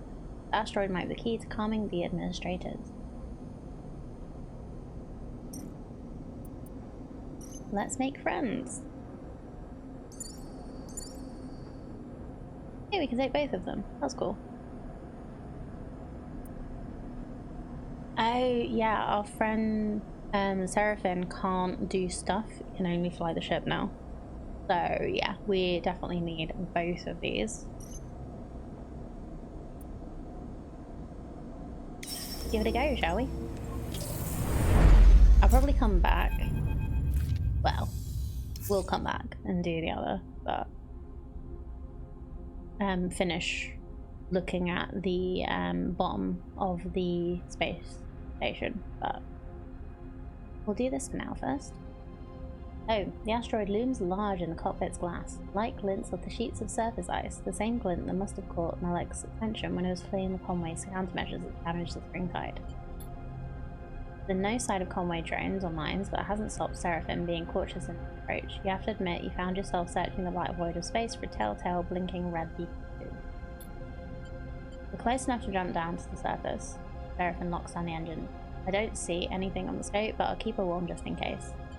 Thanks. He nods without looking up from the controls. I say we call this snowball fast. Fusion shrugs. The less time we're out here, the less likely we are to run into anything Conway left behind. He smiles. Simple. Sure, Seraphin guts in. But fast means messy, and messy means more damage to the ice. We don't need to crack the shelf and lose half the water we came to today. You said anything about messy? Fusion stretches, unclipping from his seat. Fast and clean. He winks at you. Easy. You unclip from your seat and kick off towards the airlock. Together the asteroid is troubling, but Seraphin assures you on the journey here that surveying it would be easy enough. Take a sample from the deep ice for testing. The problem, he said, is getting down that deep. You have to cut away at the ice, dig yourself a hole. Doing so will create fractures in the shelf. Asteroid may be big, but it's held together with only a weak gravitational force. The more ice is cracked away, the less there is for the fast spindle to harvest. Something you doubt Malik will be happy about. Push the worry to the back of your mind and get swooped up. Something on your mind? Bliss drifts up beside you and pulls a suit from the rack. The job. They shrug. I don't want to jinx it, but it seems simple enough. Don't jinx it, Bliss. Can't say rock, or in this case, ice cutting is my usual strength, but it's got to be simpler than slicing a hole without touching any of the internals. Bliss zips up their suit. We'll be fine. This is reassurance that they don't have any experience with the job you're about to do. It doesn't exactly calm your worries, but their nonchalant attitude helps, especially when you consider the volume of ice you're about to start cutting into. Cheer up. Bliss punches you on the arm as you get into the airlock. Might never happen. That phrase just annoys me very much. Especially when people say those things when they don't actually know what's making you upset or what you're dealing with. Anyway. Clock cycles and you find yourself staring out at the glinting surface of the asteroid. 1 second, sleeper. Seraphine's voice comes over the comms. I'm seeing something there. Some kind of man-made shaft on the far side of the asteroid.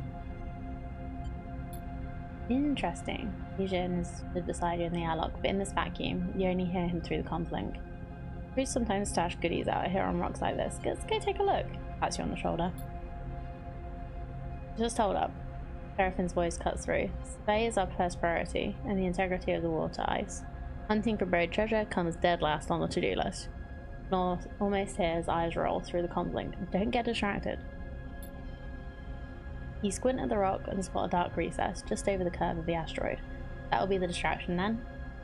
You refocus on the ice sheet. Time to get started. Alrighty, so this is the ice sheet. This is where we're supposed to be doing stuff. This is the frozen shaft.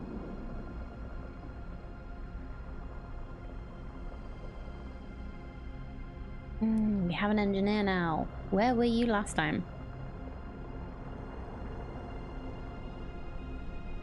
Fastest way to send the shaft is to break away the ice clogging it, but if you aren't careful you can damage the asteroid structure. The shaft may be clogged with ice, but dark cracks suggest a more subtle way through, even if it will be slow going. Okay, so we have some good dice rolls here. Eugene's gonna be a bit useless today unless we find something he's like good at.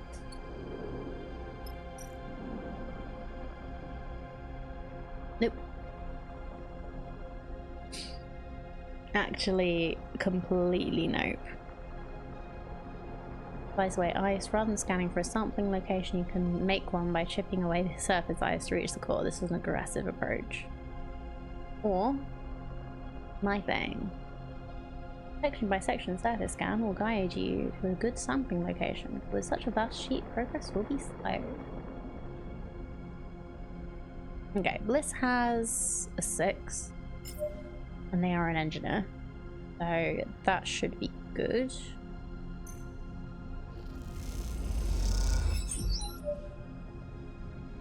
Oops, Seraphine saw that. Okay. Oops. The 4 here is a chance for a failure. But if I have 3 6s here, which is really good.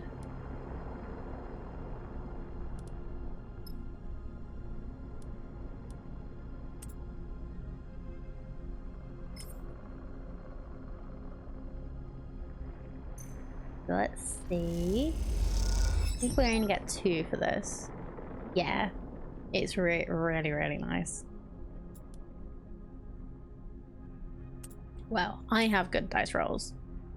Eugene's a bit shit. Especially as he has no skills for what we're supposed to be doing. Right now, anyway. But we have a really big clock to work with, so it's gonna be interesting.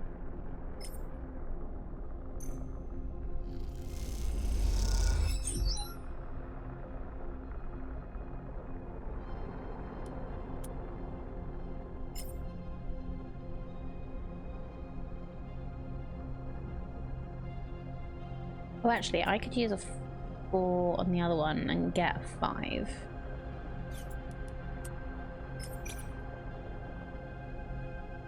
50% positive, 50% neutral.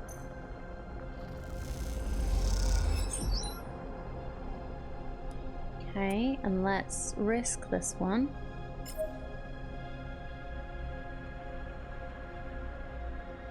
Pray for me.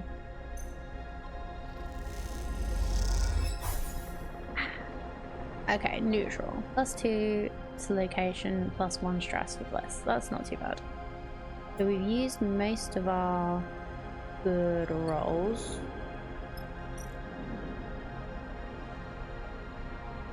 I do want to look at what's in here, but I don't know.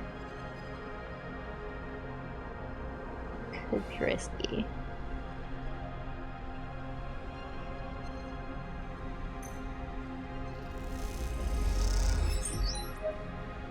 Nice. What does a 2 do? 50% neutral, 50% negative. What does a 1 do? Same. Okay.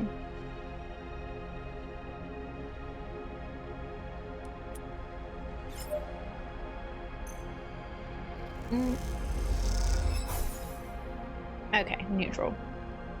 Oh, it does give the ice stress though, not me. Okay, let's go back to the ship.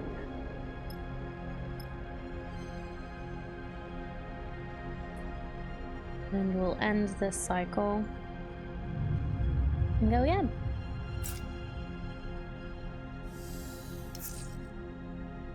Okay, not bad. That's better.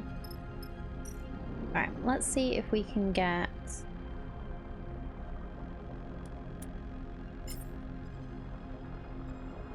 down here.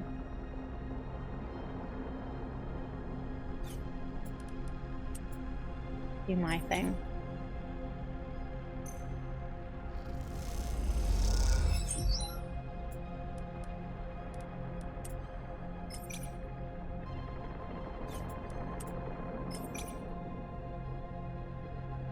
Yeah, let's just get down below the surface for this.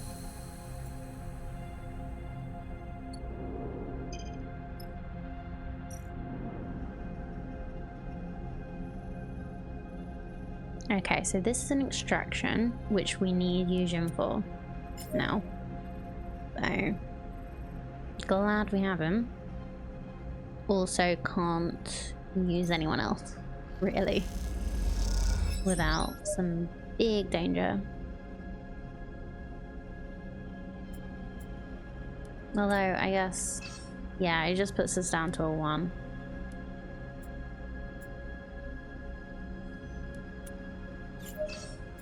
And you.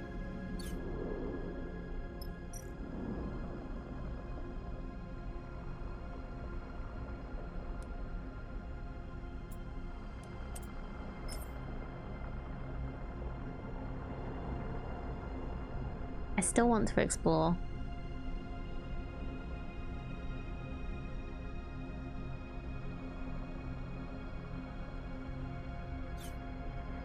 Let's do a push. Nice. Okay, that's good.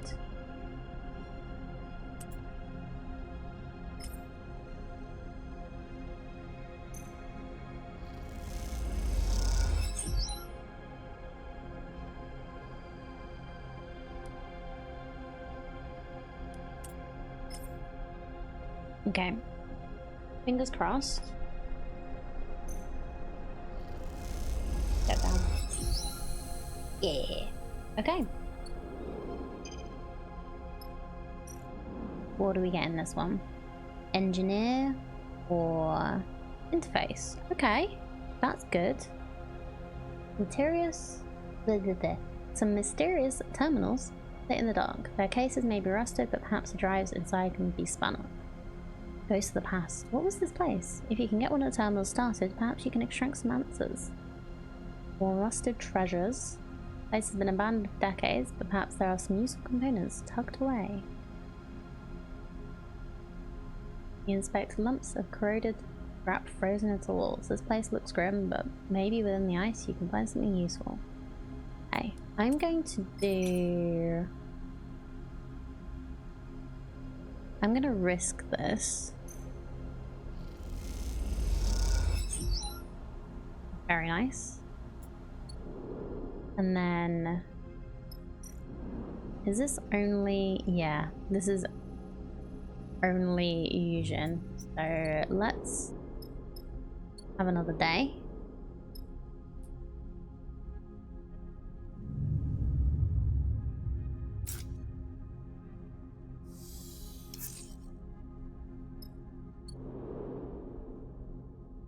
Oh, come on, dude. Roll better.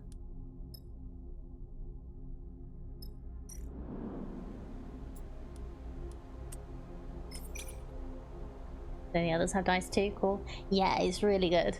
But it would be better if they, like, they quite consistently roll quite badly, unfortunately. But we'll see what we can do.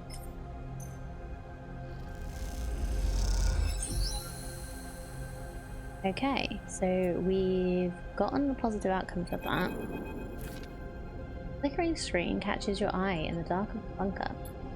Distorted female face, further refracted by the surrounding eye, stares at you from the terminal with blank white eyes.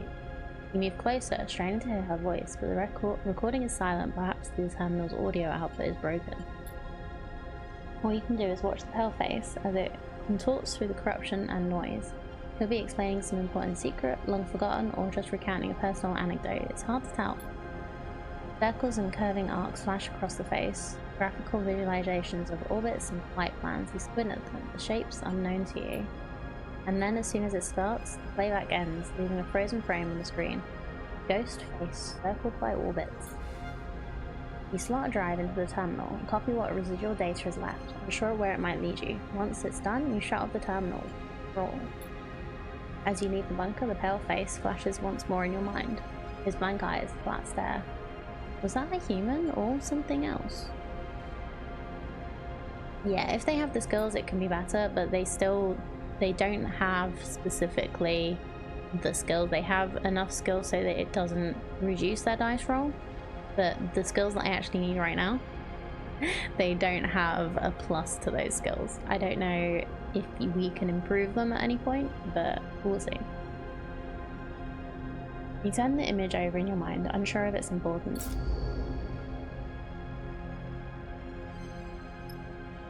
So,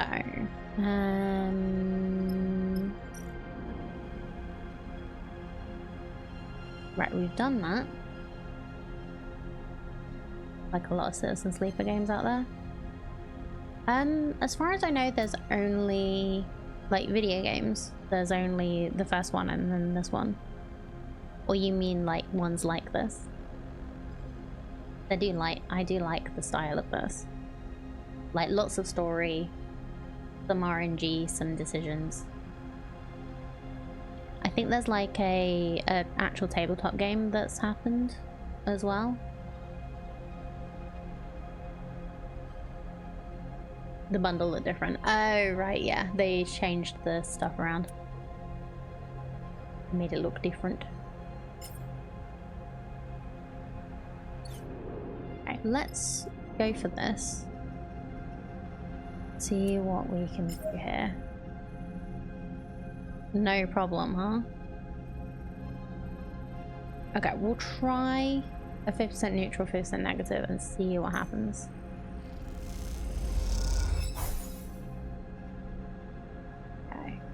Okay, one stress to him, but 2 core. So neutral's pretty good. Tempting, looks better than I expected. I think the main like the consensus from what I've seen is Citizen Sleeper 1 is better, but this one is still good. So if you want to just get one of them, I would recommend trying out the first one. But this has been fun so far. I'm interested to see where we go with this.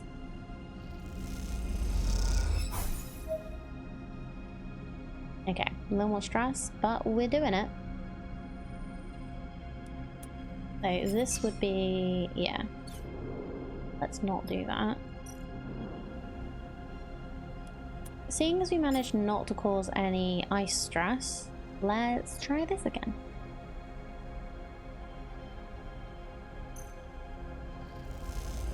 If we cause an ice stress, nice. Good job, Liz. Yeah, if we cause an ice stress, we will stop for the day. But this is going to be... okay. That's fine. Actually, I wonder, I do have a good roll here, but I just don't have the ability. So I could try this. It just reduced my dice roll by 2, so that's not bad. Let's see what happens. Okay, +2 to the core, +1 stress to me.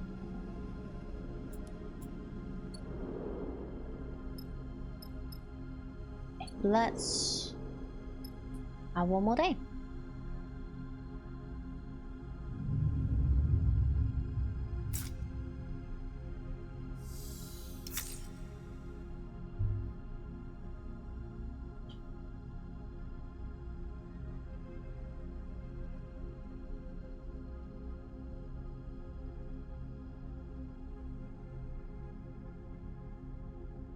Hopefully. Okay, so Bliss has a 5, which is good. Should be enough for this.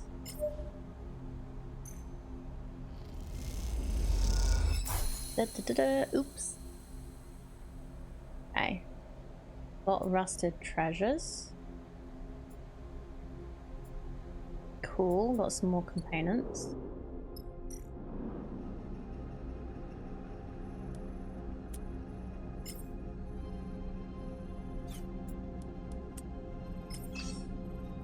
Same result. Okay, well, let's try it. Come on, Yujin, you can do this. Yeah. Okie dokie. Looks like we got everything. So, sample core. A long, weighty cylinder of cloudy ice comes out of the borehole cleanly, glows in the sunlight, catching the rays in its frosted interior. What a beaut, Yujin rumbles through the comms. Looks drinkable to me. I'll let me have to slice it up and drop a few chunks in the glass of rack. Let's not melt it down for liquid refreshment just yet, Seraphim chimes in. Lightly packed with unpleasant impurities. Question is, are they the kind of impurities the fast window can filter out? Let's get it up to the ship and we can run the analysis on the trip back. And before you get any ideas about digging around on that asteroid some more, remember, if we break away any of the ice, Malik will likely dock our pay. You start the journey back up to the ship, dragging the sample core with you. As you do, you look back down at the asteroid, wondering if it might be the bargaining chip Malik has been looking for. We'll know soon enough.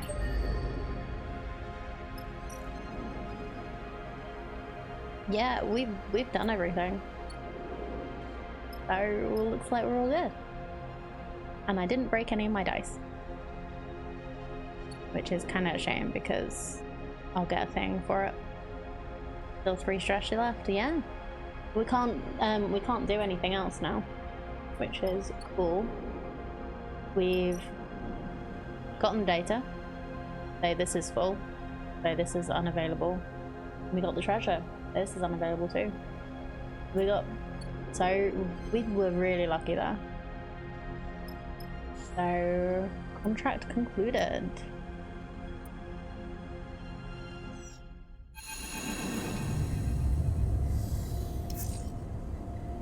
On the journey back from the asteroid, you poured over the tests Malik had given you to run, improvising with the necessary equipment from your mess.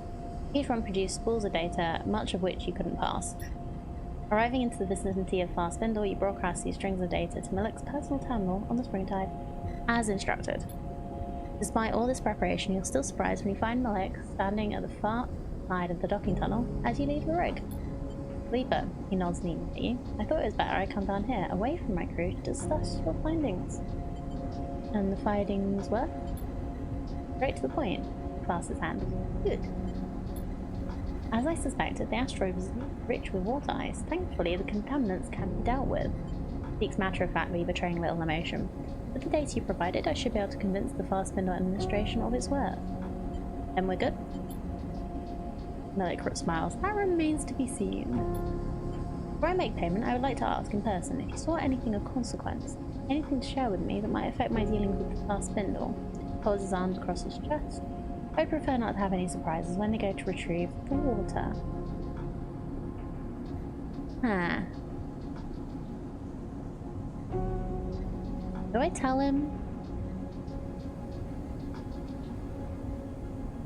Do I tell him about the weird thing I found?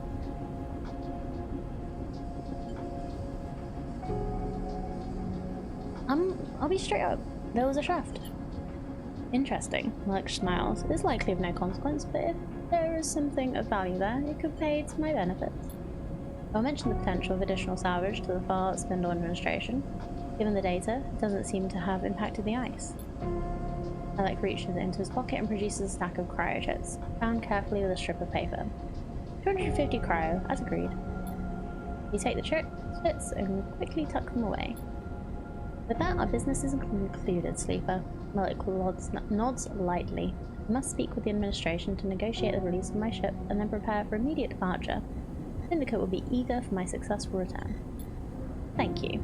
Malik bows and turns. Should our paths cross again, I will see that it will be to your benefit.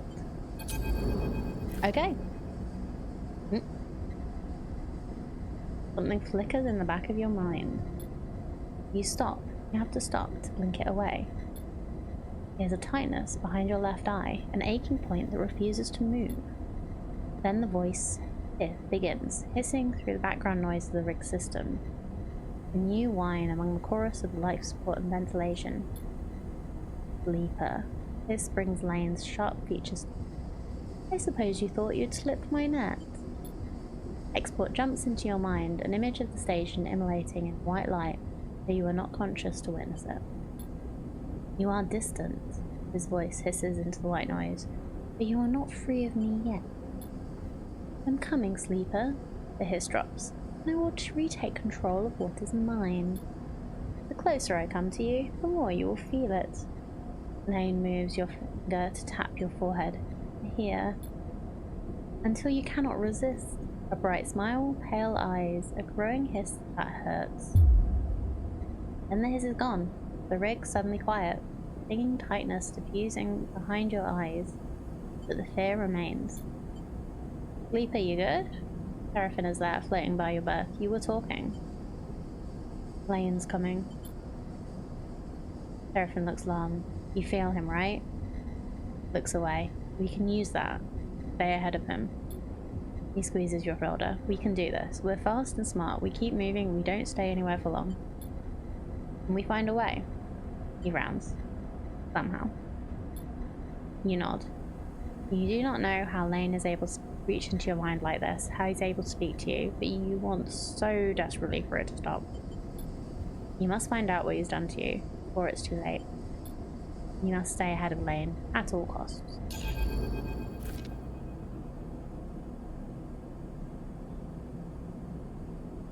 Okay.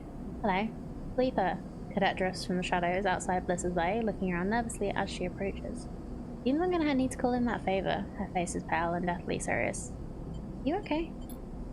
Doesn't seem to hear you, distracted by a group of spacers gliding noisily down the passage behind her. She waits until they pass. Someone hit stripline. No idea where Kamal is. Bunch of goons tearing the place apart as we speak. She screws up, her face in pain. Even tried to grab me, but those muscleheads are slow. So probably another mission before leaving. Hopefully the station doesn't get blown up too. Yeah, but I think we can move around different places in the area now. But there are like other like in-system missions that I want to try and do, because I'd like to try and keep whatever his name is, Yunjin. Wait, why? Remember that package I asked for your help with, the one that was bothering me? I remember you mentioning it. I reckon it's got something to do with that. The job was a bus, an express run all the way to the Undying. When I got there, no one home. He's whispering now, leaning closer. The place was smashed up, like someone got there first. Should have dumped the package and run, but I brought it back like a good girl. Stashed in a safe spot at stripline. Thought the sender might come to recover it, but when they didn't, well, I got curious, popped it open. She shakes her head. Stupid things to do. Inside was a drive encrypted to hell and back. When I ran into you, well, I heard sleepers are good with data, with tech, so I thought you might be able to take a look at it. She shrugs. Now strip line's trash too. Here's the thing. Glanced around. Back when I popped it open, I noticed the drive had a dispatch marker, Hexport. Could it be connected to Hexport getting atomized? Yeah, that's where I'm at too. Thing was sent out from there just before it got cooked. She pauses, and with that, the kind of attention I've been getting the past couple of cycles, she slips a hand terminal from her bag, taps a couple of times, and holds it up to you. Cadet stares out at you from the screen, straight-faced and pale. Beside her picture, you see in block capitals, Spindlejack KD754 in breach of fast spindle codes B12 and F34. Reward for information you need to capture, considered dangerous. What? Dickheads blast out on the transit channels. Every Spindlejack caller and freight carrier is going to be watching for me. Pulls back the hand terminal angrily, stuffing it away in her bag. Something's going on. Anyone who can help? He looks away. Spindlejacks don't make friends easily, and now all the couriers I do know are looking to turn me in for a payout. She snaps her head to the side, her eyes flashing with anger. Why do you think I'm here? Time for that favor, sleeper. Meet your eye. My connections are burned. Hell, my whole career's gone. I need to fight back. If I walk away, there's nothing to walk away to. Softens well. I need your help.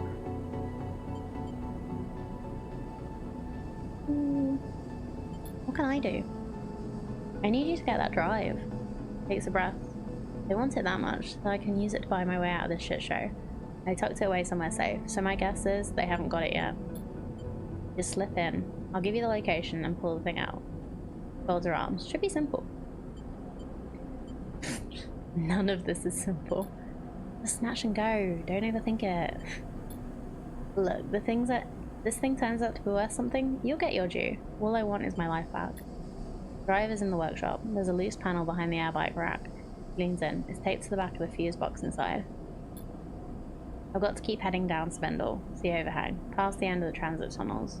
No one will rat me out there. He glances around. I'll come find you when it's done. I've still got some network access. I'll know when you go in. He winks, offering no further explanation. My back's locked up nearby. I'm gonna hop. He pauses. Do me this favor, then we're clear. Stay safe. Doing my best, sleeper. She gives you a mock salute. Splits back into shadows, and a few moments later you hear the percussive pulse of an airbike accelerating away. You know at least what it's like to be on the run to flee your life, and in that you feel an empathy, a connection with the cadet. But from every other angle, this thing looks like bad news, the kind a sensible person would steer well clear from. And perhaps you would steer well clear if it wasn't for one detail that's stuck in your mind. The drive is from Hexport. Is all that enough to send you down to Stripline in search of that drive? Only time will tell.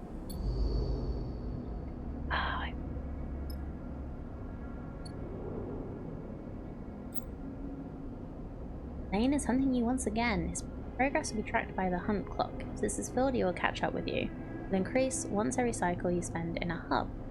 However, each time you travel, the hunt will reduce by 3. Keep moving, you can stay one step ahead of him.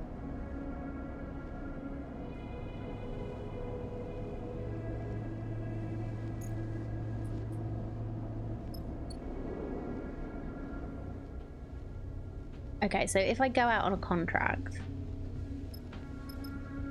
then they won't notice. It won't affect. So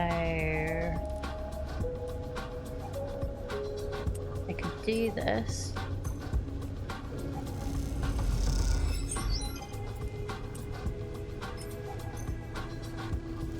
Get a couple new locations. Get some more upgrade points.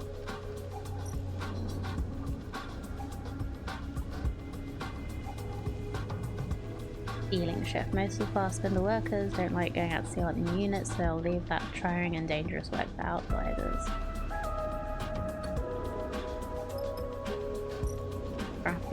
shit.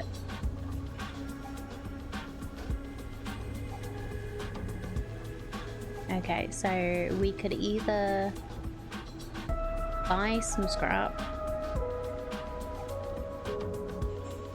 or process raw scrap, or we can do a shift if we were an engineer. Okay, that's fine.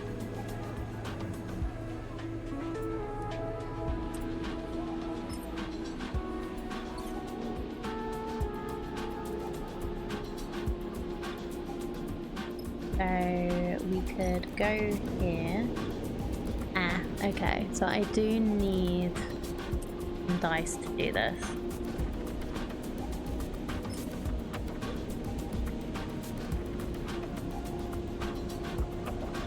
So I'll try this. Okay, just added one. Notice the telltale blue flashes of some kind of automated security inside. Who are these guys?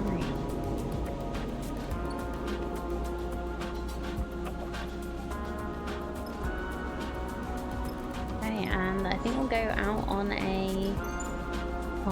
Eugen's mission.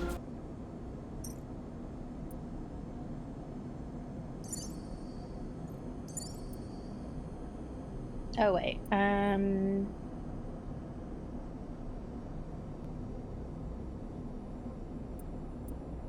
I need to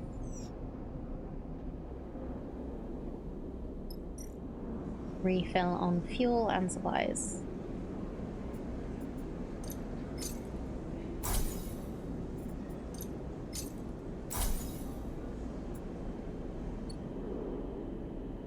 Can I sell stuff? Wait, no, not that. Is that what this one is? No.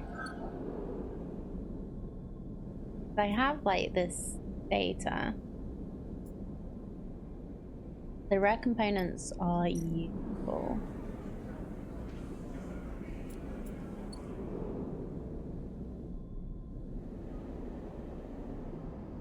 Yeah, I don't think I can sell stuff here. This is just places to make money. Okay. But I am now full again on fuel and cargo. I was data services manager at a wireless carrier when I was 19. They called me to offer me the job, a longer story. Managed all the data services in the whole company. Oh wow. Cool.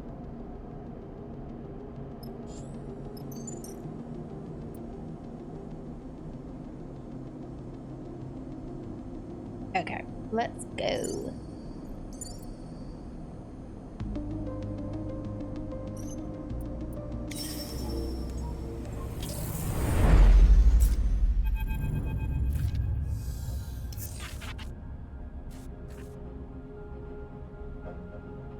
Oh no, why have I got two glitched die?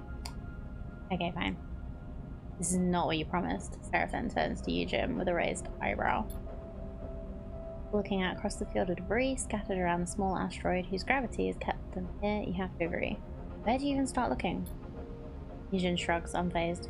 Said the wreck was hidden. Transponder off. No flight records. I didn't say it was intact. If it was an easy job, I wouldn't have come with your crew. I have just grabbed it myself. He winks. We all learn our share. Definitely more than one wreck. This is leaning against the window, staring at the glinting debris. I see at least 3, maybe 4, different engine housings out there. Different size. You really think there's something of value to be pulled from all that?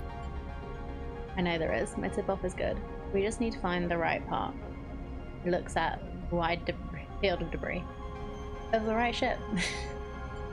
And how do we do that? What I know is that a wreck with an item of great value is out there. That's it. Unstraps from his seat. You're all afraid of some hard work. Is that it?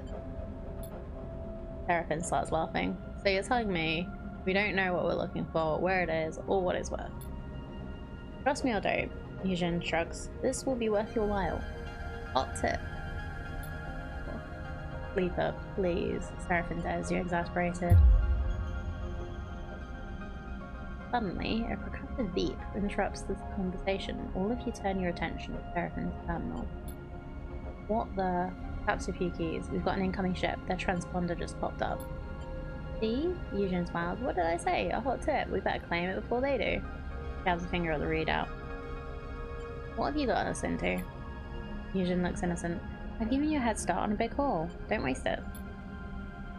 See a few obvious sights, large bits of debris, clear whole sections. We should focus on those. Bliss unclips from their seat and glides out of the cockpit. You lucky kids in the airlock. Ready, Cap? Eugen slaps you on the shoulder and kicks off through the cockpit door. Turn to Seraphim.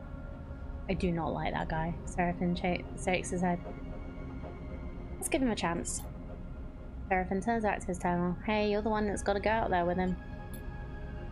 Look, Seraphim glances back over his shoulder. Be careful. You nod and glide through the cockpit door, already trying to map the scattered debris.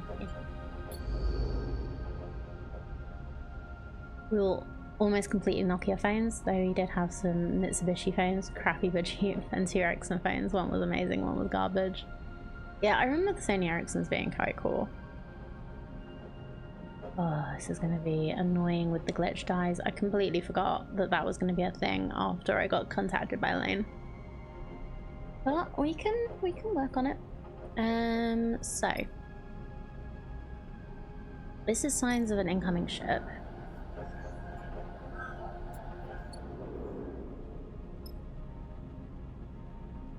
Scattered wrecks, pitted asteroid, crushed shuttle, failed escape. Getting into the shuttle will take some work, but you swear you see a blinking light of a town inside.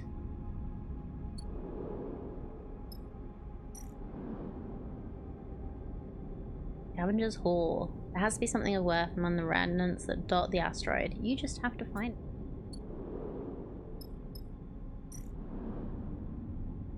Wreck hunting. Finding Eugen's wreck means searching the debris field in the hopes of uncovering it, if it even exists. Okay, I can do interface well.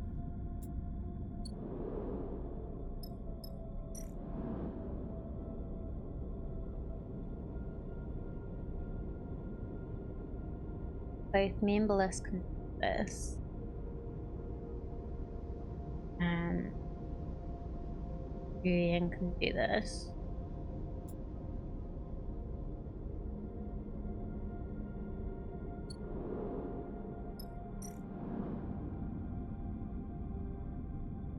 I can also do this well.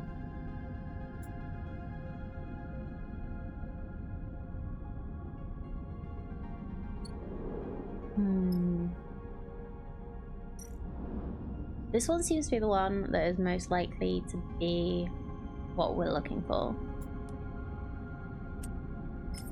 Let's try this first.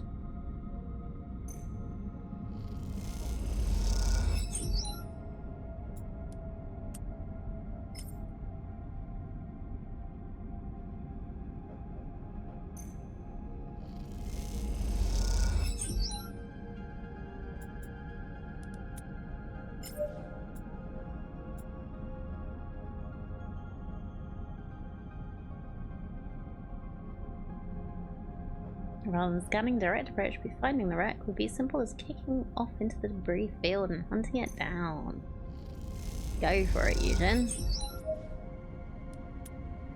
That's how I do it.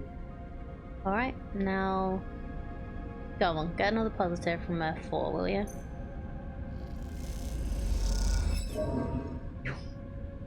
Never mind.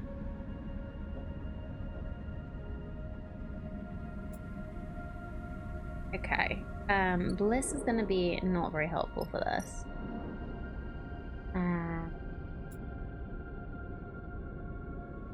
This. Oh, it's all laid out so that even a monkey could understand it, so you should have no issues. Thanks, Ada.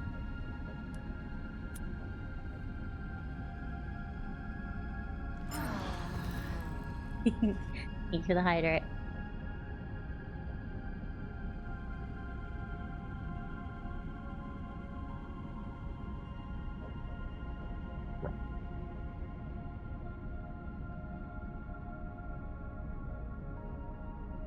Okay, let's try this. See what happens. Oof. Okay. Everybody's getting stressed. No. Then neutral 50% negative. Why not?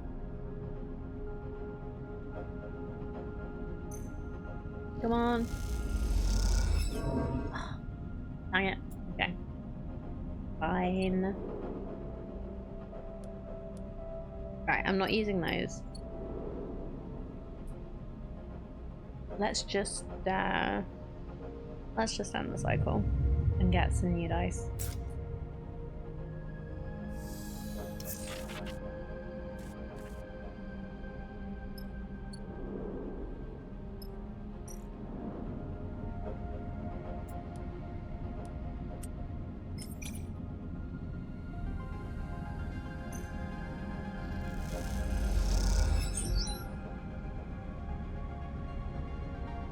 Okay, and can you please get a positive outcome from this?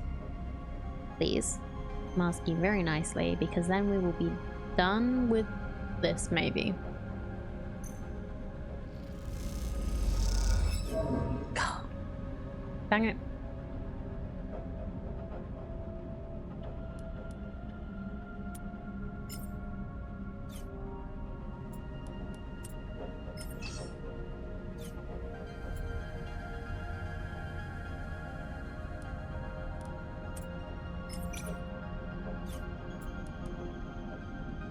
Okay, let's do this.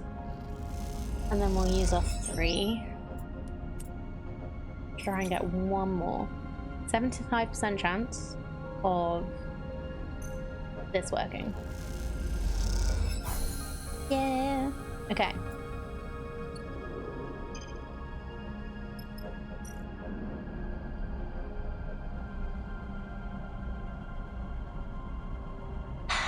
Rex outer door is sealed and reinforced. The only way in will be an access cipher. Perhaps there's one elsewhere. That's not this. Okay, so maybe it's this.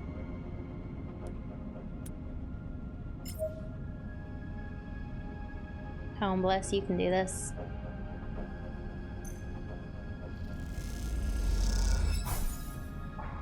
Okay. I thought we already did some of this. Come on. You can do it. I believe in you.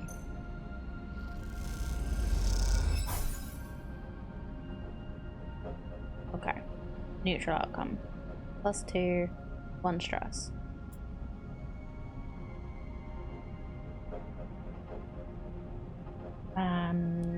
Do I believe in me? No. Not really. Yeah, we're halfway there, but that transponder signal is basically here. There was no way we could end this in 2 days, so let's see what happens. It's probably his friend that we met. What was their name? Vecna? Use glitch one to get rid of it. Oh, we get rid of it. We reroll everything at the beginning of the day, so it's fine. And when you roll one, it puts your glitch down, so we don't have any glitches today now. Eugene, you piece of shit, where are you? Distorted voice rattles through the ship as you're all finishing your breakfast in the mess. Everyone turns to look at Eugene, Seraphim already shaking his head. Vesna, says under his breath. You suddenly recall the steel-eyed captain who confronted Eugene in the gear back on the far space. Open this airlock before I do something I'll regret. As her voice echoes through the room, you realise she must be at the rig's entry lock. Using the comms panel out there, speak into the ship. Jim? Shoots you a resigned look. We should let her in. You kick off towards the door, but Seraphim drifts between you and the exit. Sleep, are you sure about this? You can see he is angry, but was also looking to you for reassurance. You're ready. Seraphim nods and his eyes darken. I'll be ready. Eugene follows as you guide down to the airlock and hit the control for the exterior door. Let me handle her. Yujin gives you a nod.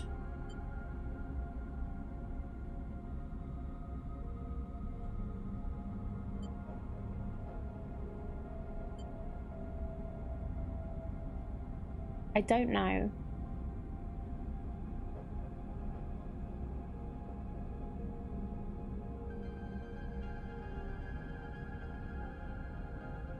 I am pissed at him. Yeah, I agree. This is my ship. He raises his hand in submission and drifts back a little. You watch as the airlock cycles, and you see the silhouette of Vesna through the viewing window as she removes the helmet of her suit. You prepare yourself for whatever comes next, hoping that Seraphim is somewhere nearby. Thank you. Vesna floats through the airlock door, her eye implants making it hard to read her expression. I prefer not to have to stand outside banging on the door.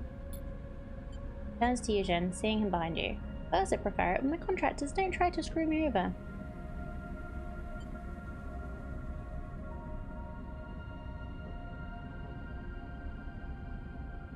Let her talk to Yujin. Is this how you treat all your clients, Yujin? Promise to deliver the coordinates they helped you to find, and then instead, when you find out their value, go to another crew to try to steal the prize out from under their nose. I knew you were an amateur, she smiles. I didn't know you were an idiot too. Tell whatever stories you want, Vesna. Till I'm paid, there's no deal. Yujin smiles. Did you pay me, Vesna? Vesna looks frustrated. You know as well as I do, the payment was on receipt of the coordinates. Well, sorry to say, I won't be able to deliver. Sealed off. Piece of shit. Vesna's hand goes to her hip. Now, you're a guest on the ship. Seraphim's voice comes from somewhere behind you. Let's all remember that. You turn back to see Seraphim holding a hull bolter at his waist. Wide muzzle trained on Vesna. Vesna lets her hand go loose at her side, abandoning her threat. Of course, he sighs. Thought you might all see the breach of trust in the situation, but I was wrong.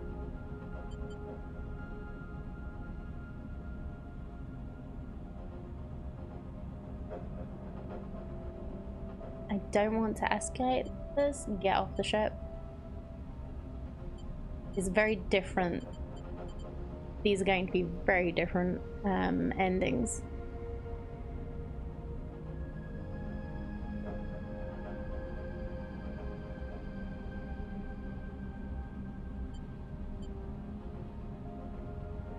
Get off the ship. Gladly. She backs a little towards the airlock door. Yujin looks at the freelancer. Don't think I'll back off. My team can find this thing faster than any mongrel crew. Yes, the prize takes all. Stay silent. Vesna slips back into the airlock and hits the control panel. Doors scissor shut. Yujin suddenly tumbles forward as something hits him in the side of the head. Idiot. Seraphim stands behind Yujin, having swung the heavy muzzle of the hull bolter directly into his head. You ever put this crew in danger like that again?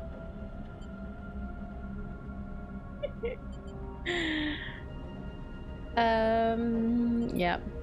Yujin catches himself on the wall. It's okay. He wipes a little blood from his forehead. I get it. That was sloppy. Your whole thing is sloppy. Seraphim bristles. This is how you get yourself killed. Much as I'm enjoying the display of aggression and idiocy, Liz's voice comes from behind you all. We still have a contract to complete. They push past to start setting up, and now we have competition. We should leave. Seraphim slings the whole bolter onto his shoulder. Cut our losses. Now wait. Yujin wipes the corner of his mouth with the back of his hand. All this and you're gonna give up and turn tail? I'm not giving up. Yujin's right. Seraphim sighs. You are right. Alright, glides over to Yujin and pats him on the shoulder. Time for you to prove your worth. I'll be watching. Alrighty. Well, we have some slightly better dice.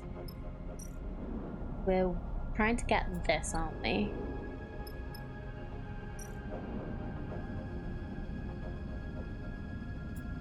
Okay, 3 more. Well, I've got 3 more supplies anyway, so that's fine. Let's hope that it's in what we need is in the shuttle and not on the planet.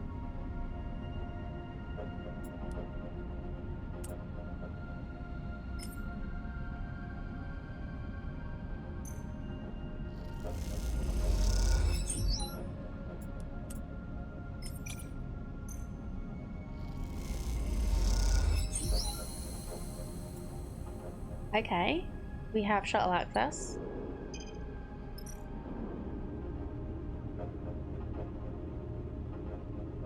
Banks of terminals line the shuttle interior. Perhaps there's something useful hidden in their decaying drives. Data troll time. Okay, so we have a minimum of 5 actually. So we might be able to do this. But this is all on me. So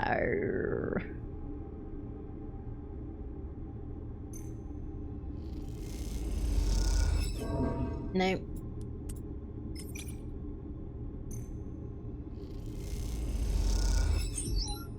Yeah, I was hoping that we'd get the code. I'm hoping that we'll get the code from this. That's what the data troll's for. But if we can't do it today, which we can't because the other two have got no skill for this, we'll have a little look down here. See if they can do anything here. So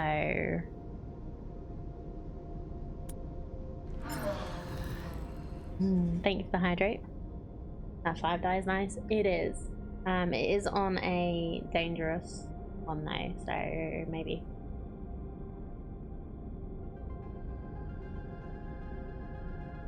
And there's a lot to fill in here. You've got to fill in every one of these, and the maximum you can do at a time if you get a positive is 3. So we're gonna have to take another day at least to doing this. Yeah, I was hoping that would be a positive outcome so that we can still not worry about the stress, but once they get fully stressed, I believe you end up not being able to use them, so I don't really want to risk that. Alright, hopefully one more day.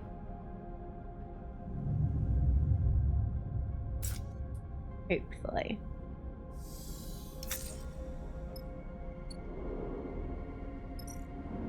Alright, we have a couple of 6s and some 4s. I'm gonna keep the 6s for now. Just see if I can do this with the 4s. I just need a positive and a neutral. So that was a neutral. Positive? Oh, okay, fine. We'll use one of the 6s. Cool.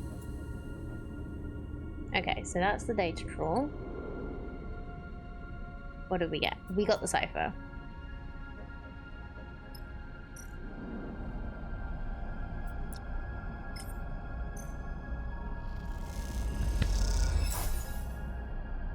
Rex doors grind open to a dark and dusty interior. Time to head in. Oh god, okay. More, huh?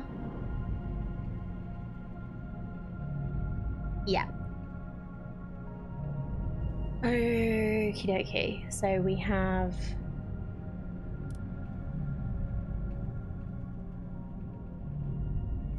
clear the doors. Go, go, go. Positive outcome. Nice. Try again. Hopefully not gonna get stressed. Cool. Now bliss. Let's go. You can do it. +3. Cool. I'm gonna try this. Now we've got a chance of negative, but that's because I'm missing the skill. But it's also transfer positive. And it's less risky. Did I do the less risky one or the more risky one?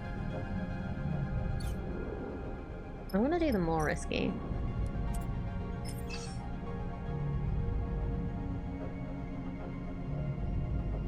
Come on. Come on, come on, come on. Yes! Okay. Unsealed. Cargo bay doors shudder open in silence as Eugen levers them apart. This is it, the final layer to pull back before you reach Eugen's mysterious prize. You can't help but feel a little excited. Also sense the satisfaction to the idea that you beat Vesna's crew to the wreck. You found it, you cracked it open, and now you'll be the one to reap the rewards. Focus on the job. We're not counting our chickens before they hatch, okay? The doors are open enough for a person to glide through now. Beyond there is only the darkness of the cargo bay. You follow Eugen in, while headlamps on your suit lighting his back and the dusty void beyond. Gonna have to deal with Vesna after. She's basically said, may the better crew win. So, we might have got a little bit of a head start, but...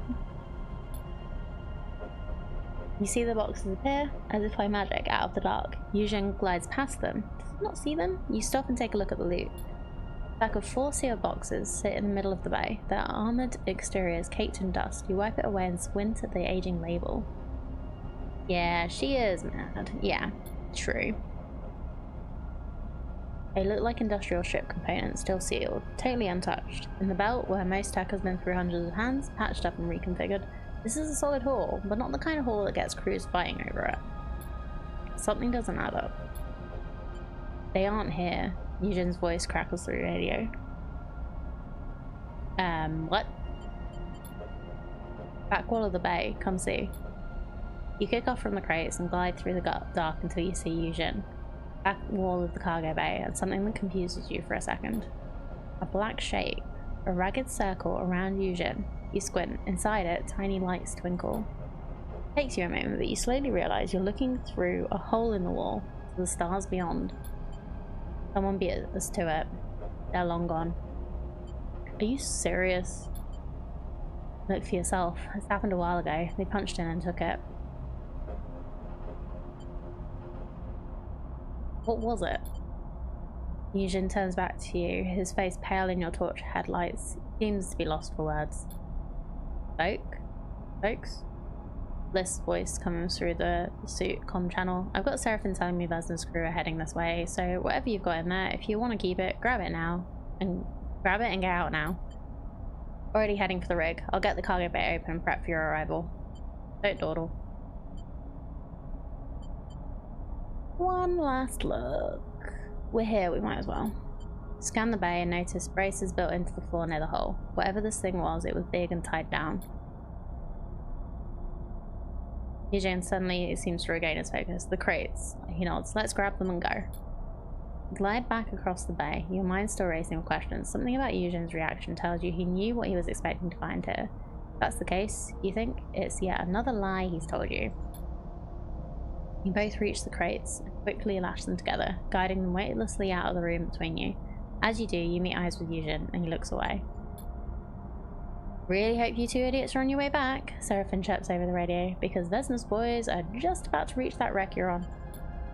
We're inbound, Eugen quickly responds, then clicks his radio off. Well, Seraphim continues. Tell me then, what ancient and powerful treasure did you find in that thing? Gold? A Conway warhead? 3 cases of components. Seriously? Seraphim pauses. Sleeper, me and you are gonna need to have a serious chat. You cross the debris field to the ship in silence, your eyes on the scrap for a sign of Vesna's crew. You don't think they'd ambush you, but then again, you wouldn't put it past them. As you reach the cargo bay and guide the crates through the open door, you shoot Eugen a final glance. Give me time, he says quietly over the radio. I'll explain in time. You consider pressing him, even shouting at him, but you realize there'll be plenty of time for that on the journey back to Farspindle. For now, you just want to get out of here. Complete. We could spend a couple of days trying to do this as well. We've got no time pressure. It's just our supplies that are running low.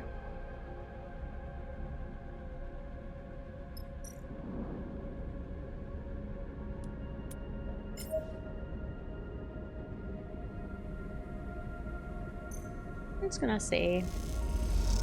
No, okay, never mind. Or shall I? I don't know.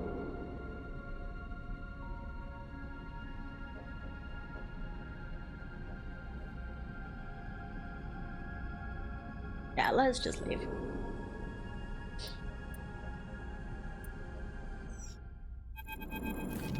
We got some components. Right. Eugen has spent the journey back to the far spindle, avoiding Seraphim as best he can. It might be that he's afraid, but you get the feeling it's more likely he has been making himself scarce out of a genuine sense of regret. Seraphim, however, doesn't see his behaviour so favourably. Slimy shit won't even show his face. Seraphim complains loudly as he finalises docking, puts us in a spacious cruise site with no care for anyone but himself. So while you are doing the stuff in the during the contract, you accumulate stress. So it means that your stress goes down. So these would have like red pits in them. So it just means that like while you're traveling, you have a little bit of U time, so you can reduce your stress. Which is nice, because contracts are quite stressful. Look like an option for a turn. It's just something that happens automatically. You don't have to click it. Because like I did have some stress accumulated from the mission, and it's now gone. I'm gonna stay silent. Hear the rustle of movement behind your head and turn to see Eugen in the cockpit's doorway, a rare, serious expression on his face. I owe you all an explanation. His voice is low and steady. Believe it or not, this was not my plan. Yeah, your plan was to find the loot in that wreck and split with it. Wasn't it, big man? Seraphim glares at Eugen. No. Eugen gives him a tired look. It wasn't. Hear him out, Seraphim. Bliss cuts in from the back of the cockpit. Vesna's been searching for a ship. Eugen looks over your heads at the fast spindle. An infamous ship. Seems like she already had a ship. Seraphim interrupts. That was part of the problem. Not a rig. Eugen looks down towards him. Faction drive ship. An interstellar ship. Seems to shut Seraphim up, and you don't blame him. An interstellar ship here in the belt? That's tech from the core system. No way. Eugen sighs. I get that you don't trust me, but I'm not lying. I shouldn't even be telling you now. Eugen frowns. Word gets out there's a factory fresh faction ship somewhere in the belt. People kill for less. Shakes his head. Gangs kill for much less. You're telling me there's a faction ship that no one has ever found that's been sitting here? Since when? Since the collapse? Believe it or not, that's exactly it. Eugen looks to you. Vesna put me on the trail. He wanted me to find its location for free payment. Looks away. Annulled that. The moment I found the data that verified its existence, that confirmed the ship was out there, I couldn't give it to her.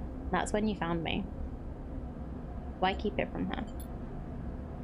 Eugen folds his arms. You may have met Vesna, but you don't know her. Eugen meets your eye. She's one of the last people in the belt who should have a ship like that. Well, no one has a ship now, if it even exists. Need I remind you it wasn't there? Seraphim shrugs. Your data was a bust. No. Eugen shakes his head. It was there. Once. Those wrecks? Those are ships that fought over the fraction ship. A bunch of Solheim corporates who wanted to get out of the system when it all came down. That ship was their ticket. Yeah. Helion Path. Eugen looks out the fast spindle. It was there, but someone moved it. Hid it. Long before we got there. Leave the belt? Sign me up. Eugen laughs. You and me both, sleeper. Eugen inhales, long and deep. I'm sorry, sleeper. He looks at Bliss, Seraphim, and to you both as well. I wanted to keep this secret. I wanted to find the Helion Path. I knew that if I did, you would understand. Still, I was wrong to manipulate you. Bows his head. I'm not done. He raises his head. This game's hard now. I will find the ship and I will leave the belt. How will you do that? Seraphin shoots him a sly look. With no ship of your own and Vesna at your back. Eugen ignores him and moves closer to you.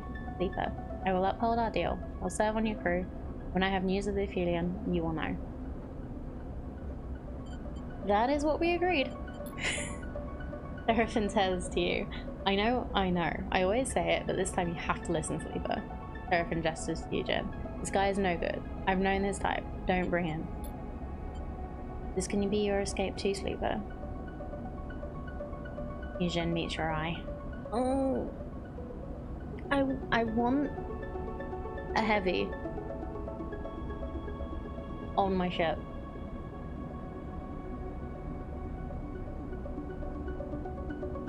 Okay. Seraphin sighs, getting up from his seat. You've got a lot to prove. Passes close to Eugen as he leaves. You better get on with it. Very tough. After all, he did kind of break the contract with Vesna, but it was a grey area. He had good reason. Like, I completely understand why he wouldn't want someone like her having that tag. But also, wanting it for himself kind of makes it not as altruistic as it sounds to start with. But, yeah, like, being willing to share the information. Like, he didn't need to tell us what had happened anymore. He could have just fucked off and just been like, screw this, I'll try and do this all on my own. But yeah, we'll see.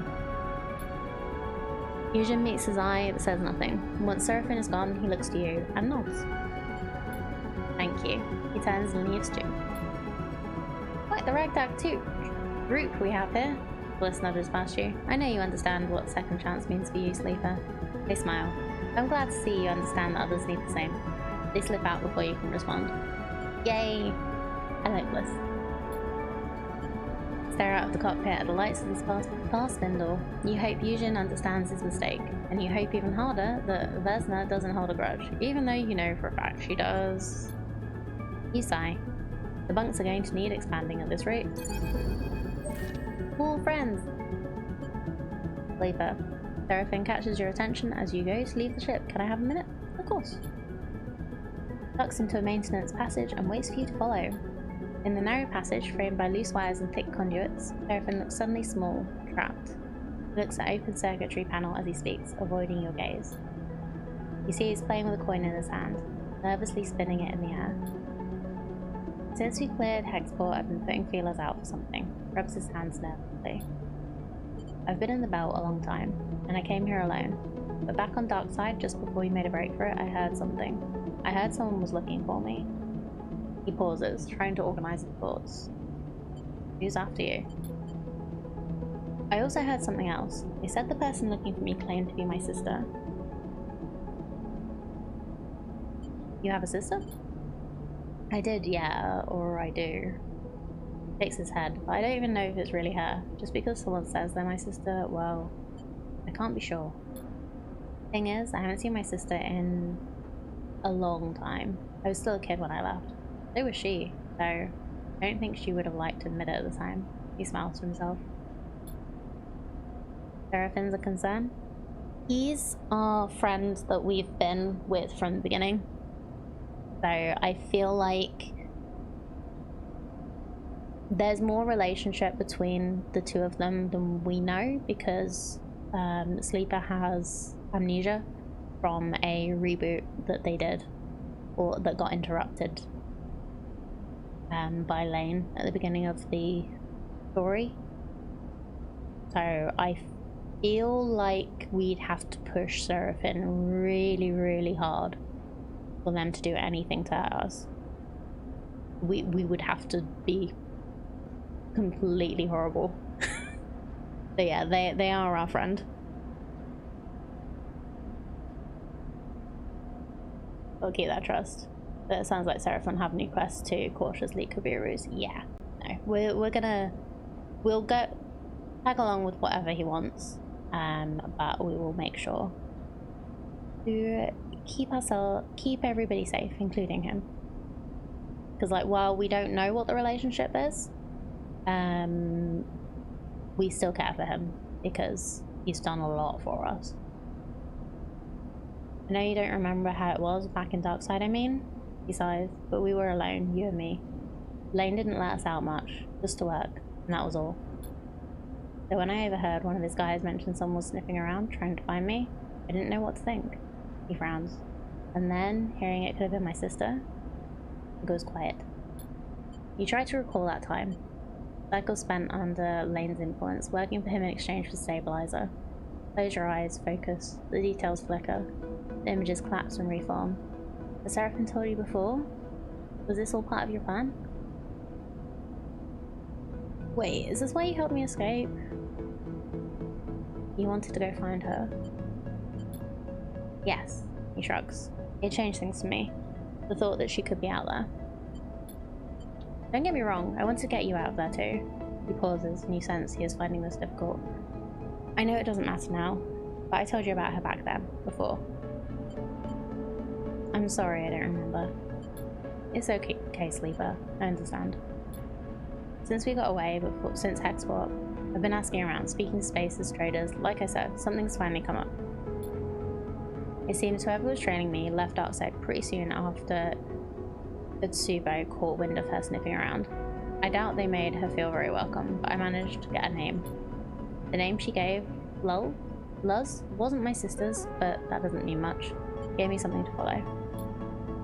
Bounced around the wash a little, fast spindle, flotsam, not sure why. But it's at least where.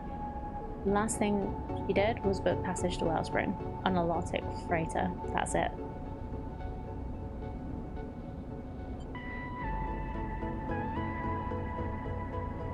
How do you know? Mostly ship manifests and port records, a few favours on the quiet. I want to go to Wellspring, Sleeper, to know if it's really her, and if it isn't, to settle what needs settling. Yep. Thank you, Sleeper. He meets your eye. I'll admit it's been strange, reminding myself that everything we talked about back on Darkside, everything we did, it's lost now. He smiles, but I'm glad to see you're still you, whatever that means. Me too. He nods. Layna's looming concern, how long until you think you should leave the area? So it seems that every time we leave the area, or we move areas, we get extra days. So I'm gonna work on that and just work on making sure to get contracts wherever we are so we can leave and come back to do things. So we'll work it out. Anyway, get back to it. Seraphim squeezes past you in the corridor and glides back towards the engine room. You watch him go, wondering if your past together can ever be reclaimed. Your mind wanders to thoughts of Seraphim's sister. For a moment you wonder what it's like to have a family, and if you'll ever know. Oh. But yeah, we have like a little like thing. So every time we travel, it goes -3. But every hub cycle, it goes +1 again. So a hub cycle is when we're at a hub like here.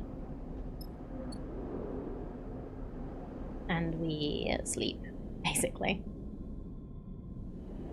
So I think what we just did counted as sleep, apparently.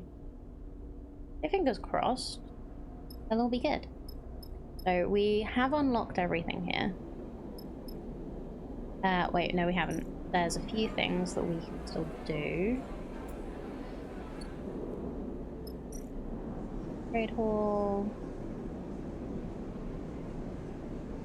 We have some cryo, so let's refill everything.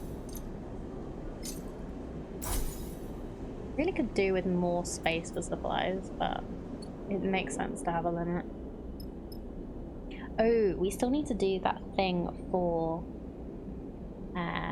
Cadet here. We can't sell stuff here. So we can either work on impressing Nemba, see what that does.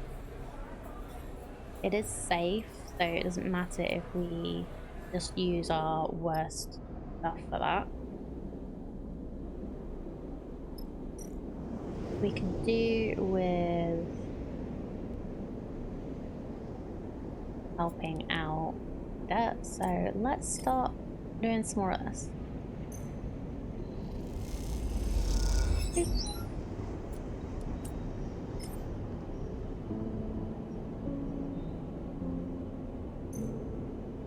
See what this does. Ooh, positive. Okay.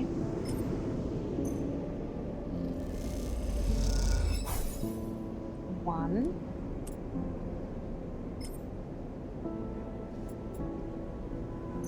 More. Ah, okay.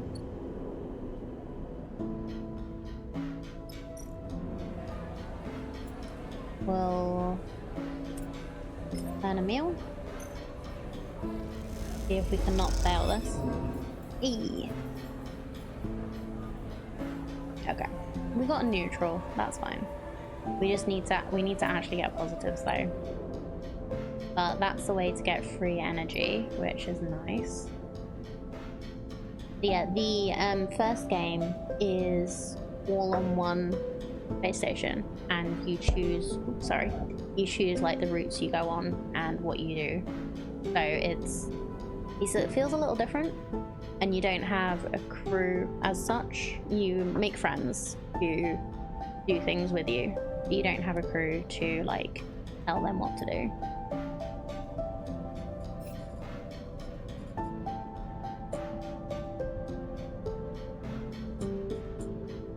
Okay.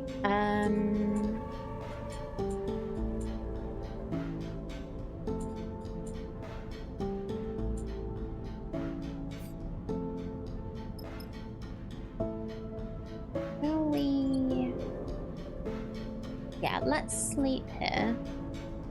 This is fine.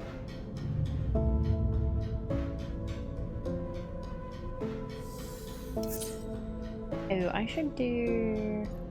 No, odd jobs and a little bit of money is fine.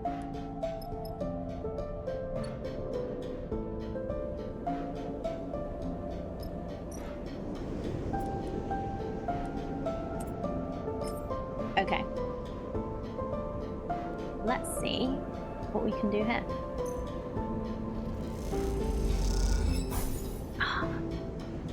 Okay, I thought we were gonna get a positive. Come on. One more? Yeah. Okay. Yeah. Slide the loose panel away from the wall, letting it float there, beside the air bike rack. Behind it, in the dark, you see the blinking lights of the fuse box. Noise nearby draws your attention for a moment. Scrape of a sliding door, maybe? Or just some old system cycling in the walls. Took long enough to gain access to the strip by an extra vast bike garage, and longer still to find a safe route to the air bike racks, but you're almost there. You've seen and heard the hired muscle searching and guarding this place, and been lucky enough not to come face to face with them. Yet. You turn back to the darkness behind the panel. If what Cadet said is right, the drive is taped to the back of the fuse box in front of you. You reach through and around slowly, carefully, and your hand settles on something cold and metallic in the dark. It's taped firmly to the box. You pull at it. It doesn't budge. Quite a rattle echoes from the dispatch office next door, and you freeze for a second. It seems Cadet was a little too enthusiastic with the tape.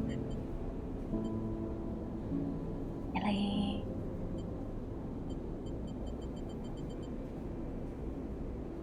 What's my... It's not into it, it's the hacking thing, right?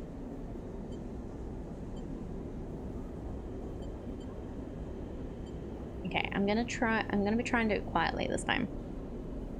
Into it. Okay, neutral. Close your eyes and feel for the seams of the tape. Taking your time, you pick at it, working each piece away from the drive. You hear a clattering sound nearby as you peel off the final piece and the drive spins into your hand. Time to move. Flip the drive inside your coat and kick away from the wall, gliding back towards the main corridor you entered from. As you cross the bike garage, you hear voices in the dispatch office next door. Just as you tuck yourself into the cool darkness of the maintenance corridor, a screech indicates the opening of a door from the office next door. Voices rumble through the room, and you quickly and quietly push yourself deeper into the guts of the building. Too close. Barely daring to breathe, you carefully make your way through the maze of passages that brought you here. Their dog legs and dead ends familiar.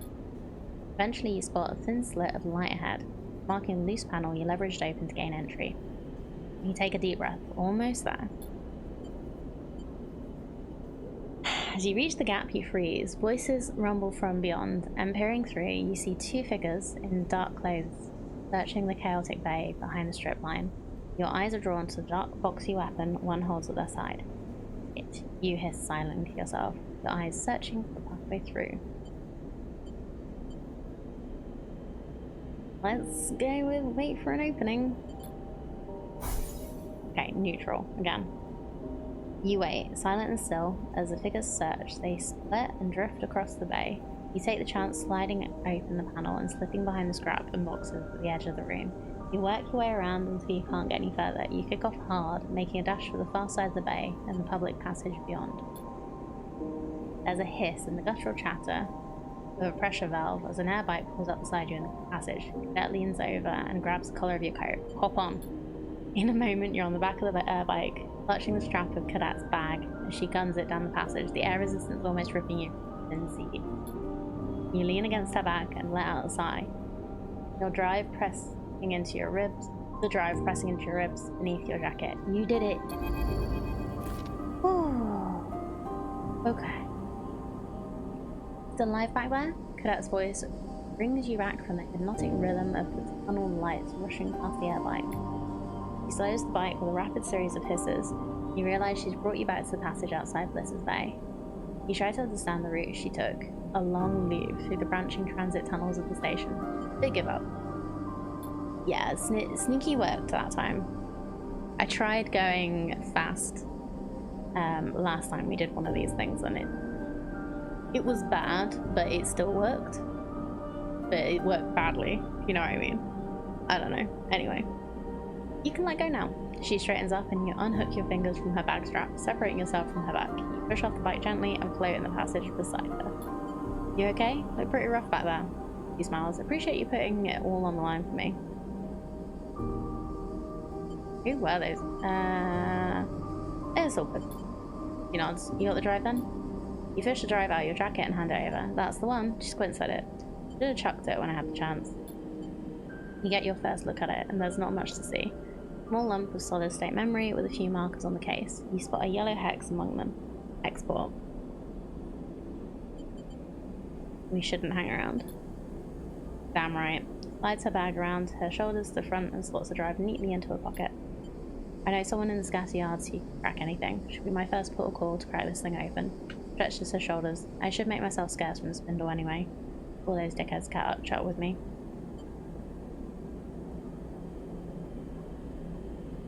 Come with us. Appreciate the offer. I think it's best if we go our separate ways for now. Two targets are harder to track than one. Cycles the pressure valve on the bike impatient. Bet leans away from her bike, squinting out of the viewing window at your ship behind. That yours? She doesn't wait for an answer.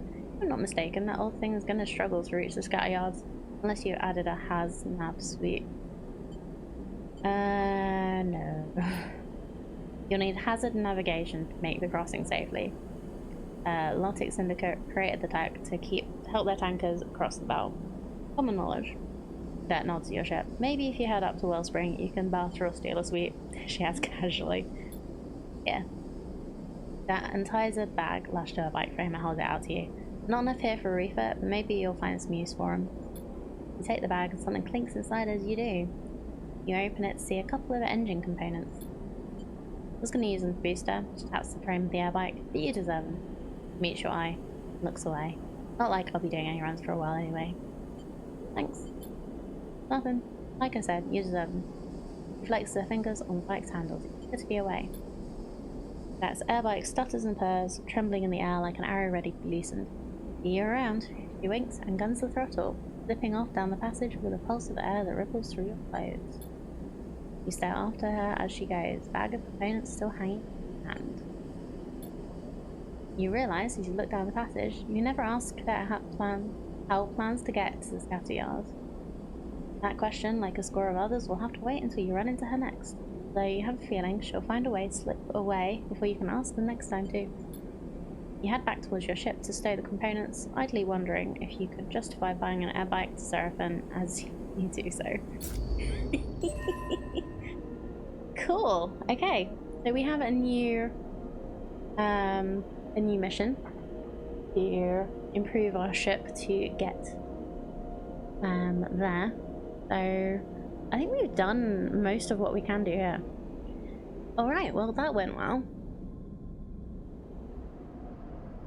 I think it's time to move on somewhere else. So, what else we can do? We can go to Flotsam. That's where the people for us is, isn't it? So, diagnose your frame. Find a tech in Flotsam. Find Seraphim's sister. Need to go to Wellspring for that. Investigate Hexport.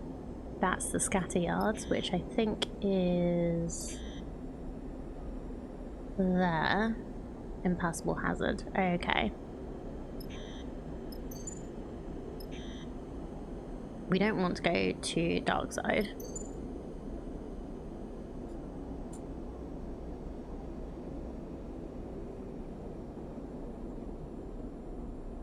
And then, yeah, making repairs is fine. So... Haznab required. Okay, so we can either go to Hellion Gate right now, or Flotsam. Can't go to Wellspring. Can't go to Holmes Rock. We don't have a reason to go to Hellion, right? Yeah, let's just go to Flotsam right now.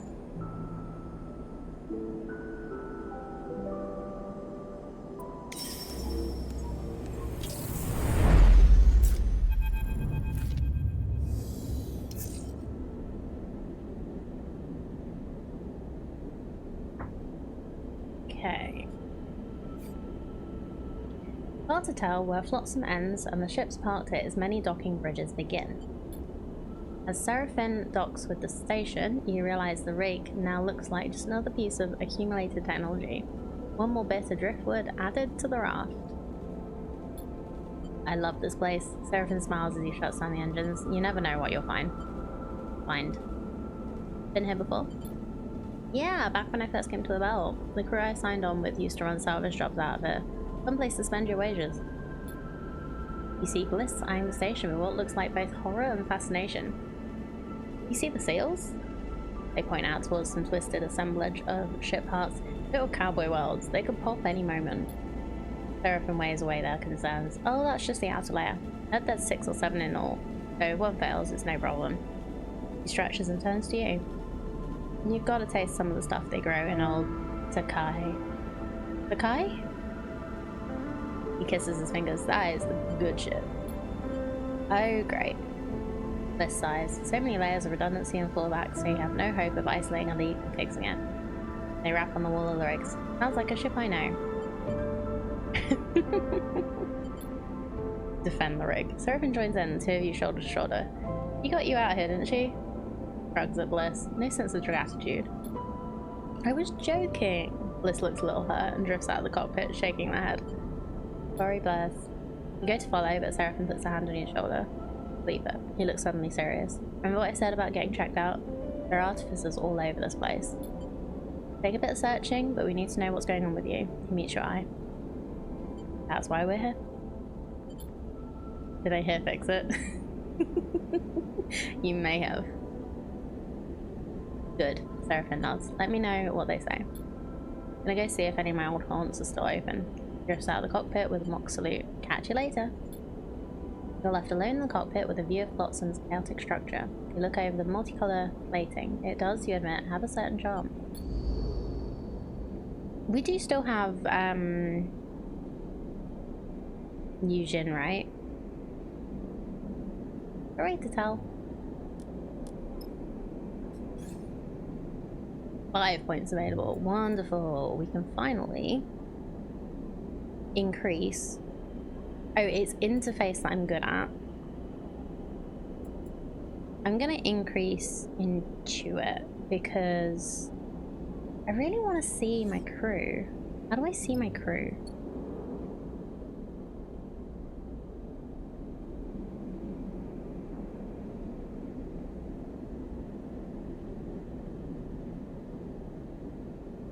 Okay, whatever that is and whatever that is. Whatever that is and that. Okay, that's Intuit. That's engineer. That's endurance and engage, I think. Yeah, endure and engage. So I'm not gonna do any endure because there's no point. I could get to normal and engineer, or I could improve something like massively.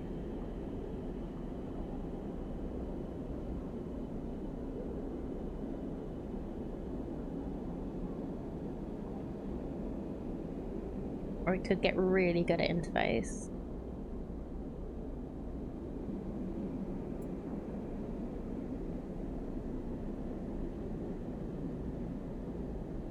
Let's get into it.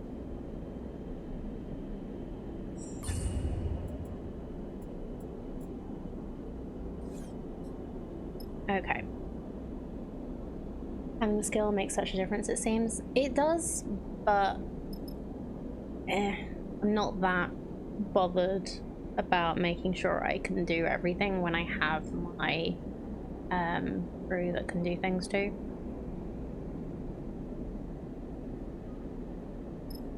I think like having the option to add an extra point to things is also really good.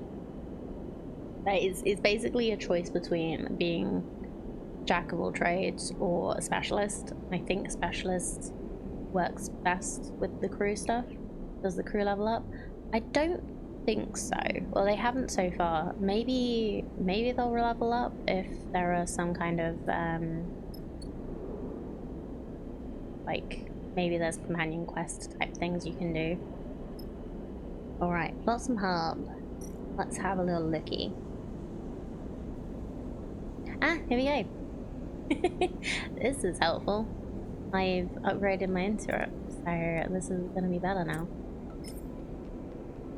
Ramshackle assemblage of decommissioned ships and wrecks to call Flotsam Labyrinthine is a serious understatement.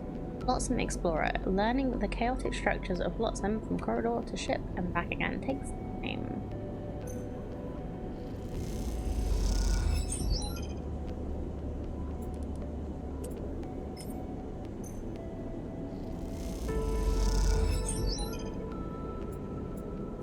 Location discovered. Cool. Let's have a little looky. Anchor. Upturned bar. Recovery contract.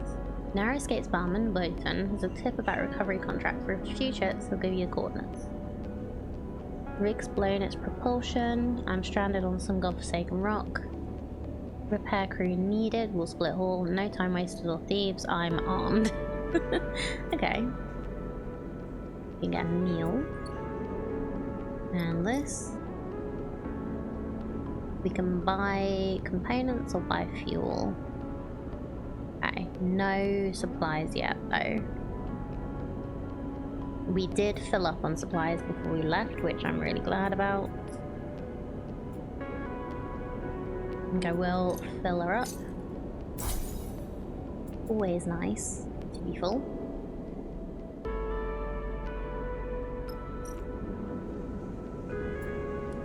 Let's do a little more. If we can get another place, maybe somewhere that we can... Yeah, new location. Somewhere we can buy supplies, maybe.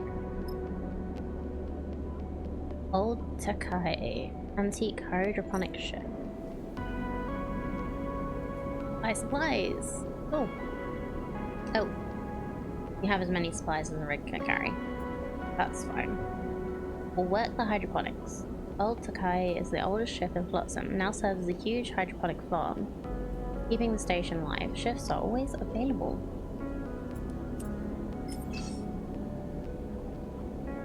Yeah, can't do endure, so there's no point in doing that right now. We could do this and make it 3. And see if we can fully explore, maybe? Yeah. Okay. Chaos of Flotsam intrigues you. Passage to Passage is the most incoherent place you've ever visited. Lighting, cladding, and cushioning of all kinds of conditions hides a forest of wires and ducts, interfacing in ways their manufacturers would never dream possible. Rooms are crushed cargo bays, flipped bridges, and eviscerated engine rooms. Patchwork corridors are lumpen with messy welds, bending worryingly along their length. It is, to put it nicely, a total mess. It's not that you don't like it, but finding an artificer among this chaos has been more than a little challenging. This cycle, searching these winding passages once more, seeing only scrap merchants and junk shops, you have begun to wonder if Seraphin had any idea what he was talking about when he advised you to come here. Sleeper. A voice cuts through the pumped air. Never. You glance in the voice's direction and find yourself looking at a small booth. Piled with tech. Behind a fogged and scratched plastic screen is a meticulously arranged counter, the only clear spot in sight. At it, an older man with wet and wandering eyes sits neatly. Approach the booth. Beyond me, it tilts his head. Didn't mean to be rude, please. He bows a little. That's okay. He smiles warmly, almost bowing again, hunched shoulders accentuating the movement. How? He pauses, taking care with his speech now. How are you feeling, Sleeper? Beckons you a little closer. I'm Jean-Michel, though pleased to you. Jean. I work with machines. Shoots a hand above his counter where you see configurations of tiny parts. Mostly small ones. He smiles. Stay silent this time. He nods, as if you answered, or perhaps just out of habit. He chops with his hand to indicate a stool with a leg bar, immensely perching beside his counter, and such is the clarity and persuasiveness of his movement, you obligingly sit. Your presence is a rare honor here. He smiles and looks down into his lap. I'm sorry if I make you uncomfortable. I'm just very pleased to see you. Can I help you with something? There's more imagining I could help you. I can see your journey to me has not been easy, he says with genuine concern. You track his eyes across your body, noticing the scuff marks on your thick vinyl-like skin, the replaced and broken parts of your body, the marks of violence. Pull your jacket a little tighter.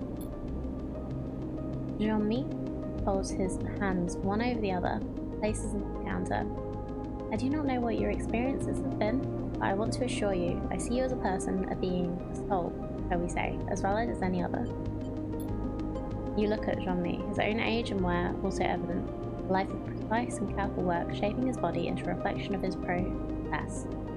You note his unconfident way of speaking, which betrays a certain loneliness, a lack of practice.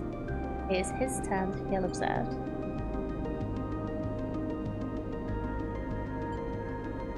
I understand.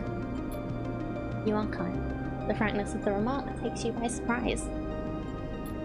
He looks down at his counter and begins to take apart a tiny piece of machinery that sits there.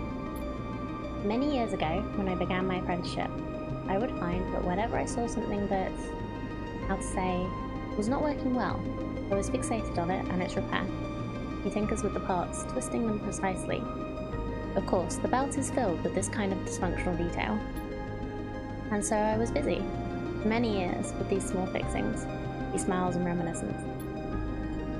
But now I find when I'm interested in a thing that is not working as it should, he sharply twists one of the parts between his fingers.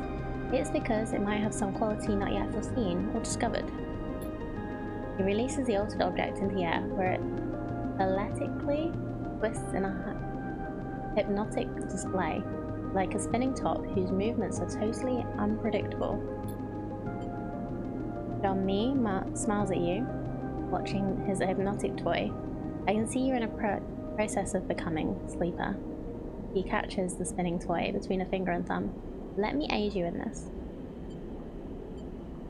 Why? It is my habit, he smiles, and my small offer to you.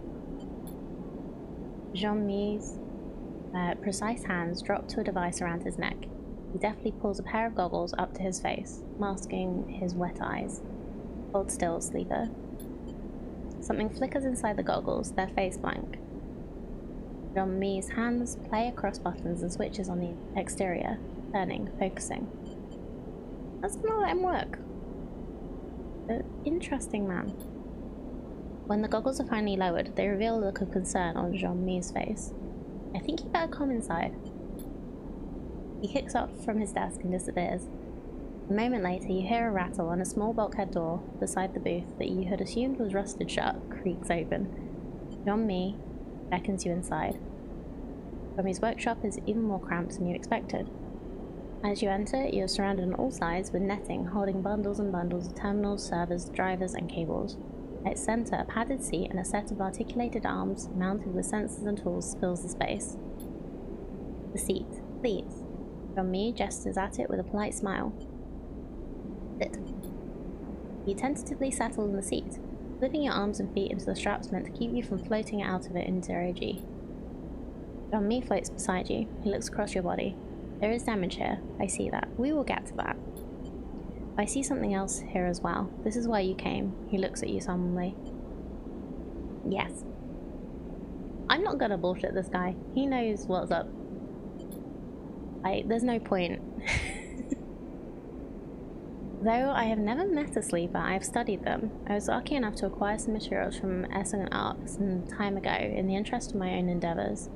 He begins arranging a series of sensors around you on articulated arms. You are pleasingly distinct from those materials. His eyes flash with excitement. Am I right in thinking you've been modified? I rebooted myself. Yes, I see. Your dependency on stabilizer, on the immune recoding portion of its makeup at least, has been broken. It gives you a precise look, but that is not all. You are physically modified, not externally, but internally. It carefully positions the final sensor. Your tracker is disabled. Okay. Which makes it impossible for SNR to find you. Congratulations. He smiles broadly. This is not all. You have been modified, yes, but you're also being modified as we speak. You feel a strange claustrophobia at Jean-Mi's statement. Modified? Seraphim rebooted your system, ran the recoding protocol. But that shouldn't have physically changed you. It only removed your planned obsolescence. How? Jean-Mi goes to a terminal and flicks the switch. Through the back of the translucent screen, you see a nodal web in the vague shape of a sitting body. Your body. These changes appear to be complex, subtle, but consistent. Jean-Mi goes silent as he taps at the terminal, the representation of your body rotating and unfolding in unsettling motions. What changes? See here, points at a flickering representation of your spine, tracing a line towards your head. Your nervous system is growing additional nodal points, here and here. Meanwhile, your emulation interface is growing an umbilical access port. Though towards what end I'm unsure. You instinctively reach back and touch the base of your head. As you do, the scan flickers and screeches with noise. You feel for something there, growing under your thick vinyl skin. Can you feel a lump, or is that just your imagination? You pick at it. Jean-Mi signs and shuts off the terminal. Changes are partial, and in all honesty, he gestures sharply at the sensors. The resolution is too poor. I need to run a full diagnostic, but for that I would need... He drifts over to another terminal, brings up screens and screens of text and diagrams. Yes, some kind of medium to hold your suspended emulation. The access jack I can build myself, but we need to bridge your emulation. Jean-Mi speaks quietly, almost to himself. A ship mine would be ideal for this. It would have to be high capacity. A prime ship might, Solheim in origin. Perhaps Helion Gate might hold records of any that were in the system. Taps at the terminal. Turns back to you. Yes, the prime ship mine is essential if you wish further investigation to be done. I will need this above all. He thumbs the terminal off. I'm sorry to say, sleeper. Can't you tell me more? Accurately? No. Meshes his fingers in front of his chest. It is clear that the process has begun, but has yet to complete. Jean-Mi busies himself with taking down sensors and pulling away the articulated arms. As he does, you try to calm yourself. You feel as if you have worms under your skin, and it takes all your focus not to pick at its seam. Ooh. Jean-Mi suddenly but gently places a hand on yours. Please, remain calm. He puts a carefully restored, rare component in your hand. This can help you. Jean-Mi waits for you to fall still. Then he leans back a little, relieving some of the strange intimacy of the moment. For now, our work is concluded. He meshes his fingers again and bows with a small head bob. You are welcome, anytime. Thank you. Of course. His manner seems to return to something more businesslike, a humble man who knows his customers. You get up from the seat, a little dazed, and push away into the passage. Safe travels. Jean-Mi says quietly, placing the promised list in your hand. He lets you back to the station. You leave dazed, unsure of how you feel about the insistence of this man's particular kindness. Most of all, haunted by the idea of the unseen processes that are running within you. Part of you does not wish to know anything further, to leave this place and never look back. Another is desperate to immediately retrieve every object on this list, so you may know what strangeness is happening within you. For now, you must steady yourself and find a way to continue. Ooh, so sci-fi. This is so intriguing.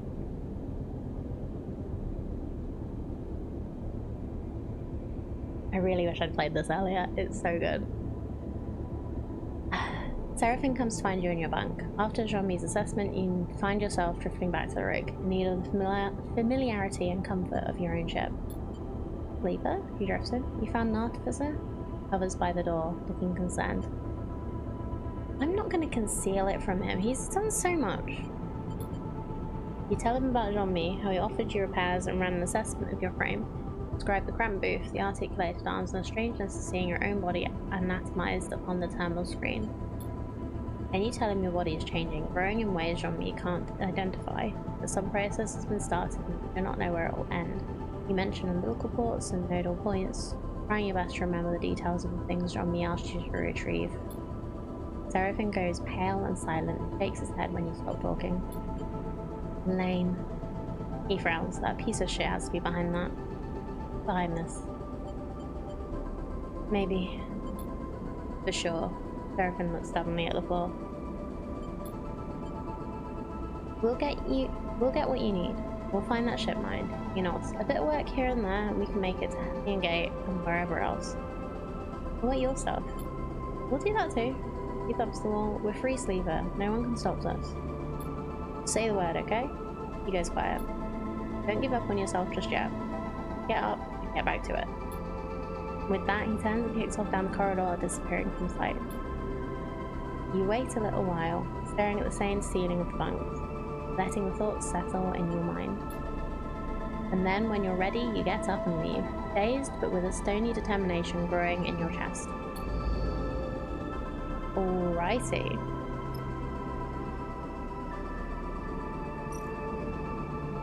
See what this is. So we can buy engine components. We can do some stuff. Got somebody's constant work to keep it sealed and safe. The integrators are volunteers. Can always use some help. Awesome. Integration means meshing systems as well as scrap. The integrators will pay for anyone skilled in meshing networks.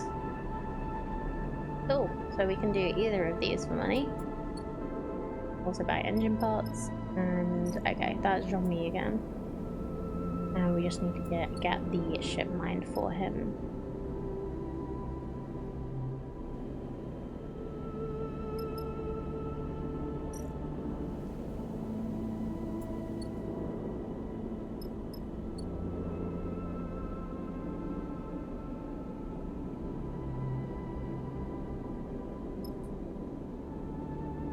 Right, well, let's end this cycle.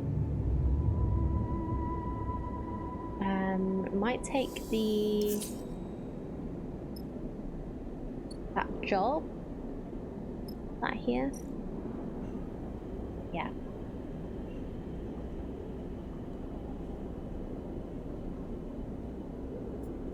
Put some honey, make some food. Okay, that does 4. A little bit overkill, but never mind. And let's try this contract.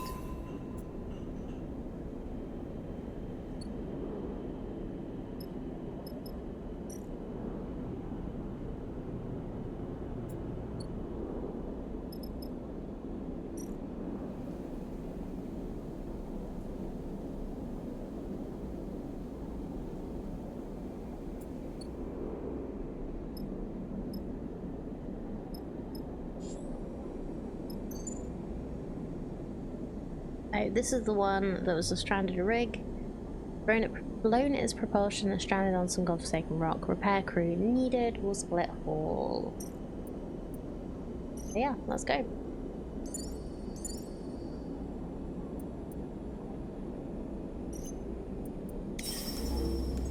Dun, dun, dun, dun.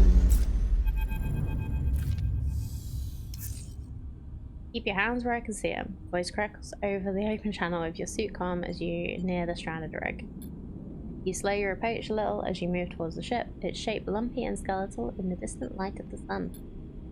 Warm welcome. Bodes well the rest of the job. Less shoots you a concerned look. You look up at the stranded ship ahead, clearly feeling a bit exposed. We're here to help. I figured that, Voice retorts, otherwise I'd put a hole in that shiny rig of yours already. You arrive at the side of the rig, inspecting the damage as you do. Half the hull plating and big chunks of the internal structure seem to be missing, but you have a feeling this is not what you're here to fix. Airlock opens and you move inside, the interior all exposed wires and metal framework. The systems wheeze and shudder as it cycles. Nothing of value here, so if you're looking to steal something, you're welcome to it. Armor greets you painfully inside the rig. You do the work that's needed and I'll let you take your half the haul. Understood.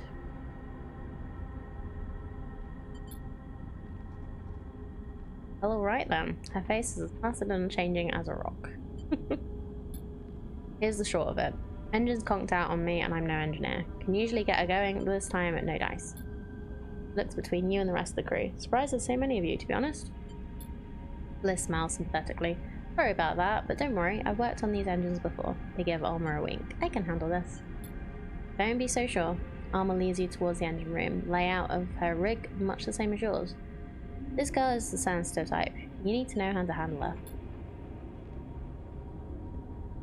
Central corridor of the ship snakes in a way that isn't familiar to you, and you realise the rig is far more heavily modified than your own. Something that becomes all the more obvious when you arrive in the engine room. Rather than the rig's stock engine, a singular block and double turbine with feed lines between, Alma's engine is a mess of piping and feed lines linking up multiple raw components welded to the interior frame of the room. Your eyes widen at the sight. Been adding to her since I was young. Alma smiles at the chaos. Might look like a mess, but she purrs when she's running. Bliss is shaking her head slowly. Oh, sleeper. They let out a puff of air. This is gonna be special. You struggle to tell if they're intimidated or impressed. Perhaps it's a little of both. That's about all of it. Alma gestures to the exploded engine. Get her running and you'll get your half of the haul. We'll do what we can. Hope you aren't time wasters. Alma squints at you. Certainly are a strange crew. Yep. Alma glides over to a window seat set in the side of the engine room and points to the corroded remains of a facility deep in the asteroid's loose, dusty surface. Ah, there's the hall. She taps on the glass. Good to find as I've seen. The hall is a building? Building and all that's in it. Alma screws up her face. What, are you too good for scrapping? By rights, that building's mine. Scrappers claim. Alma scratches at a mess of hair. But you help me get her running, and you're welcome to take what you want from it. Up to a maximum of 50% of raw mass size. That's not what we expected. He looks you up and down. You feel the first acknowledgement of you being a sleeper. I doubt it'll trouble one of you. Anyway, you're leaving with nothing unless my gal here is back in shape by the time you're done. Folds her arms across her Best. So get to it. Turn back to the engine, your eyes tracking the madness of the interlocking systems. You're starting to have the horrible feeling that this contract is some kind of elaborate joke. Alrighty. On this rig, we have Endure and Engineer. So, Bliss, why don't you give it a go?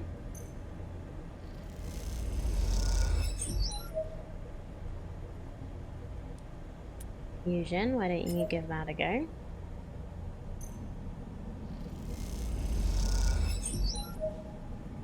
Nice.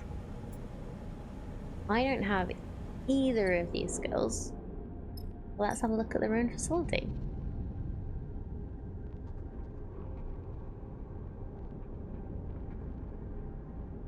Right, so we could gather scrap with Endure, which we'll see what we can do with Fusion. Beyond the corroded outer walls, this place is just scrap. This is scrapper's work, and it takes resilience more than skill. The entire facility is scrap, just needs cutting and stacking, which means cycles of hard work. And this is what I'm good at, so component search. In the corroded, ragged remains of this facility, there might still be valuables tucked away. The trick is to find them. Right, so this is dangerous work, but we have an extra skill, so we should train.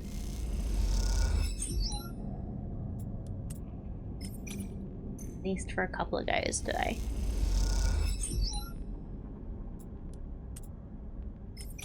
One more.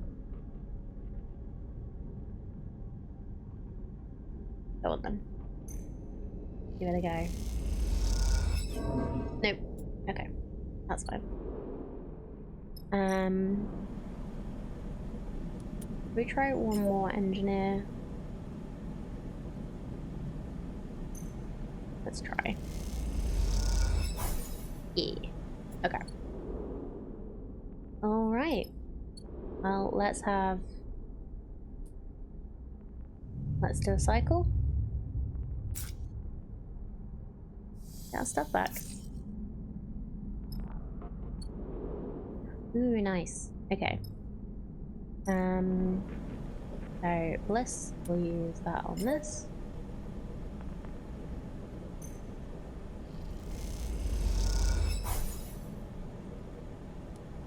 Wanna try it too? No, why not? Doesn't look like we can damage. Yeah, just the worst would be you might get a little stress, I think. Or they might get a little stress. Okay, we've nearly fixed the ship. Check that there's nothing else. Yeah, it's literally these two things. So gather scrap. Go, go, go.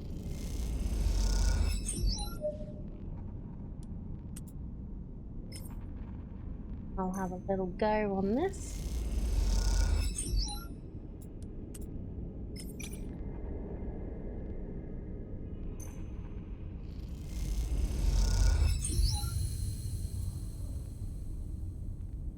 Okay, let's see what the hidden treasures are. There's a hiss and a rush of stale air as the sealed bay, deep in the facility's tunnels, opens for the first time in years. The beam of your suit lamps reach into the dark, picking out waves of dust and debris. You reveal a small bay, big enough for a shuttle, but not rigged like yours. As you glide inside, those same beams catch on the frame of something that sits at the center of the bay. It is wide and flat, with a cylindrical central section that runs its length. As you move around it, looking at the section of plates and open frame, you realize it's a ship. Or at least it was. This frame, filled with rusted components and partially covered with old hull plates, suggests a fast ship, an arrowhead, designed to cut through debris and even atmosphere. You float up a little to see its central cylinder, and your lamps reveal a cockpit outfitted for two people, one sat behind the other. The seats are carefully upholstered, and you realize this was a labor of love. The whole ship, in fact, seems built by hand, a custom model with little function out here beyond leaping around asteroids for the thrill of it. Looking closer, brushing away the surface corrosion, you see flames painted on the hull plates in curling patterns, the brushstrokes visible, even after what must be many years. As you inspect the half-finished ship, a sense of quiet wonder, keeping you silent, you notice a glint towards its rear. You approach it and see an engine, all interlocking cables and flared vents. It's unlike any you've ever seen, but the holes in its sides suggest it may never have been finished. Those holes are the source of the glint. You reach in and pull out some strange-looking engine components, each pristine and complex. You hesitate for a moment, suddenly feeling like you shouldn't be disturbing such an intimate object. It occurs to you that nothing would please the person who built the ship more than seeing these handmade components put to use. You secure them to your suit and as you leave the bay, you turn and take one last look at the treasure inside. It's possible that it never flew, or perhaps it was in the middle of an extensive refit when this place was abandoned. Either way, its flying years have long since passed, and now with the bay open, it will corrode much faster, melding with the anonymized scrap of this place in mere cycles. You suppress a shiver and start the journey back up to the surface, aware of the components dangling at your side. Cool. So, we've done with that, we can't do any more of that.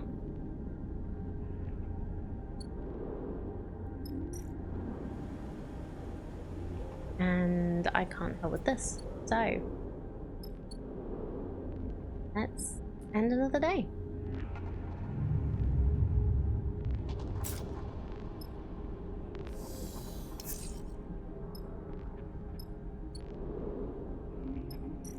So, Yujin, it would like you.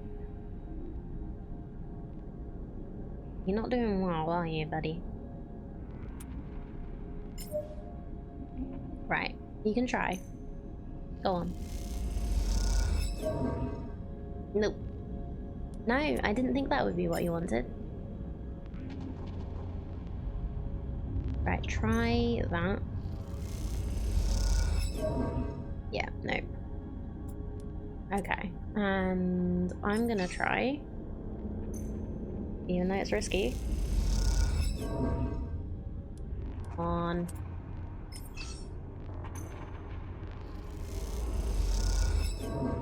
Really?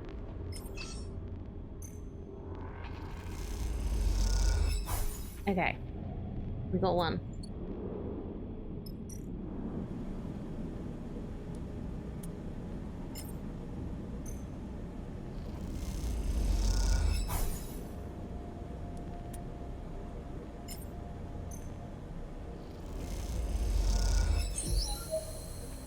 Okay, wonderful. We've fixed the ship. I wonder if she's going to make us leave now. We all gather in Alma's rig to see the engine tested. Engine room purrs and chitters. It seems to warm with the sound of the engine, with the polyrhythmic vibrations that rattle through the open framework of the interior. You look over to Alma and you see her eyes are closed, a small tremble at the corner of her mouth. You look at the engine, Alma's engine, an object that you've come to respect over the past cycles, if you haven't necessarily grown to love it. It is, see it now, a difficult thing to love. The whole parts of it make little sense. Its older systems, those now bypassed and made obsolete by newer additions, still somehow play an integral role you don't understand. It is unwieldy and unnecessarily so, and the accumulation of parts and patches from its long service make it surprisingly fragile. Meanwhile, other sections have been welded and re-welded so many times they are impregnable and will never be able to replace. It's uncooperative and prone to sudden outbursts of cooling fluid or even fuel. It is restless and will begin to leak when left idle for too long. It's always too cold or too hot thanks to the coolant and the fuel, and it's hard to predict which it will be at any given moment. And yet, despite all this, it's an object you feel close to, you feel a kinship with, because in the end, you two are an accumulation of broken parts, long outliving their operational limits. You two are a machine that has become a story, and a story that has grown beyond the ability of others to understand it. That's cute. Look over to Alma again, and Bliss is there beside her. You see they are talking. but with the engine running, you can't hear them. You watch for a moment, Bliss now patiently listening as, in faltering words, Armor explains something to them. Bliss nods, and then suddenly they embrace, gently and with care. Bliss pushes back, and as soon as the moment has passed, it seems like it might not have happened at all. Nothing in the two figures' attitudes betrayed the act, and the room seems unchanged. You try to remember if you've seen them speaking before now, but you recall there are many moments when you are not with Bliss. As you watch Alma approach, you realise the engine is not just special to you, and that between her and Bliss, it might have been the bridge to a unique kind of respect. That's the job, Sleeper. Alma approaches you from the other side of the room, and you know where the payment is to be found. I believe that brings our business. Alma scratches at her hair, unless you all have something to add. That's all. Fine then, he sniffs. Appreciate the assistance. You're welcome to take what you want from the hangar, if you haven't already. You see a knowing shimmer in her eyes. Now I must kindly ask you to leave my ship. As the airlock cycles, you look across at Bliss and swear you see a tear in her eye. You okay? Bliss turns to you as if they forgot you were there. I'm good, Sleeper. Really good. They sniff. This place reminded me of why I do what I do. Why I fix things. They look ahead. There's beauty in it. You find yourself drifting away from Alma's rig in a haze of thoughts. Clear to you at this point that Alma's history is written all over this place. More than that. Well, you can't be sure. The story, it seems, you. You realise as you gaze at the broken remains of the facility that Alma never took any of her half of the haul.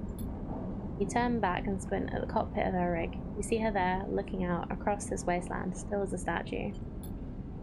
There's an image that, as you load into the rig and begin the preparations to depart, stick with you. One that, every time you enter the engine room of your ship, a room almost identical to the engine room of Alma's rig, will leap into your mind.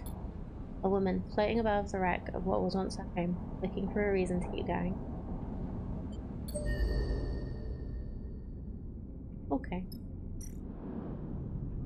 Well, we're gonna still do this. Because we have the supplies. So, let's reset the day. And throw the big guy at it. Ooh! That's very good.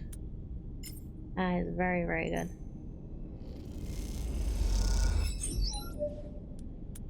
That's how we do it. Good job, Fusion. There we go. You rest a moment, taking a break from dragging the plates you've cut across the asteroid's surface.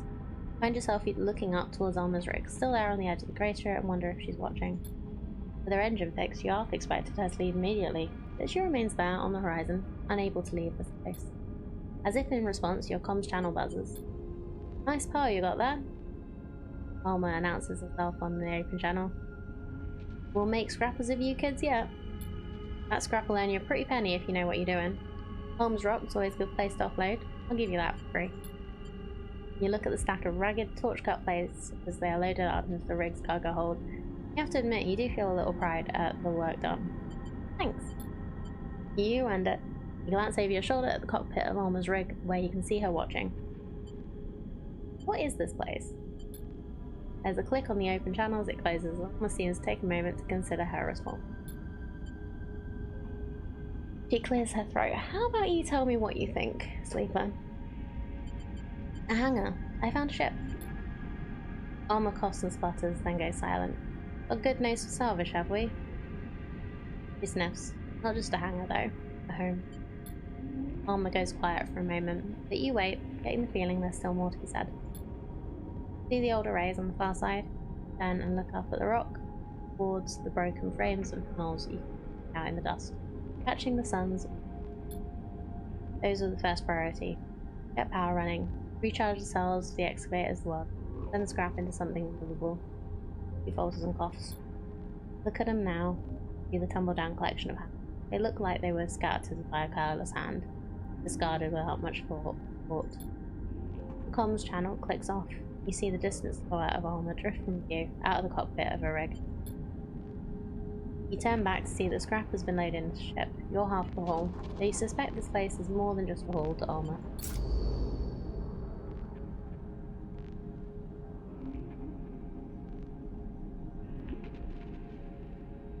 Well, time to go home.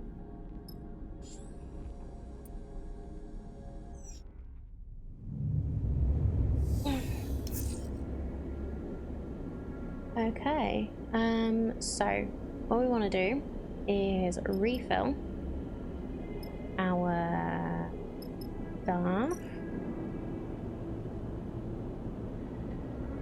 fill fuel,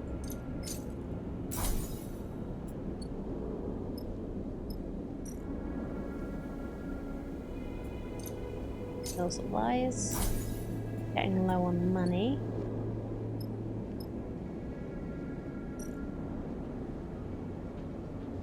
I could use some of my stuff.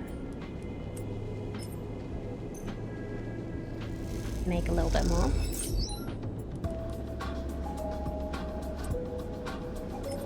See what we get for each of these. So that was 8 cryo and 7 scrap. That's the same. Okay.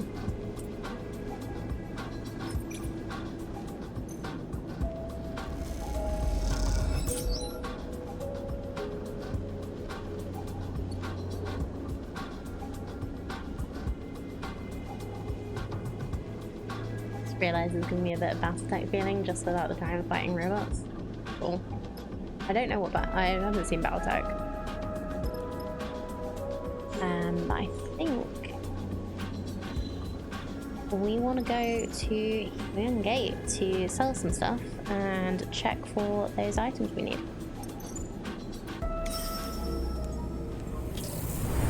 We're proper like moving around a lot. I think the other stuff is probably going, the like staying in one place for too long thing is probably going to come into play later. But I think I'm gonna leave it here. This has been a really fun time.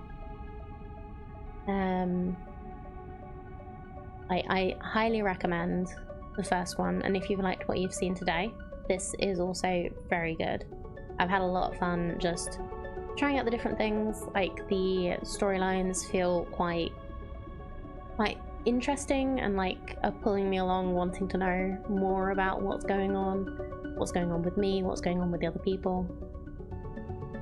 I've had a lot of fun.